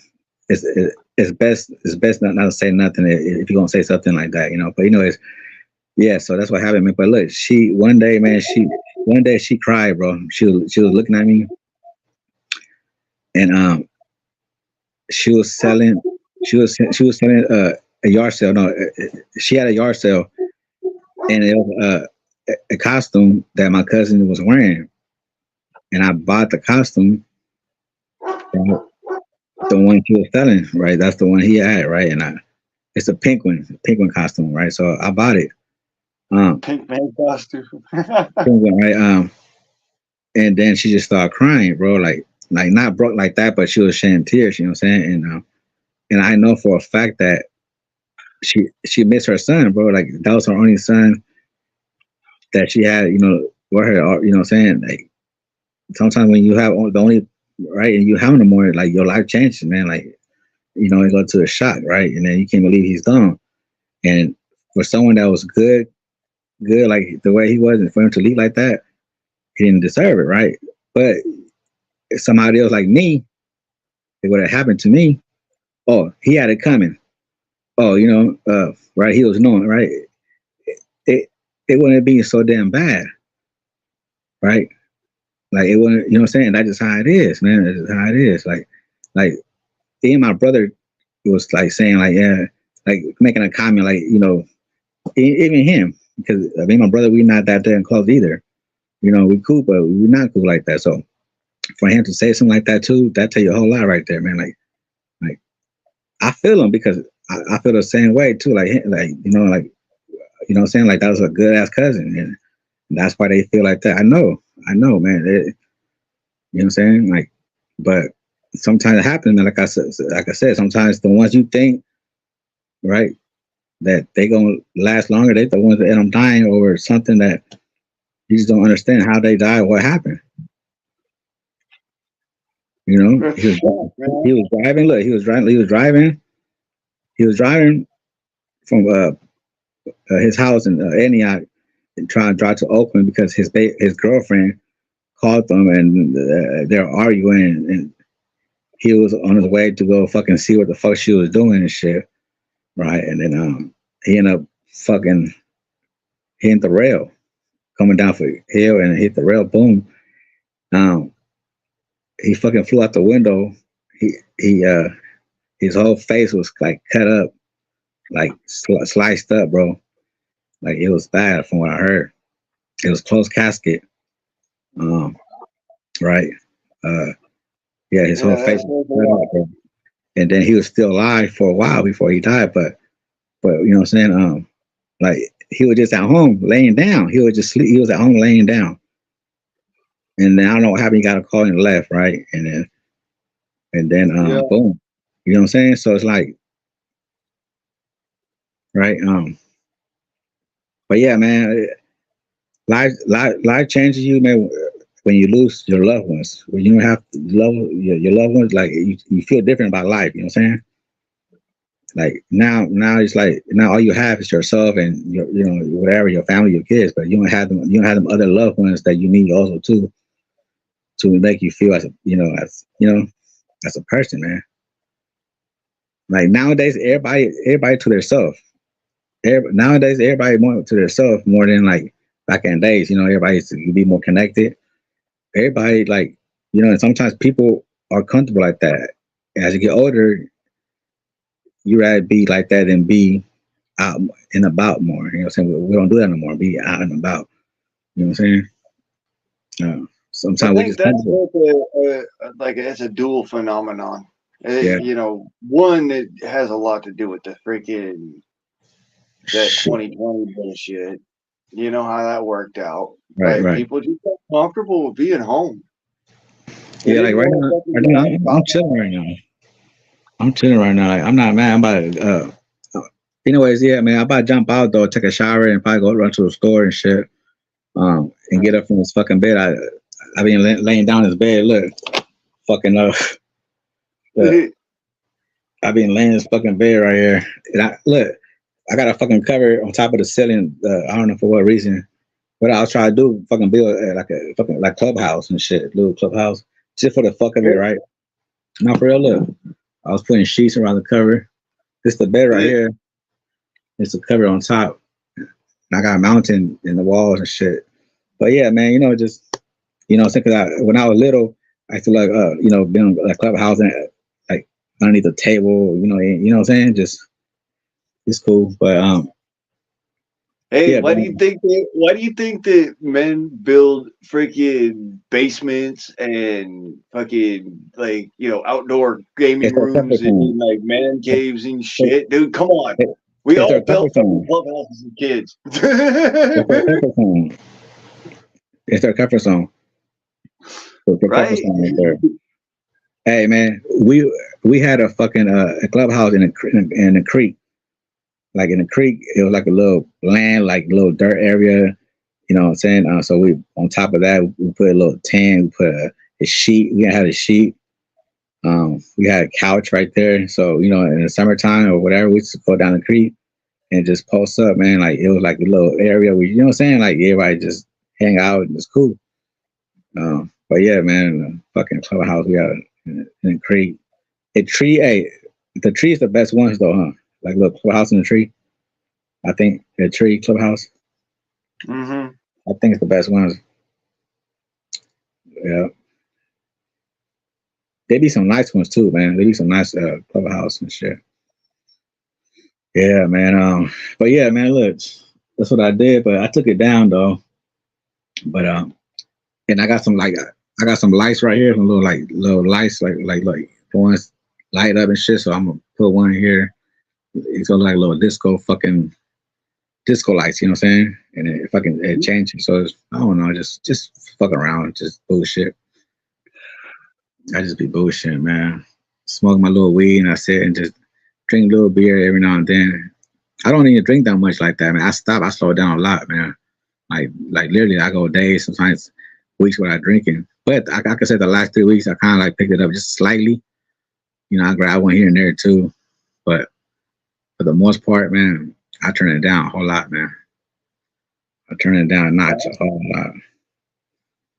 Because you have to, man. 'Cause you can't keep drinking and thinking like that's going to help, man. Like eventually you have to stop whatever you're doing at one time. Was not slow down, slow it down by a notch, not by little, by a notch.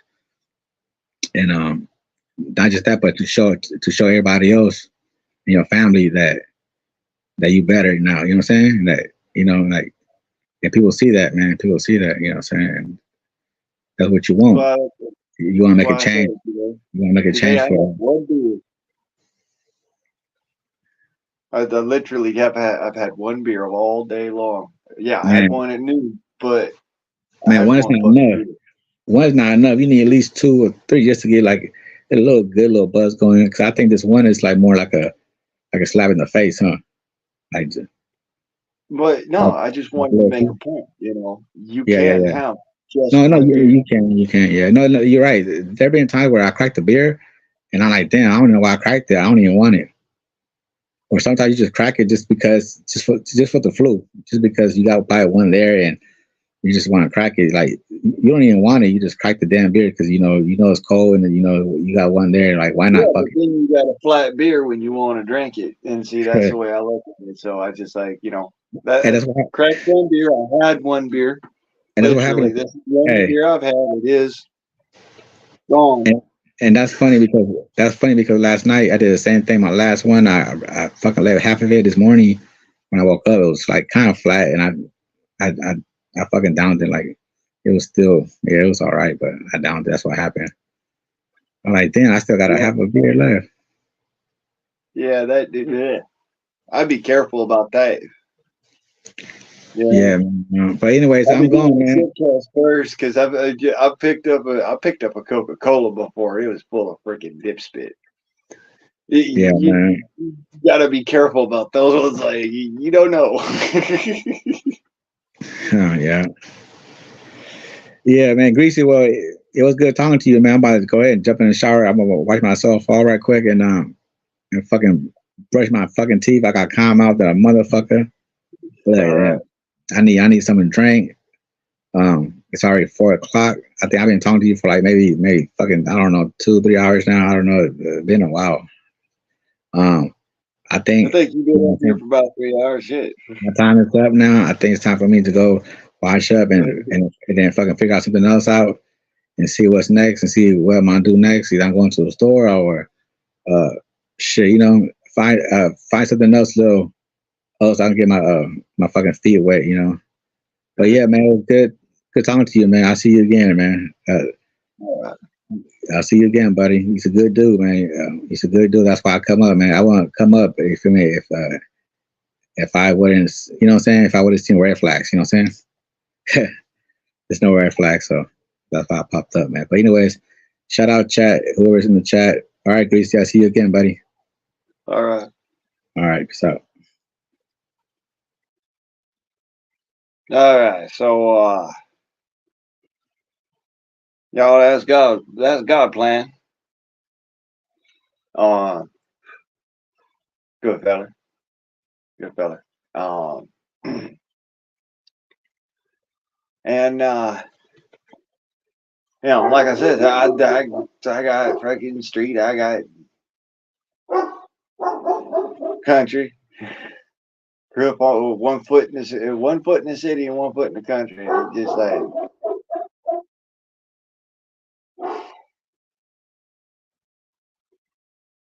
some days I just all I want for is country. Because y'all seen it, the city is nuts. Growing up there, living in that, that set me on a path of damn near no redemption. And it wasn't until I went back to living country life, that I cleaned up my life too. I was like I said when I was 19, I was a dickhead, but at the same time, I was realizing things myself.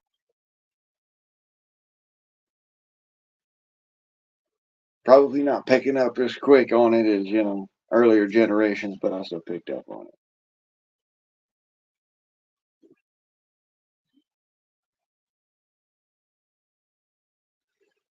18, 19, I was working my ass off, trying to make a buck and make my way. And then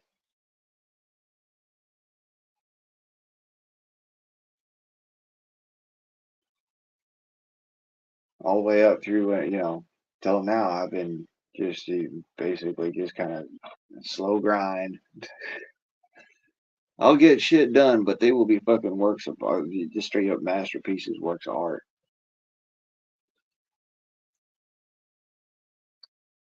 That's how I look at it now. If I'm gonna do something that's gonna get done, I will do it to completion. It's just gonna take me a long ass time to get it right, and the right fucking tools.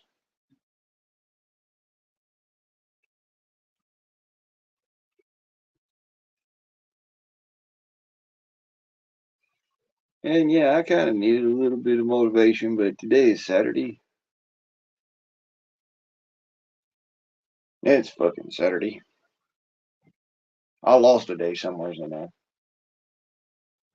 Just from, constant grind, not fucking slowing down for nothing, and then finally dropping my ass. So today, this is like an extension of the Fukitol Frida form. I'm pretty sure that's what that's our title. Because yesterday's was or wait, I lost track. Holy shit.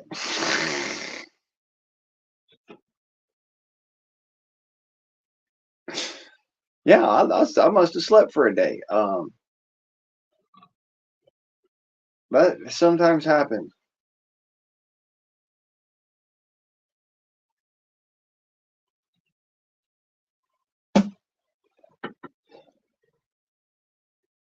When I go for it, nose to the grindstone and axe is down and just don't stop for nothing. Whatever I do, it, the inevitable outcome is I face plant the floor, and then the next few days I'm just slow to getting shit done.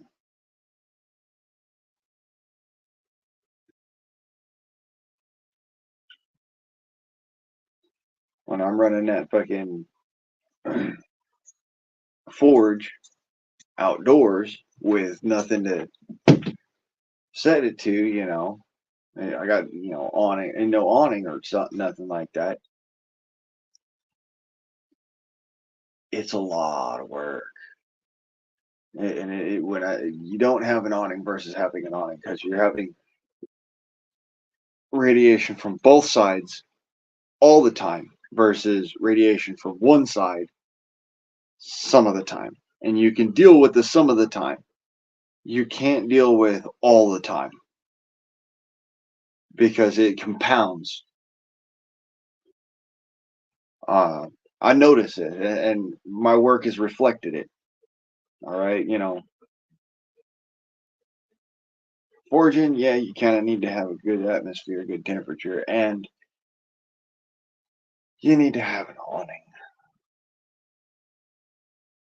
You can get away with it for some of it, outdoors completely, but you really need an awning. That's going to be one of my next endeavors, along with finishing the chicken coop up. And somehow, some way, I am going to get fucking chickens. I'm going to buy me some chickens somehow. This has gone on for long fucking enough with their whole bullshit of, oh, it's full stop. No, full send, son. I'm done with that horse shit. We're going full send. And damn the torpedoes, full speed ahead. That's how I'm gonna put it. Get that fucking thing out of here. I don't want it. Get it out of here. Oh, oh. Anyways, I do have a fucking bunch of shit to do myself. Of course, I really want to just fucking while away the day. Fukitol. I had my nose to a grindstone the whole goddamn week.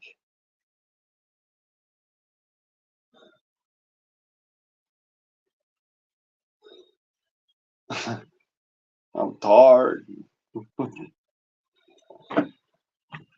But hey, just remember, the weekend is yours. Do with it what you will, when you will, how you will. Just, try to have a little bit of extra brain power in a bunch of it. Use your mind. One thing you never stop using is your brain. Unless you're like Houdini here, who stops using his brain every 5 seconds. What did I just say? I don't want it. Get it out of my face.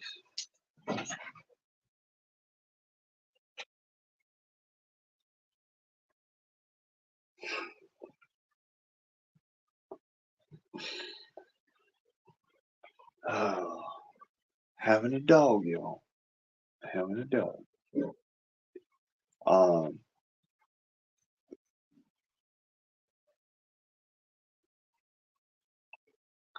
Anyways, I do have things I got to do and whatnot. But like I said, I grounded down enough to where my nose I could cut paper.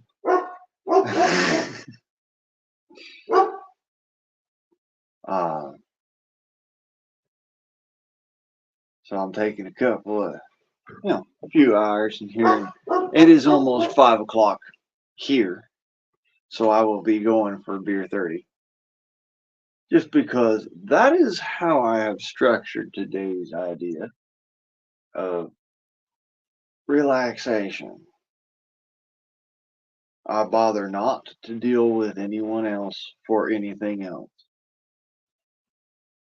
But I bother to have relaxation and hey, it is fucking Saturday. Have yourselves a good Saturday.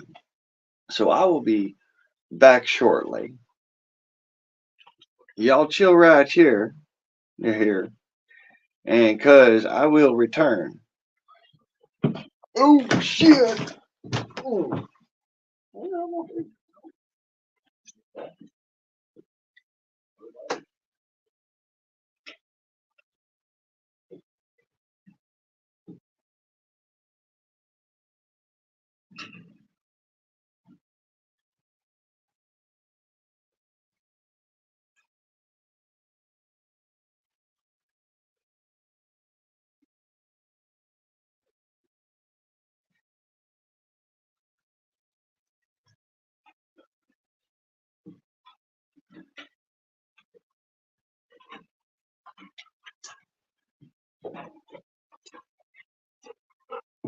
Get that out of my face. I don't want it.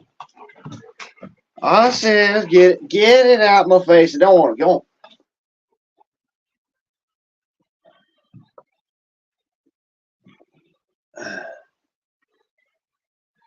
on. Put there.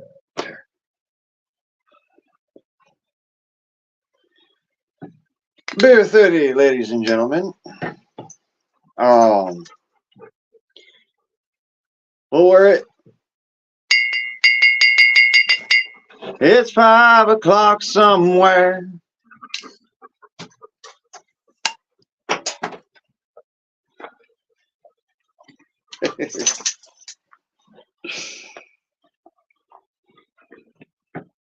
Alice, good to see you. I am Peachy King.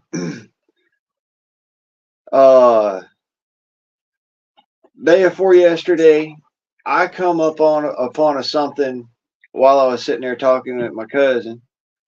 I was sitting there in my, in my garage, and when I was sitting there, I was like, just digging through shit, and I thought, I saw my tools, that particular tool that I need, my little freaking gauge my scan tool for working on my car.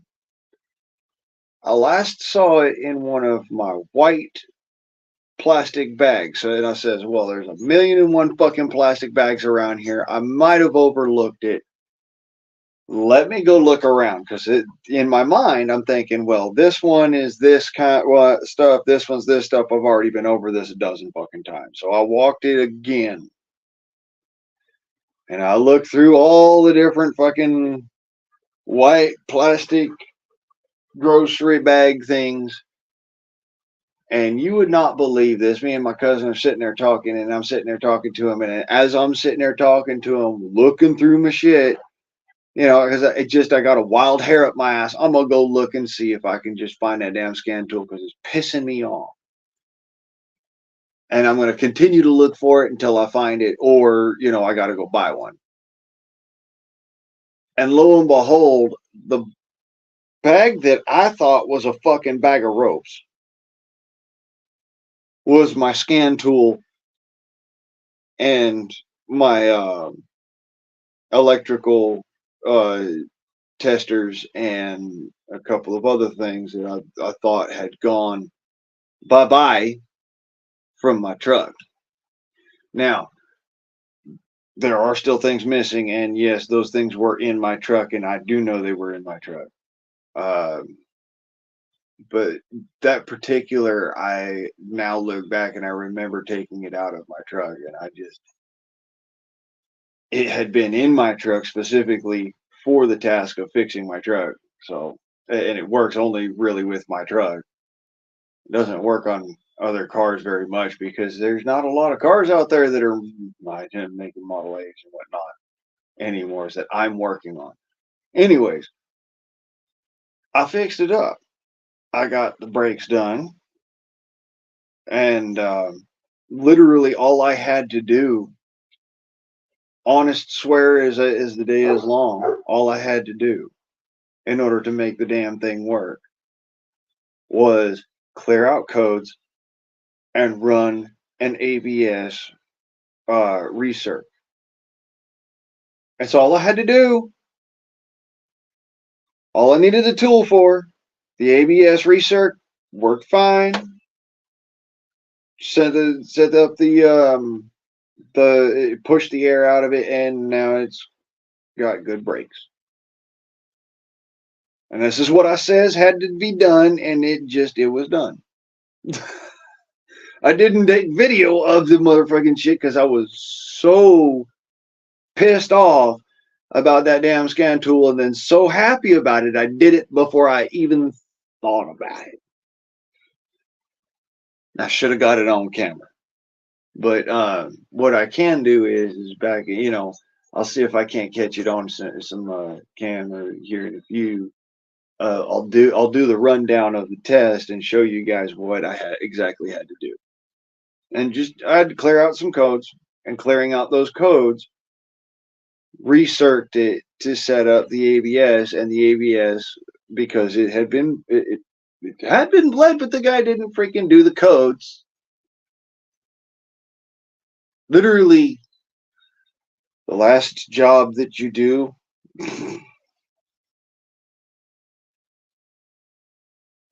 the last job that you do when you work on a vehicle is you clear out the trouble codes one last time.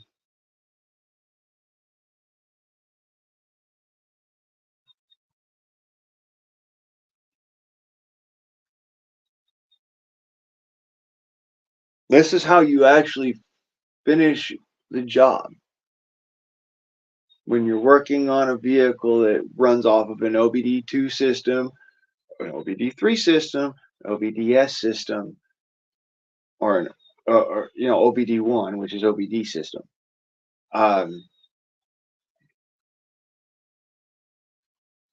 They all need to have one final plug it up, run it through the machine, clear out the trouble codes, drive it around in a circle for about 5 minutes, come back and check. And that's all that you got to do.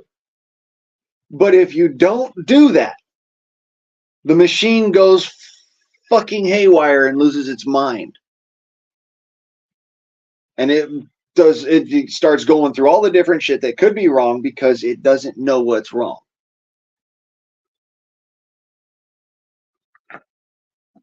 Because even though this trouble code is showing, that's not happening in the rest of the system.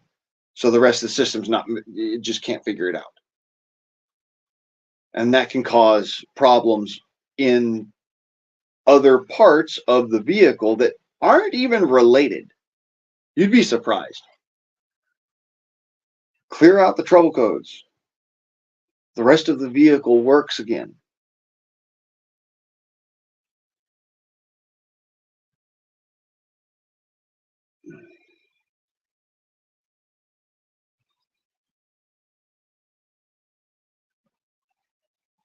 And it literally comes down to ignition, an ignition code, which messes with your ABS brakes. Okay. And then also it was a mass airflow, which, I just got to clean the sensor. But that's nothing. It'll be a quick one to do. I just go pick up some math cleaner, and then it's a quick little fix and clear out the trouble codes, and the rest of the system turns around and says, "Okay, everything's working fine. There's no problems." And it all comes down to certain sensors get dirty, and you got to know how to chase down what the problem is. You got to know how to. This is a big deal. How to do it is a big deal. Not just so much of, oh, well, I can fix this. How do you chase down the problem? You only get that through owning older vehicles that pre-owned and, got, so many hundreds of thousands of miles on them. You only get that through that kind of experience.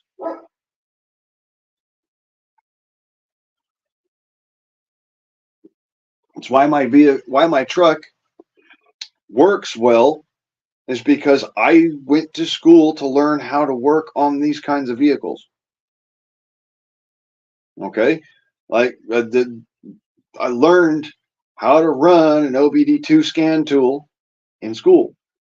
Now I can run an OBDS system scan tool, but they are a little bit more of a pain in the butt for me because I didn't do the whole widescreen computer extra special stuff with all the, I went to school for the OBD2 system, which is just a simple little, for the most part, it's just a little Palm Pilot go, with a few buttons. It's monkey proof, it really, it's a monkey proof. It's a grease monkey machine. That's what it's built for. It's monkey proof. And that's why you want that. Well, that's what I trained on. And so now I can work on anything up to about 2002, 2003.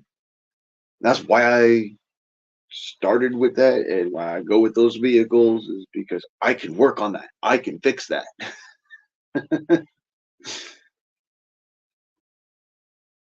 Everything newer than that, I'm like, huh? No, I don't know how to work on that. I'm not going to touch it. And it's not because I don't understand that it needs to be fixed. I just do not know what the fuck I am doing. And I know better than to touch that thing if I don't know what the fuck I am doing. So that's why I've got these cool tools that I use, and these cool tools are, it's, with that tool, it's not so much of the principle, the money of it. It's the principle of the damn thing ain't where I need it, and I need a damn tool. This is why I keep most of my tools in my truck, and why when they go fucking disappearing on me, it throws me all off, and I can't remember where which what is what, and so I give up, and I think it's all been stolen. When in reality, it's only been a couple of fucking things, a couple items that got knocked off. And I know it happens, it does, but it throws my brain for a loop. So I do have to retract some things. That scan tool was not fucking stolen. Okay. Couple of other tools that I thought had been stolen were not, but those were very specific tools that I've already acknowledged that I have, not the other ones that were actually taken. They were in a particular carrying device, and that carrying device went bye bye. So, um, for lack of better acknowledgement of where it might be, it's been stolen. But there are certain things that I know they're not with it, like I said, and they were where that a possibility was more of a probability. And so, yeah, that happened. But I'll live. I'll live through it, and I lived through it, and I came out the other side with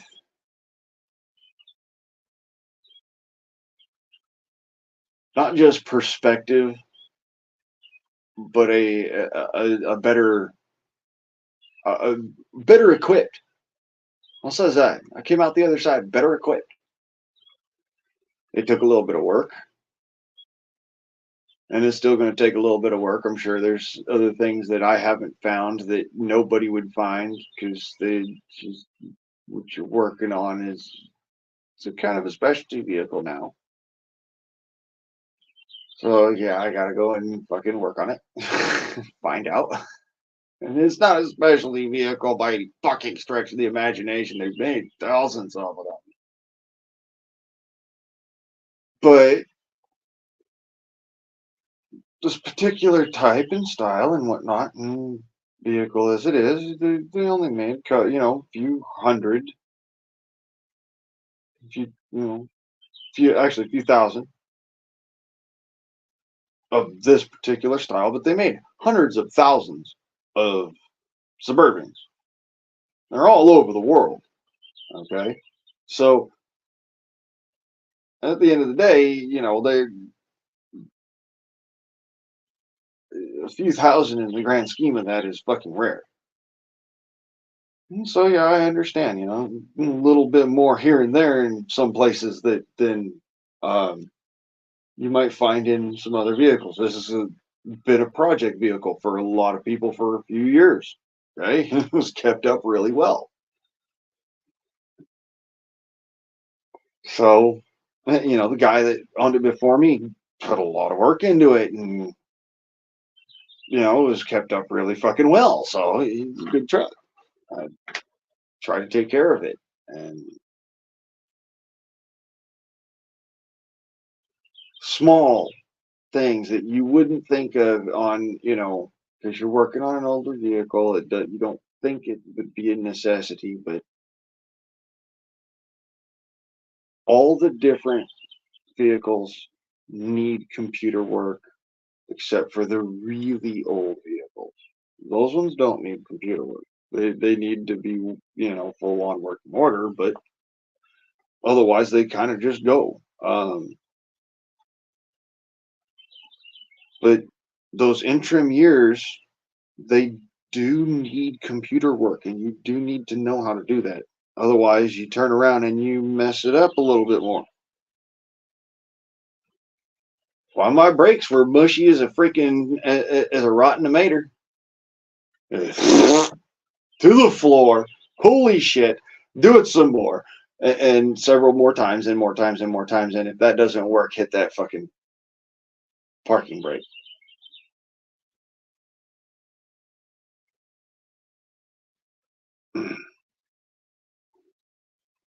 And I call it a parking brake for a reason. You're supposed to use it when you park. You engage your emergency brake when you park. I do it on level ground anymore, but that's just out of reflex, out of habit. You're supposed to do it on any kind of hill, and the driveway here has a little bit of a slope to it. So I just reflex. But yeah, it, I use that thing all the time, so it's not abnormal for me to use it. It's just abnormal for me to use it while moving forwards. So, hitting that emergency brake while you're moving forwards is, you can kind of see it in the action in the video. When I do that final stomp, that's me throwing that emergency brake to the floor.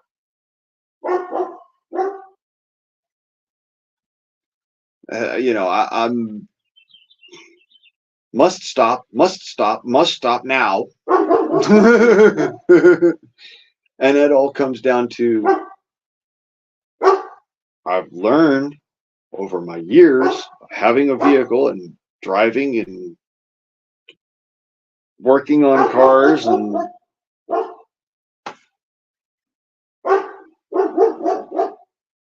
that one's mechanical, the other one is hydraulic.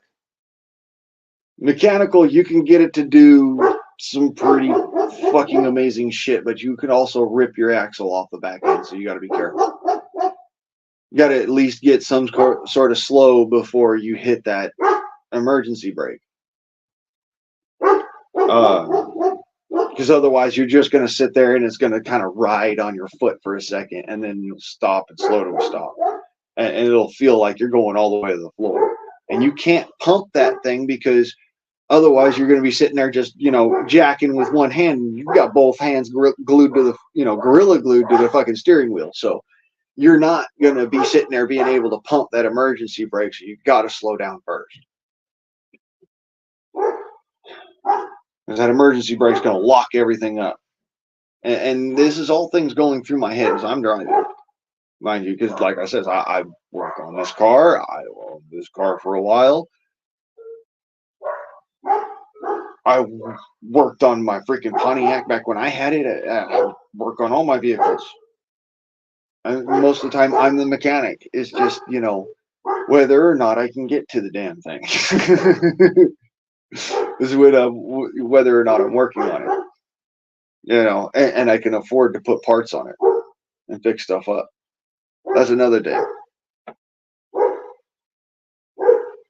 Otherwise, that's my daily driver. It's kind of, the Italian tune-up.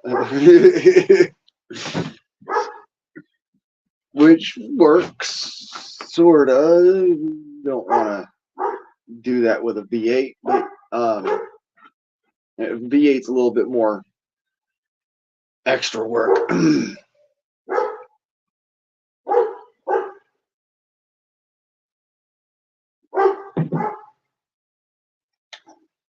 Which reminds me, I have to do a freaking oil change on that damn thing.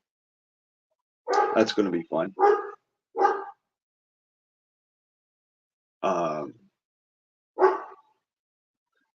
Oil change. What should we call it? I got to check my. Need to check my injectors. So I'm pretty sure that might be another possibility, but I need to first check my. I need to do the cleaning on the mass flow sensor, the mass airflow sensor, and then from there I can kind of work back. But from what I could tell, that's what all came about from this.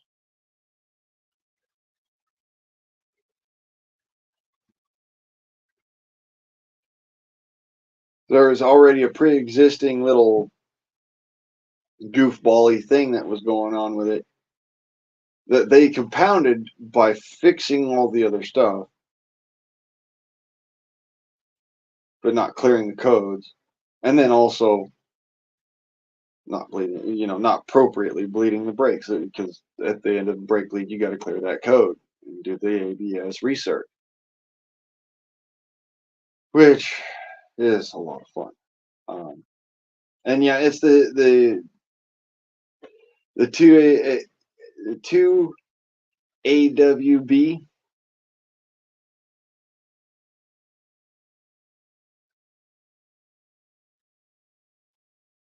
No, that's the 4 AWB, but with um, the it's got the drums on it, as well as the dual rear locking, which means it's got a high flow for the rear.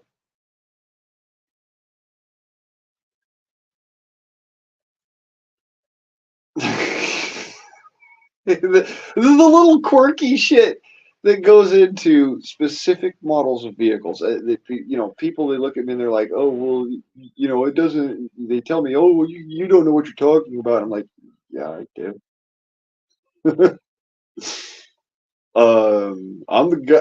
I'm one of the monkeys under the hood. Remember?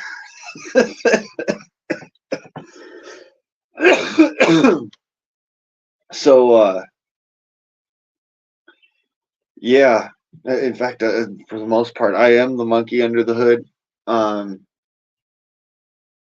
kind of fun. Not really,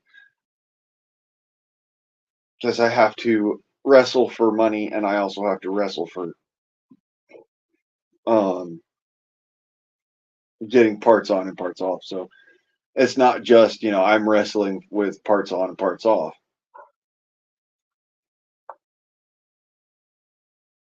I'm not sitting there and wrestling with the insurance company, mind you. I'm wrestling with my my social security check to squeeze out just a couple drops more, so I can put some fucking parts on my truck so I can get to and from. So I can maybe try to turn around and make some fucking really good blades that'll, beyond my alternative expenditures, that will be money makers. And I call those alternative expenditures because yes, I'm making them, but I'm making those as gifts for people as for free. I'm not sitting here and making those as you have to pay me for this.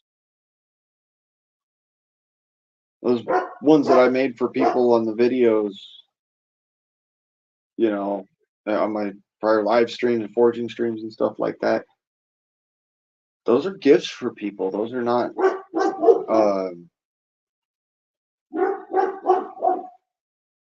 me trying to make money for the blades and stuff that I do. Me trying to make money for the blades and stuff that I do is really fucking expensive. So most of the time, people don't even bother. They're like, "Oh, I can buy this here for less." I'm like, "Yeah, well, but you're not going to buy a price forge. You can't buy this anywhere. You can buy it from me."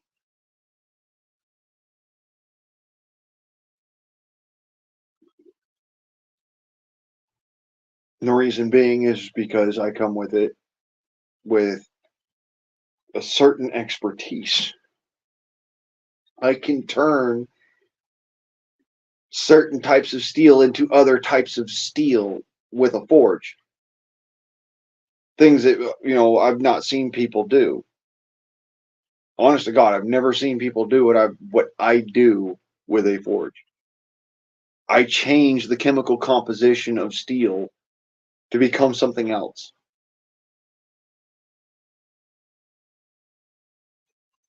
Both in technique, it comes down to both in technique and in specific methods and chemical compositions of both the forge and the fuel and the flux and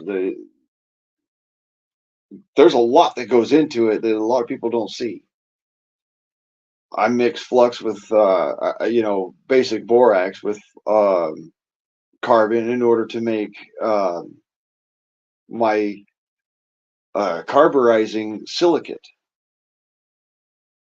which mix it wrong and you will shatter a blade or not get it hard. Mix it right, and you will have a blade that you can cut just about anything with. It might take a little bit of damage, sure, but you'll have a blade you can cut just about anything with, and its structural rigidity will be so sound, it'll be just incredible. And it comes down to the way that it pushes carbon into the steel. Remember the technique that also goes with this, okay? Pushes the carbon into the steel and creates a kind of almost like if you were to draw a pine tree, it creates that kind of nanocarbon dendritical structure going up the blade. Whichever way you're forging it into, it creates that dendritical structure going up the blade. And it will, in turn, if you do it right, give you a scaffold on the inside of the blade of carbon and chemically change the outside of the blade to have more silicon to give you a sharper edge. This is something that I actually scienced the shit out of before I ever picked up a piece of steel. It trips me the fuck out to this day that I could take just about any steel out there and turn it into air hardening combat steel, ACO1.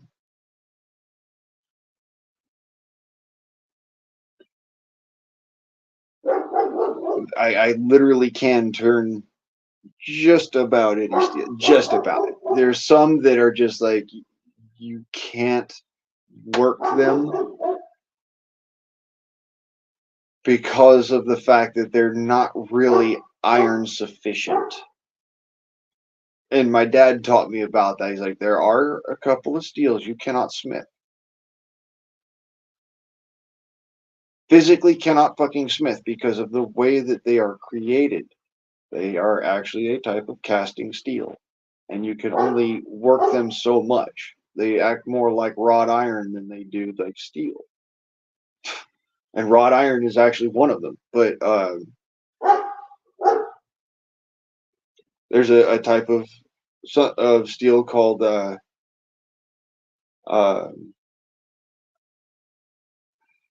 what was that? The chemical composition is NCLAC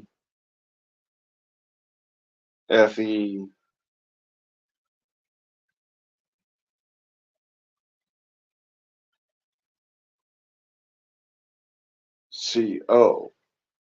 It's got more alternative metals and chemicals in it than it has iron in it. But it's used when you need a steel that is going to be wear hardening forever and ever and ever and ever and ever. You're going to make this thing, it's never going to take another shape after you're done working it. And you can only work it through machining or through casting and billet. Those are your only two options. You get your cast, you get your billet, and then you get your machining, and that's it. And it's wear hardening. It will literally harden itself over its life. It's the only one that I can't chemically change for some weird fucking reason. Every other one of them I've been able to do. Even chromium steel.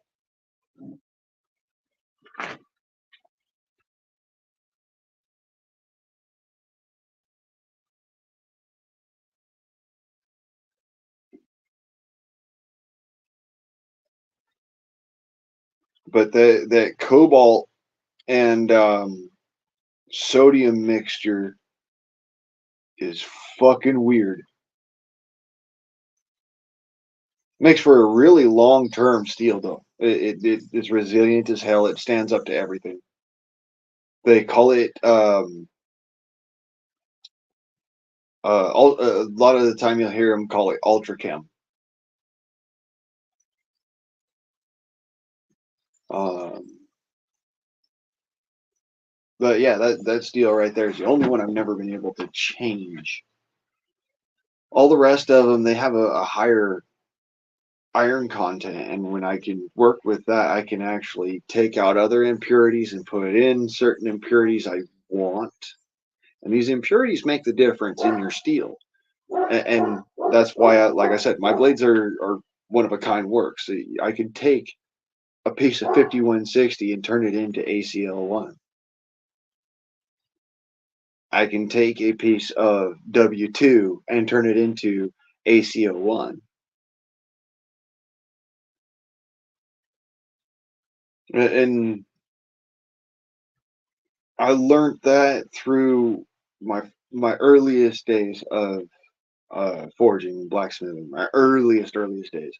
It wasn't so much my mid years when I was just fucking around. My earliest days, sitting there, talking with my dad and sitting there,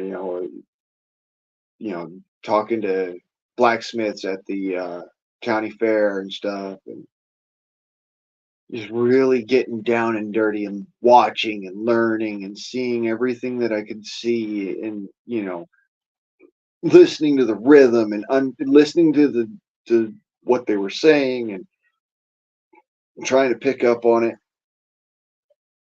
and maybe draw some osmosis or something. I don't fucking know.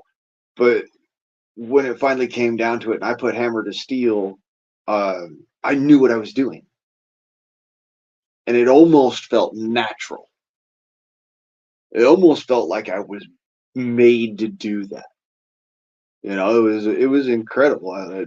The feeling of I turned hot steel into a workable tool, and not only a workable tool, but this tool will last for generations because it's made of a particular type of steel, which literally learning this from basically years and years and years of just watching documentaries, learning about shit from books, and doing chemical composition notations and mathematics and shit. I finally got down to it, and I just started doing it, and the end result, and I show this off quite a bit, the end result is pretty impressive. This is a ACO1 high carbon, high tensile strength steel, what's called combat steel blade.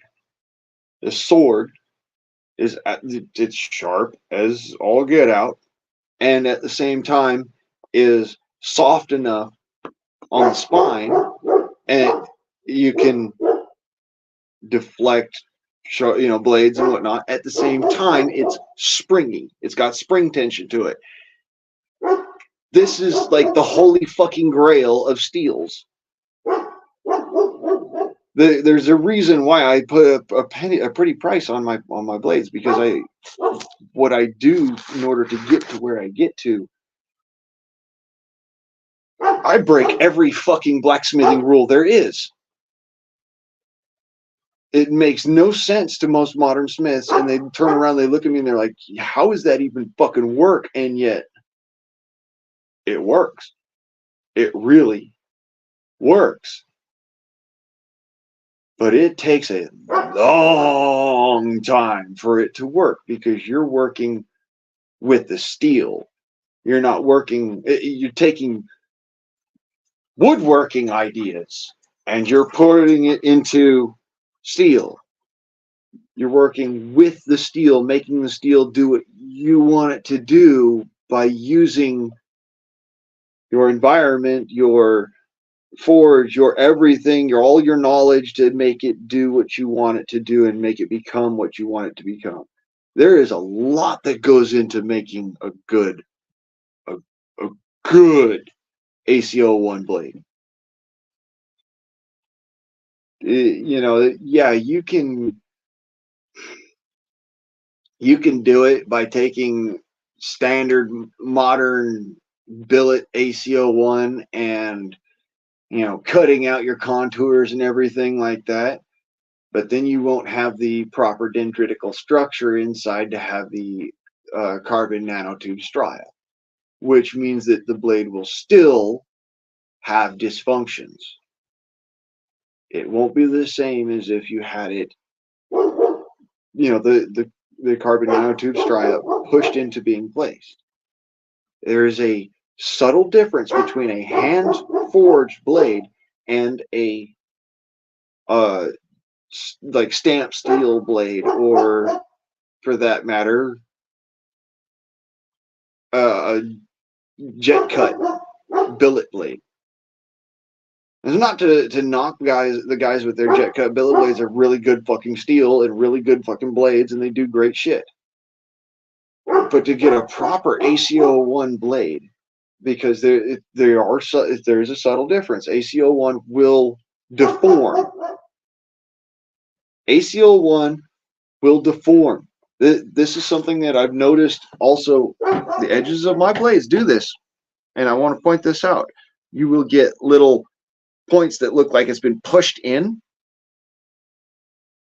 Now this is hardened steel, okay, but it's just the lightest little depressions, not nicks, not glinting, not rolling, but just simply the lightest depressions into them from like hitting other steel or something, knocking around or something. And the blade is still sharp as the day is long. It's a brilliantly sharp blade, and it's hardened. This steel is hard. It's got a spring tension to it. But little tiny freaking glints on the edge of the blade, little depressions. That is literally, that is an impact that has driven back the little feather edge into the roll and made that roll unite with the feather edge, weld with the feather edge, and push back in. Because all of that is silicon iron substrate. Underneath of that silicon iron substrate, further back into the steel, is this almost solid piece of carbon going all the way down the middle. And that comes from that forging technique that I'm telling you about. So that's why it takes so freaking long to build one of these things, because you have to relax the steel in order for it to undertake more carbon than it would originally take on, and to change the chemical composition of the steel. It takes an actual relaxation period. And a lot of people don't know about this when you're forging blades. It can take up to 6 to 7 years, depending. You can take up to 100 years, depending on how big the piece is. Smaller pieces take less time. That's why I'm thinking knives. I'm thinking I'm going to do the tomahawk blade for shad, but I can't really do larger axe heads because it doesn't do the same kind of steel reformation. There's a difference in the way that works. But I can do the tomahawk head, and I'm going to do that for him. And he'll notice the difference pretty much right away using that thing, I'm sure, because just how my blades respond is just a different kind of blade steel. It really is. It's a blade steel all of its own. So like I said, I'm gonna be working towards that. I'm gonna be working towards this other stuff coming up here shortly. Like I said, today is Saturday. Fuck it all. I'm doing freedom. And here he is. It's been 45 minutes. I'm at half a beer. Seriously. I went 4.5 hours, one fucking beer. Because you can and enjoy it. And now I'm having another one. Because it was 5 o'clock and I says, you know what? And beer 30.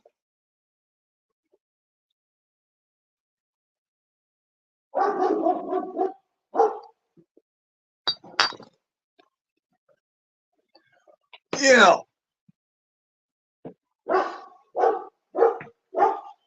course, my dog won't shut up. He's woofing back there. And of course, I don't give a flying fuck. He's going woof. I can't do nothing about it. At this moment in time.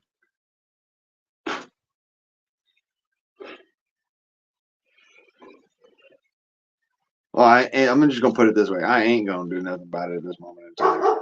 It is daytime. I'm going to let him bark. Middle of the fucking nighttime, I don't want to hear a fucking pip out of him.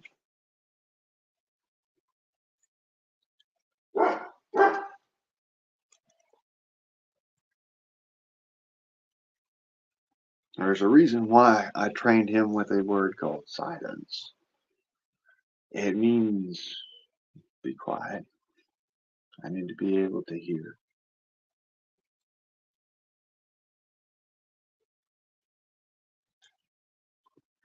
You can teach your dog a lot of things. You just got to put your foot down, put your effort to it. Now, I met a lot of folks who have some unruly fucking dogs, and let me tell you, unruly has no place in the world. Reality checks come, and God will get you if the ones that love you don't.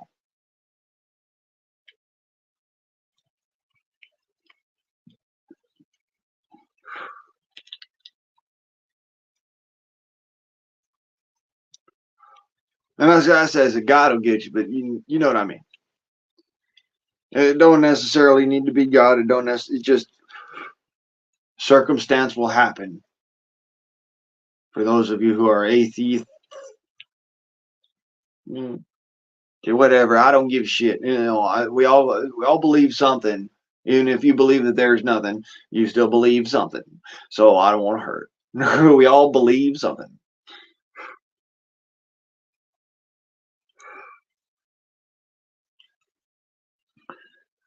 There's a message for you for the ages. We all believe something. And apparently it is up to what you are willing to subject yourself to believing. If that is that you are only willing to believe that you cannot believe anything, then you are willing to subject yourself to that belief. Still believing something. So get with the program. Believe in something.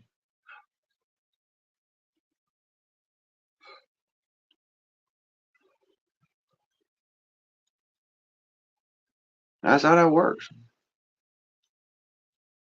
Any Hoosiers, I'm a fair certain that we've got a bunch of streamers as come on the live-ins and whatnot. Uh-huh.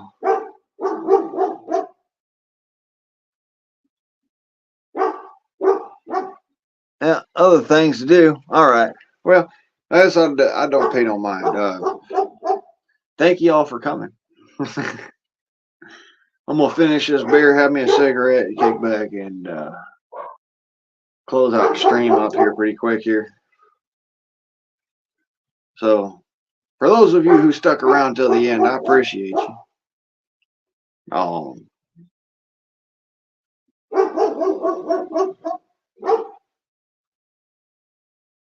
Dog's gonna bark. Sorry about that. Can't fix it.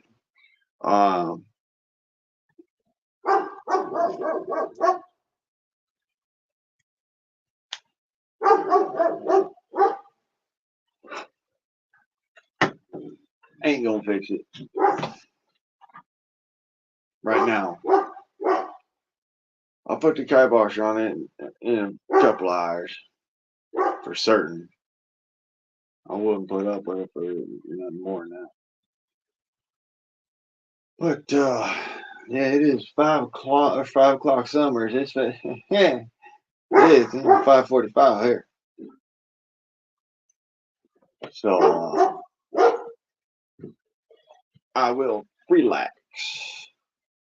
Relax. And enjoy. Because why fuck around? Um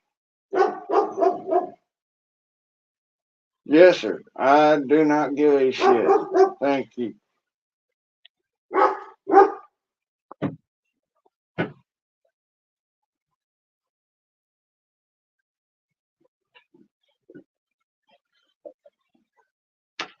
And I get me on that whole damn Joe Biden fucking starting shit and pestilence and fucking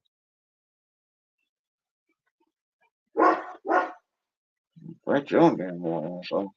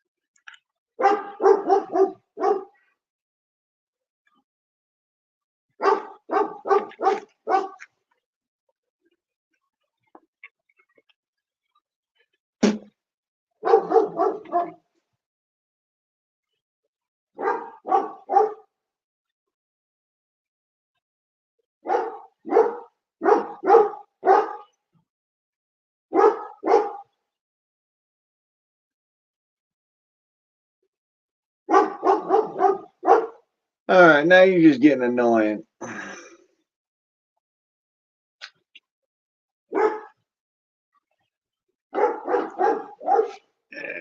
Oh, prick.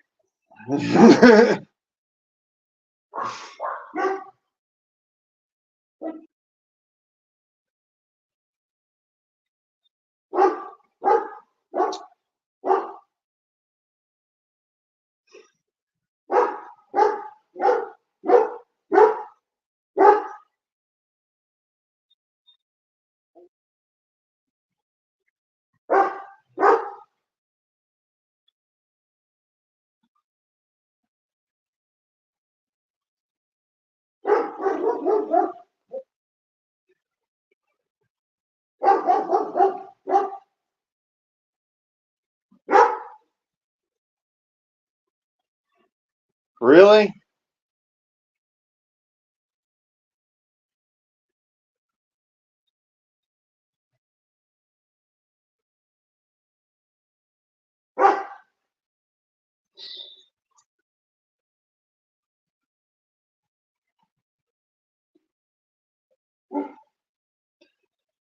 That's Houdini, y'all.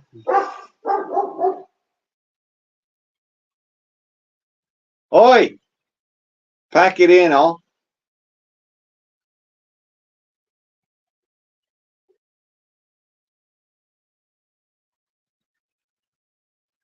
Your day is done, gone the sun. It's rest with the clouds neath the sky. Safely rest. Day is done. All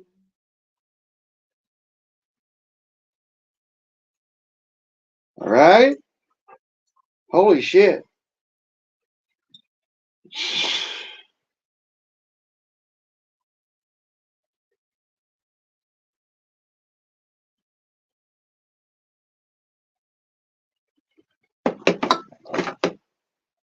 Fuck, dog. Chill the fuck out.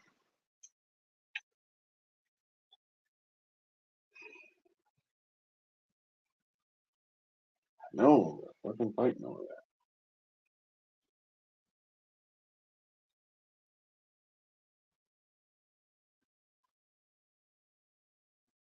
Crazy bastard. All right. Yeah, I guess I might end it. Y'all, this is Yo Guardsman Elm, and thank you for coming by. Have you a good old time, and motherfuckers, I'm out.